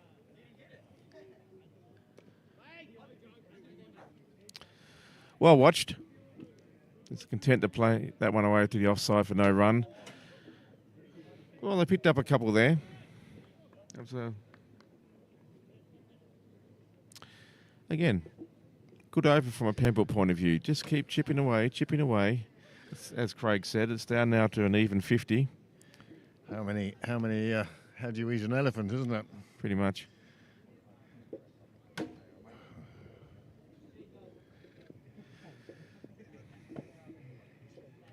Same spin attack continuing here. Oh. Bump ball. Bump ball. To the relief of a couple of people. Certainly a couple down in Lilyfield. Mind you, they probably also want to get to bed at this stage. Yeah. Yeah, just content to let that one go. You're right, the temperature has dropped a couple of degrees, hasn't it? Good contest here. Just teasing the batsman. Oh. Well, we wanted to go, but no, sent back probably quite wisely. Don't run on a misfield is the cliche that slips to mind there. Yes. Should be a T-shirt of that.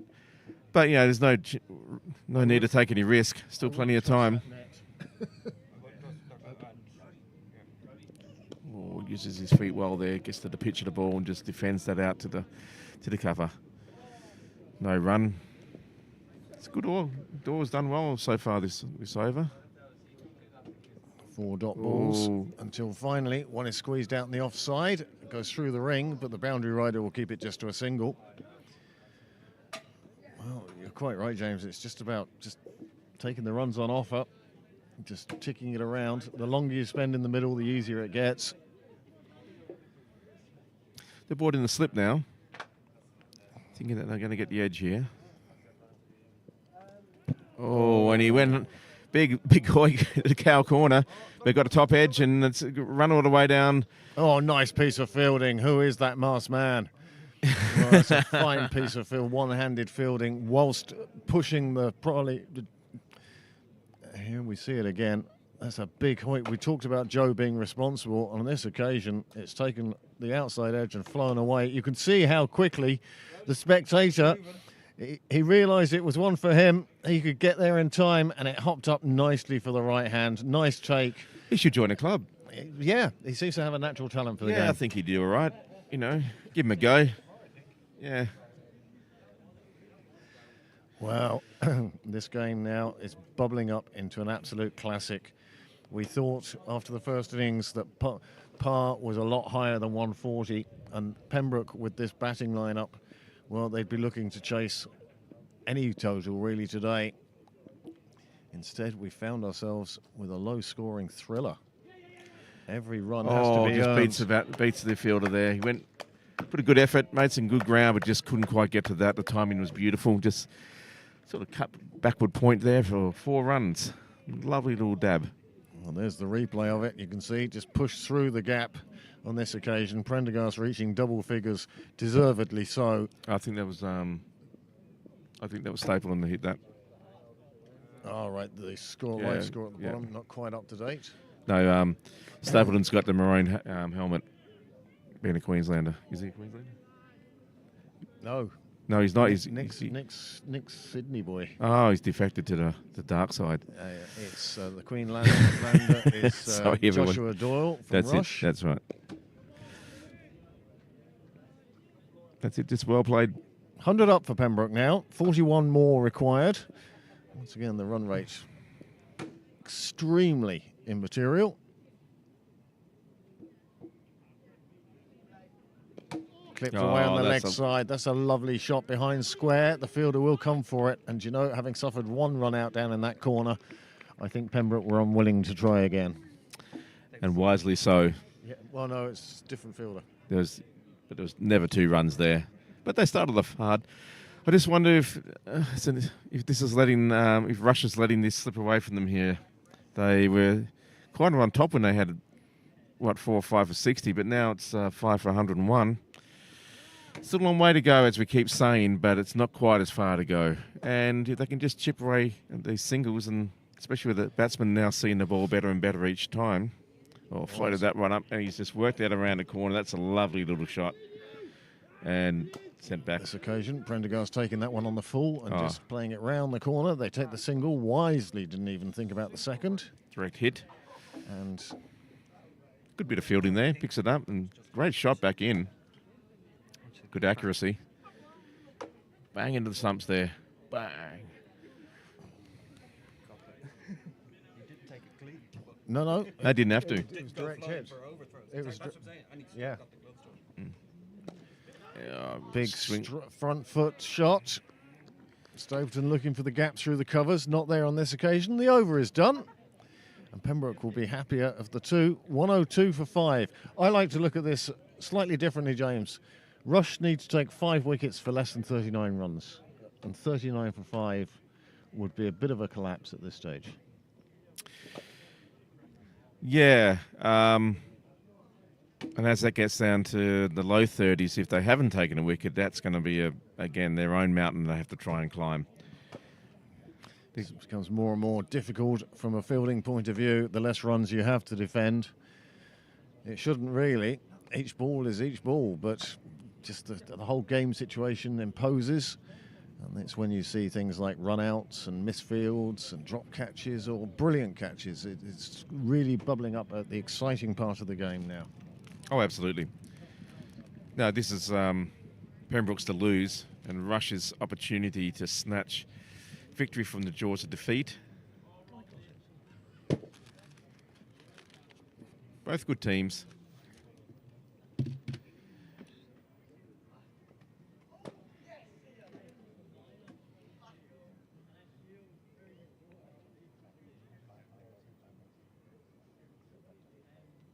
And we'll just take a minute break while we have a drinks break here, folks. So go yourself, go to the fridge, get a fresh brew, or make a cup of tea, or whatever takes your fancy. And we'll see you in a minute.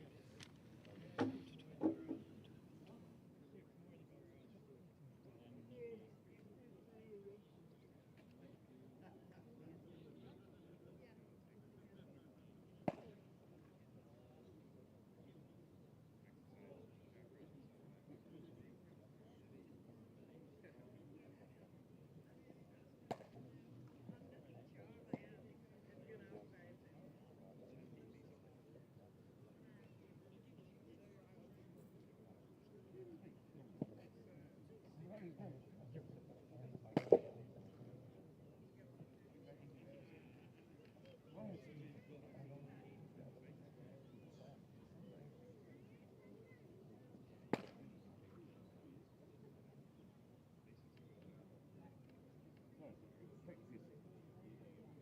haven't had any anecdotes today. Good. I was waiting for an anecdote. I was going to send you a text to say, send me an anecdote on anything.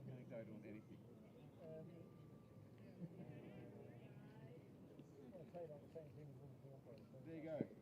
What year? You did say that earlier on. Oh, did you? I must have looked at one. I had to get up about two things. We won the Wayne Salvo.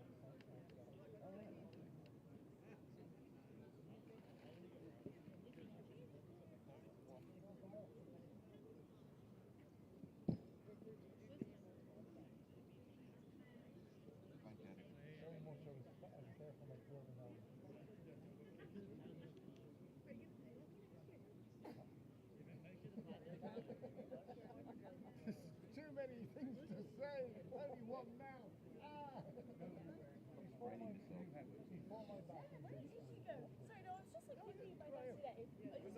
Played against you.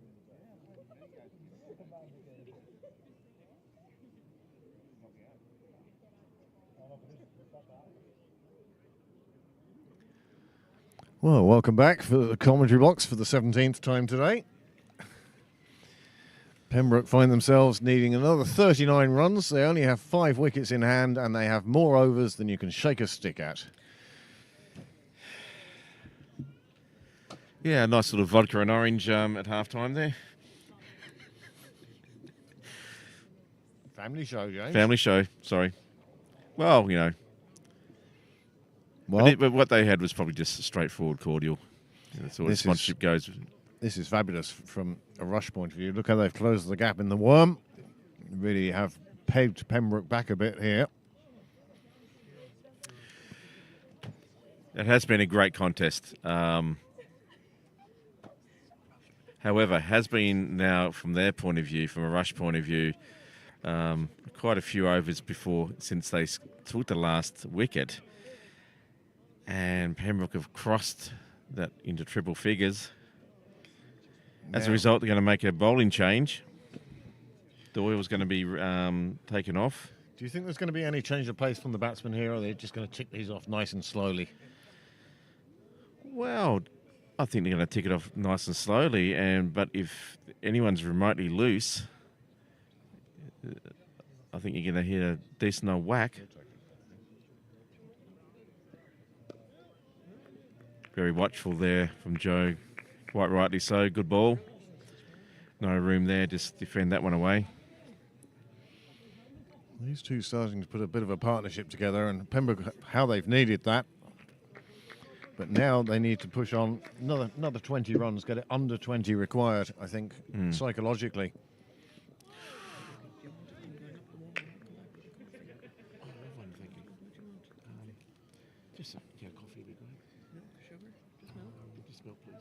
Nathan Maguire it is bowling this over from the St John's end. Yeah. Yeah. Oh, even better. Bit of sugar. Thank you. He's bowling the good length here. It's, almost like Yorker length, really. Joe Prendergast looks like his concentration levels are right up there at the moment. Yeah, right Getting on. his head over the ball, keeping it right down. Still got the slip in place. Not sure if that's such a... Anyway. Played away to the gully. No run on this occasion. And this is a very tidy over for Maguire. Just coming into the attack now. He's right on the money, isn't he? He is indeed. I wonder how long it'll be before the Rush captain feels he needs to bring Barnes back. Eastwood already bowled out. Well, this is a good over. It's a great over as a maiden. Good start for Maguire. Prendergast seeing out the maiden there. But he's doing his job. And Joe's job at the moment is to remain at the crease and just help Nick Stapleton tick off these runs and keep some people in Lilyfield very happy.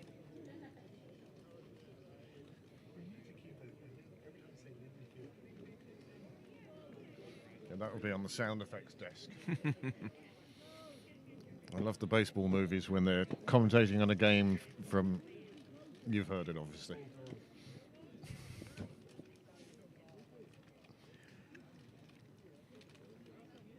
Oh, that's a lovely shot. Cracked away, but there is a fielder on the fence. It will just be a single.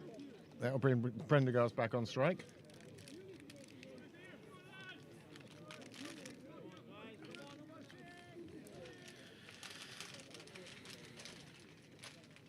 Just struggling to get the timing right in that shot.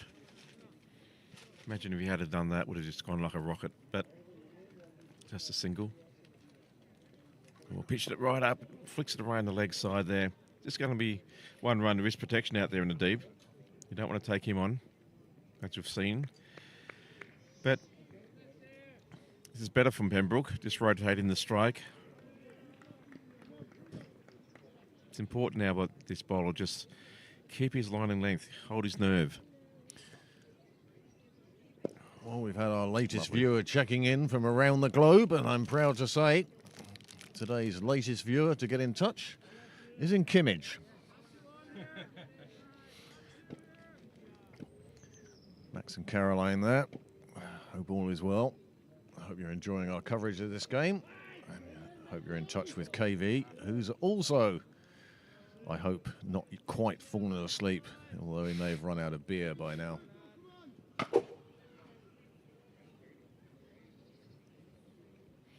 Tosakir has bowled really well. I've been impressed by him. Yeah. I can see him easily making his way up into the representative level. He has been impressive, absolutely. You know, 22 for 1. Pretty good figures for spin bowler. You normally sort of... Oh, that was a ripper. That was a beauty. Batsman had no idea what was happening with that ball. Just ripped past the batsman. Lucky he didn't get his hands on it, actually. What a way to finish an over. 7 gone for the young lad now. 22 runs conceded, 1 wicket taken, and a very impressive spell indeed. Well, Prendergast and Stapleton remain at the crease. Pembroke remain in the chase. It's 105 for 5. Just 36 more required. You could get them for 1 over, but Pembroke have 22 in which to collect those runs. Will they do it? Or can Rush take these 5 wickets? And at the moment, the spinners are bowling very well, James. They are putting good pressure up here. They're bowling great lines. And that's, bit overpitched that, but he was lucky. There's the captain there at mid-off. No run.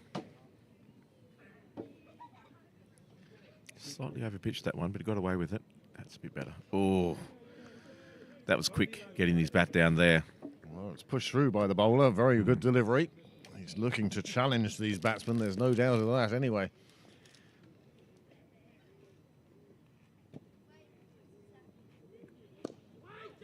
Played away on the onside. There's a slight misfield in the ring. The boundary rider will collect it, and it will be no more than 1, as Doyle it is who returns it. But another one onto the total. And at this stage, Pembroke are enjoying every single run that's coming their way.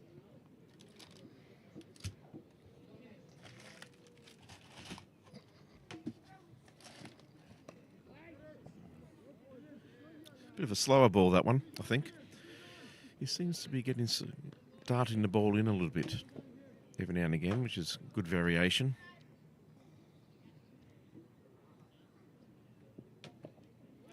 This one comes off the inside edge. Joe Prendergast had no intention of going for that run. But Nicholas decided, I'm coming like a freight train. Nicholas Stapleton, as James said, was travelling as fast as the dart down the railway line and called Joe through. He wants to take this last delivery of the over from Maguire. Oh. And that's why. Well, there you go. You're certainly not pinned down at 1 and over when you can hit shots like that whenever you want. It had been an excellent over for Maguire up to then. He'd only conceded 2 runs from his first 11 balls. And then from this one, well, he dropped it in short. Stapleton was onto it quickly. And, well, you won't be fetching that one out of the gardens. Another ball disappears. Another 6 onto the total. And Pembroke now find themselves 1-1-3 and with less than 30 required. Oh, the foot movement there was so lightning fast. It was picked up so well there by Stapleton. Yeah, it's the only blemish on that over, but unfortunately it was a big blemish. Very costly from the Rush's point of view. But, wow, he middled that nicely, and that went for a big hoik into the gardens. And that's the best over probably Pembroke have had all game. Well, certainly for a while anyway. 8 coming from that over. Stapleton had taken that single for the second last ball. I kind of had a wonder in my mind, why? There's only one ball to go in the over. Why take the single? And there you go. These two now have put on 39. Remember, there was a 50 partnership in the Rush innings that managed to help them get up to that 140 score. And Pembroke have been lacking that so far. There's the over by overs. It's hard to decipher those. I can never read them well. Yes, I can see. It's more how much of the land you own rather than how tall you go. And you can see on that, the only thing I'll say about that is you can see how many overs Rush left behind by being bowled out in the 35th. There's the worm. Well, it's even Stevens, but Pembroke still have those 5 wickets in hand. Could that be the difference? We'll wait and see. Prendergast and Stapleton now. Well, we're waiting for another ball to come out. Somebody is genuflecting in front of the umpire with a box of balls, offering different ones for him. There he is there. Please, sir, may I have some more? Pick the white one. And we'll take this one for now. Yep. And do you know what will happen? First ball, they put it into the gardens and we'll go through all this again. So need to send one of the kids around to the neighbours to knock on their door to say, listen, can you look out for a few balls for us, thanks? Do you mind if I go into your back garden and spend half an hour playing hide and seek with your bushes? Yeah. Yeah, I would absolutely turn around to those gardens and say, look, for every cricket ball you give us in a decent condition. Yeah, there's a tenner in it for you. Yeah. It would make money for them, and it would make money for the club. And by God, can you imagine the size of the sack of balls that you bring out of the umpire? There's 58 of them. Pick whichever one you want. Knock yourself out. Anyway, the bowler to continue. New over. Oh, and he's got a good bit of zip there, a good bit of turn. Gets past the edge of the bat. It's just the 3 overs to go. Will Pembroke decide just to see him off? Or will they wait for that bad delivery that they are hoping for? Oh, that's nice fortune falls on Pembroke's side on that occasion. And they'll take 2 for that. 2 more onto that total, and everyone is a big help at this stage. 26 required now. Nice little deft edge there past the keeper. Oh, you're very generous, James. Bit of luck there, absolutely. Now they've brought in a slip now. We certainly know that Kate Hurley and her band of NSFC would have loved that 6. Oh, he just works it around. That's a beautiful shot, actually. Sorry, Craig, so go ahead. Fine. Absolutely so fine. That was a lovely shot, James, wasn't it? Yeah, it was. Just swept it around, finally around his legs, past everyone. There was no one really down there to protect that on this outfield. He just got on top of it and just put enough bat on it to make sure it got past the fielder, and once it was past the fielder, nothing was going to stop it reaching the boundary. 4 more to the total. No, I was just saying that Kate Hurley and the Stapleton fan club must be having a super day today. They've seen him bowl really well, and now here he is doing his best to keep his side going here in this Leinster Senior Cup game. That 6 was a glorious 6, though.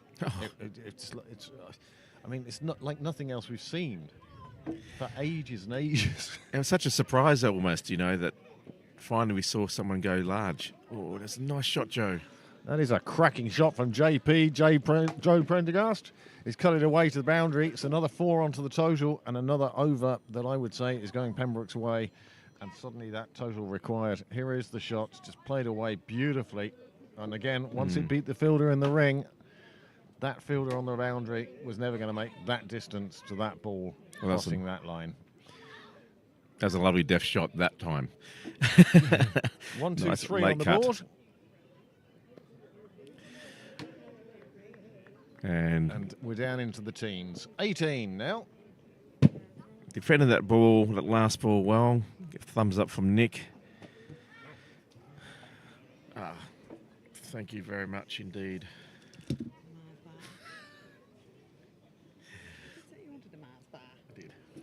The message from New South Wales is they woke the entire street with the shout. Nice one, guys. When Nick hit the 6, and that's brilliant, Kate. So wonderful that you're enjoying this so much today or this morning. Sure, it's only got to be 6 or 7 hours before you have to head to church, won't it? Yeah.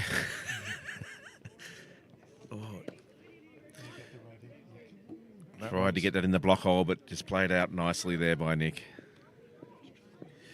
You want to be closing this off now. 18 to go. Just keep your head, Nick.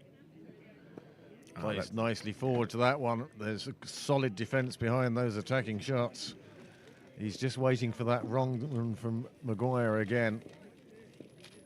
Recognising the good deliveries, keep those out. And then he sees one outside off, and he drives it down the offside, and it's running away to the boundary. It could be that Barnes is going to get there in time, and he is. Great piece of fielding. He may have only saved one, but every run is vital at this stage, and that was a great piece of fielding out there. Absolutely not giving up, even though there's only a little bit of a run total to defend. But that was good play there, good cricket. And now it takes Nick Stapleton off strike. Prendergast leans back, cuts it away, square on the offside. There is a fielder there. It will just be a single. But now, with just 14 more runs required, the question is, will the next Stapleton fan club be able to stay awake to see a possible half-century from their hero? And I use the word lightly. It's a cricket match. Let's keep a perspective on this. It's a game of cricket in Leinster, in Ireland. Yes. It's very important to right now, though. Oh, winds it down up. The track. Not this time. Barnes on this occasion making sure nothing gets past him. 127 for 5, and you can almost sense the relief around the ground. There's a bit more chat now. People are feeling a bit happier about the fact that there are just 14 runs required and then 5 wickets in hand. They feel that Pembroke should get themselves home from here. Yeah. From a Rush point of view, they'd be feeling like, oh, well, it's time to start warming up the car. I think they've been greatly heartened by the way they've stuck at their task. I think they've done like a team. I think they've done a wonderful job. And you know what? Cricket's a strange game. You get a run out or something here, and then suddenly somebody else comes in, gets out, and then suddenly there are 7 down, and there's only 3 wickets left and 14 still required. Cricket's a funny game, James. We've been playing this game for a very long time, since deep into the last century, I think is the phrase now.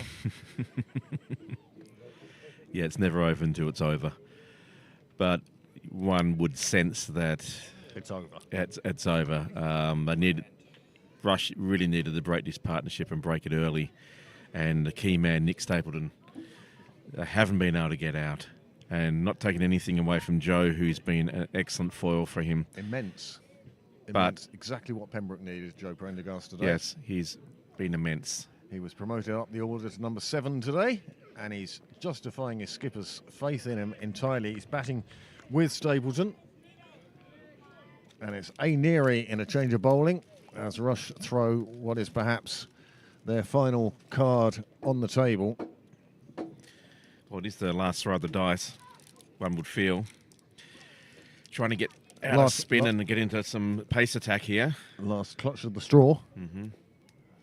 Well, the spinner had been doing well, but he also had been bowling for a while and hadn't taken a wicket, so perhaps the change is the right thing to do from the Rush point of view.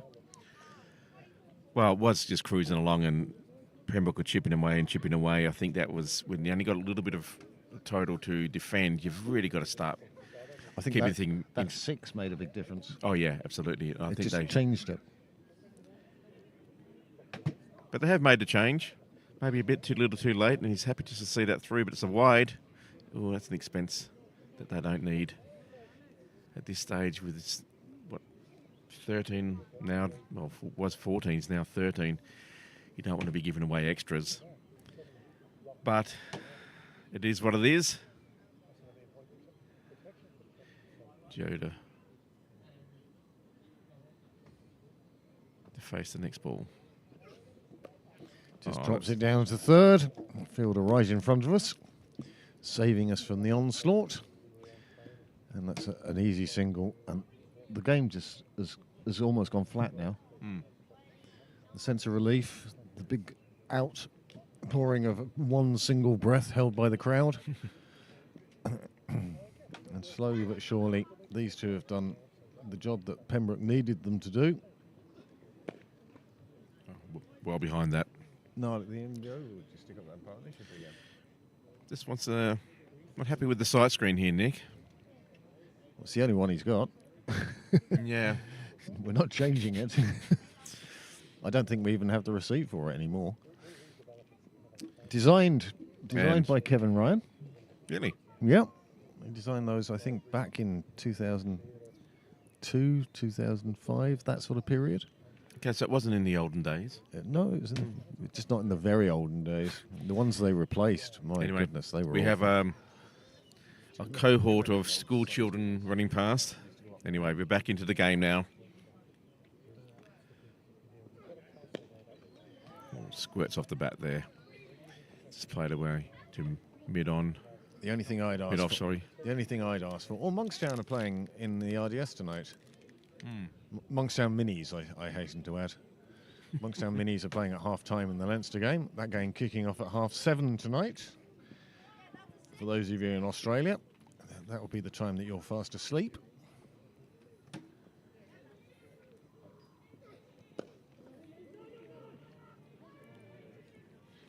Bit of a misfield there, allows for a single. Well, that's a nervous single, really. When you only needed 11, that's a strange one to take. But they did, and they did so without fuss. And now the score has moved on. Well, I think what they'll be happy about is that it brings Nick Stapleton back on strike for the next over. Let the captain chip this away and maybe even finish it off. 11 required, and Stapleton finds himself 10 short of his half-century. Will he go for it this over? We see that Jared Barnes is returning. There is the partnership of 56. Both sides have had a 50 partnership now, and you feel that that's a box ticked for Pembroke, and that's a big help for their chase down of this rush total of 140. Super partnership, exactly what the side needed when they needed it. And now Stapleton with 40 to his name and his side needing just 11 runs. Is he going to go for it? No, I think he'd be delighted to, even though we'd love to see that, I think he'd be delighted just to basically carry his bat. I think people are going to have to realise now that they're entertainers. Just get on, come on. It's what the crowd want. It's what the crowd want. It's what the audience want. We're gonna do we have super overs in this? That's the only way we're getting what the crowd wants. No, they need 11. Stapleton needs 10. Will he go for it this over? Of course, he'll... When you hit that many 50s and 100s in your career, it's the red ink and the win is more important. Barnes, Well, only... Sorry, James. No. Barnes only bowled 5 overs at the start, but he was pacey and he was dangerous, and he was unlucky to go without a wicket. And this really has to be the last throw of the dice now. Yeah. We still haven't found out what that big delay with the umpires was earlier in the innings. Oh, another huge hit. Not quite as big as the last one, but just as graceful. Big enough, and I apologise to the neighbours of Kate down in Lilyfield. Have just woken them all up again as Nick moves on to 46 for you. Oh, he just lifts this. Look at this. This lifts that. Beautiful shot. Oh, classic shot. And that one disappeared away, and another one goes into the gardens, and we'll be faced now with another delay while we wait for them to... Yeah, that's a bit of a Dale Eastlake moment there. And it's gone in for big six, yay! Anyway, it was a lovely shot. Takes him on to 46. Pembroke now require 5 for victory. The nerves have gone. They're quite relaxed about this now. Yeah. And the question is, will Stapleton find the 4 he needs to lead his side to a super victory against a tenacious and tough Rush team today? Well, about to find out. Oh, that's well played and well bowled by Barnes. Nobody likes going for 6, and nobody likes conceding the winning runs, and nobody likes a batsman reaching a landmark while they're bowling. And Joe's just gone down to do a bit of gardening in the centre of the pitch there, and maybe have a quick word of encouragement to his teammate. Maybe asking him, do you want a pint of Smithwick's or do you want a pint of Heineken? Or? Oh, yeah, I think it's more likely to be, this one's going to be short, yeah, and it's going in the gardens. Hit it to me, hit it to me. Barnes comes in, pushes it into the pitch. He does hit it short and wide, and Stapleton steers it down just for a single. And he's now on 47. Yeah, so Joe, there's no single here. There's no run here. No run here at all. Now let's see how Prendergast approaches this, because it's the team win that matters. Yeah. And it's a dot ball, unsurprisingly. End of Barnes' over. Decent over, but it did give Stapleton the chance to get to 47, and here he is now with his side needing 4. He needs 3, and we're coming towards the end as the shadows lengthen at Sydney Parade. And this is the sort of time of evening where we'll just have a look at this shot first. Lifted away beautifully. Well, it's a time of evening where we thank Niall for all of his technical expertise and brilliance today. I hope you've enjoyed the coverage. I hope you've enjoyed the quality of the broadcast. We'd like to thank YouTube who host us, and of course to our 900 plus subscribers now, but especially to those of you who've tuned in today to watch this game all around the world. On this occasion, it seems like the New South Wales lad Stapleton is going to come out ahead of the Queenslander.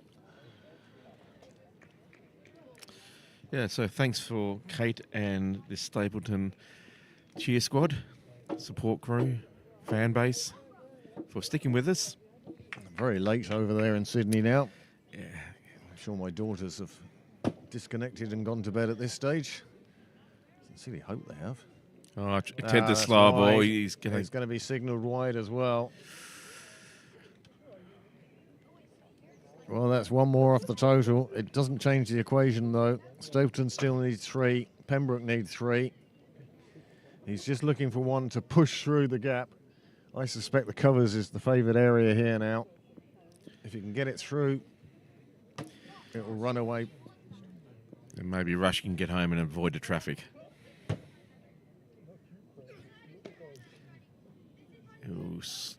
Head out to Barnes. You can see Stapleton is looking for that gap. He's looking for those winning runs.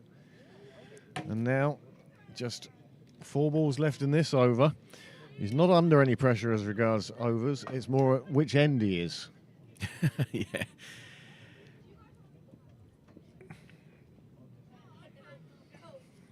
keep your concentration. Cracks that one again, and again Barnes is down to it. Again, no single even thought about. This is 4 or nothing. Yeah, I get the feeling Joe is having... He can. Thanks, Kevin, for the comment and the feedback. We always enjoy your feedback. If you have enjoyed today's commentary, don't hesitate to give us feedback. And if you haven't enjoyed it, keep it to yourself. No, tell us why you didn't enjoy it and what you didn't enjoy. That's the way it should be. Oh, no. No. Well, anyway, they win. The win is there, and I've never cried no at a win. No, absolutely. But what a shame for Nick Stapleton. He gets stranded on 47 as the ball goes past the keeper, runs to the boundary, and Pembroke have won this game. They've won the Leinster Senior Cup first round game. We'll wait and see who they get in the second round. And hopefully, if it's a home game, we'll bring you coverage of that. Many congratulations to Pembroke and many plaudits to Rush. They really stuck it to Pembroke today. They didn't have the best of days as regards their batting.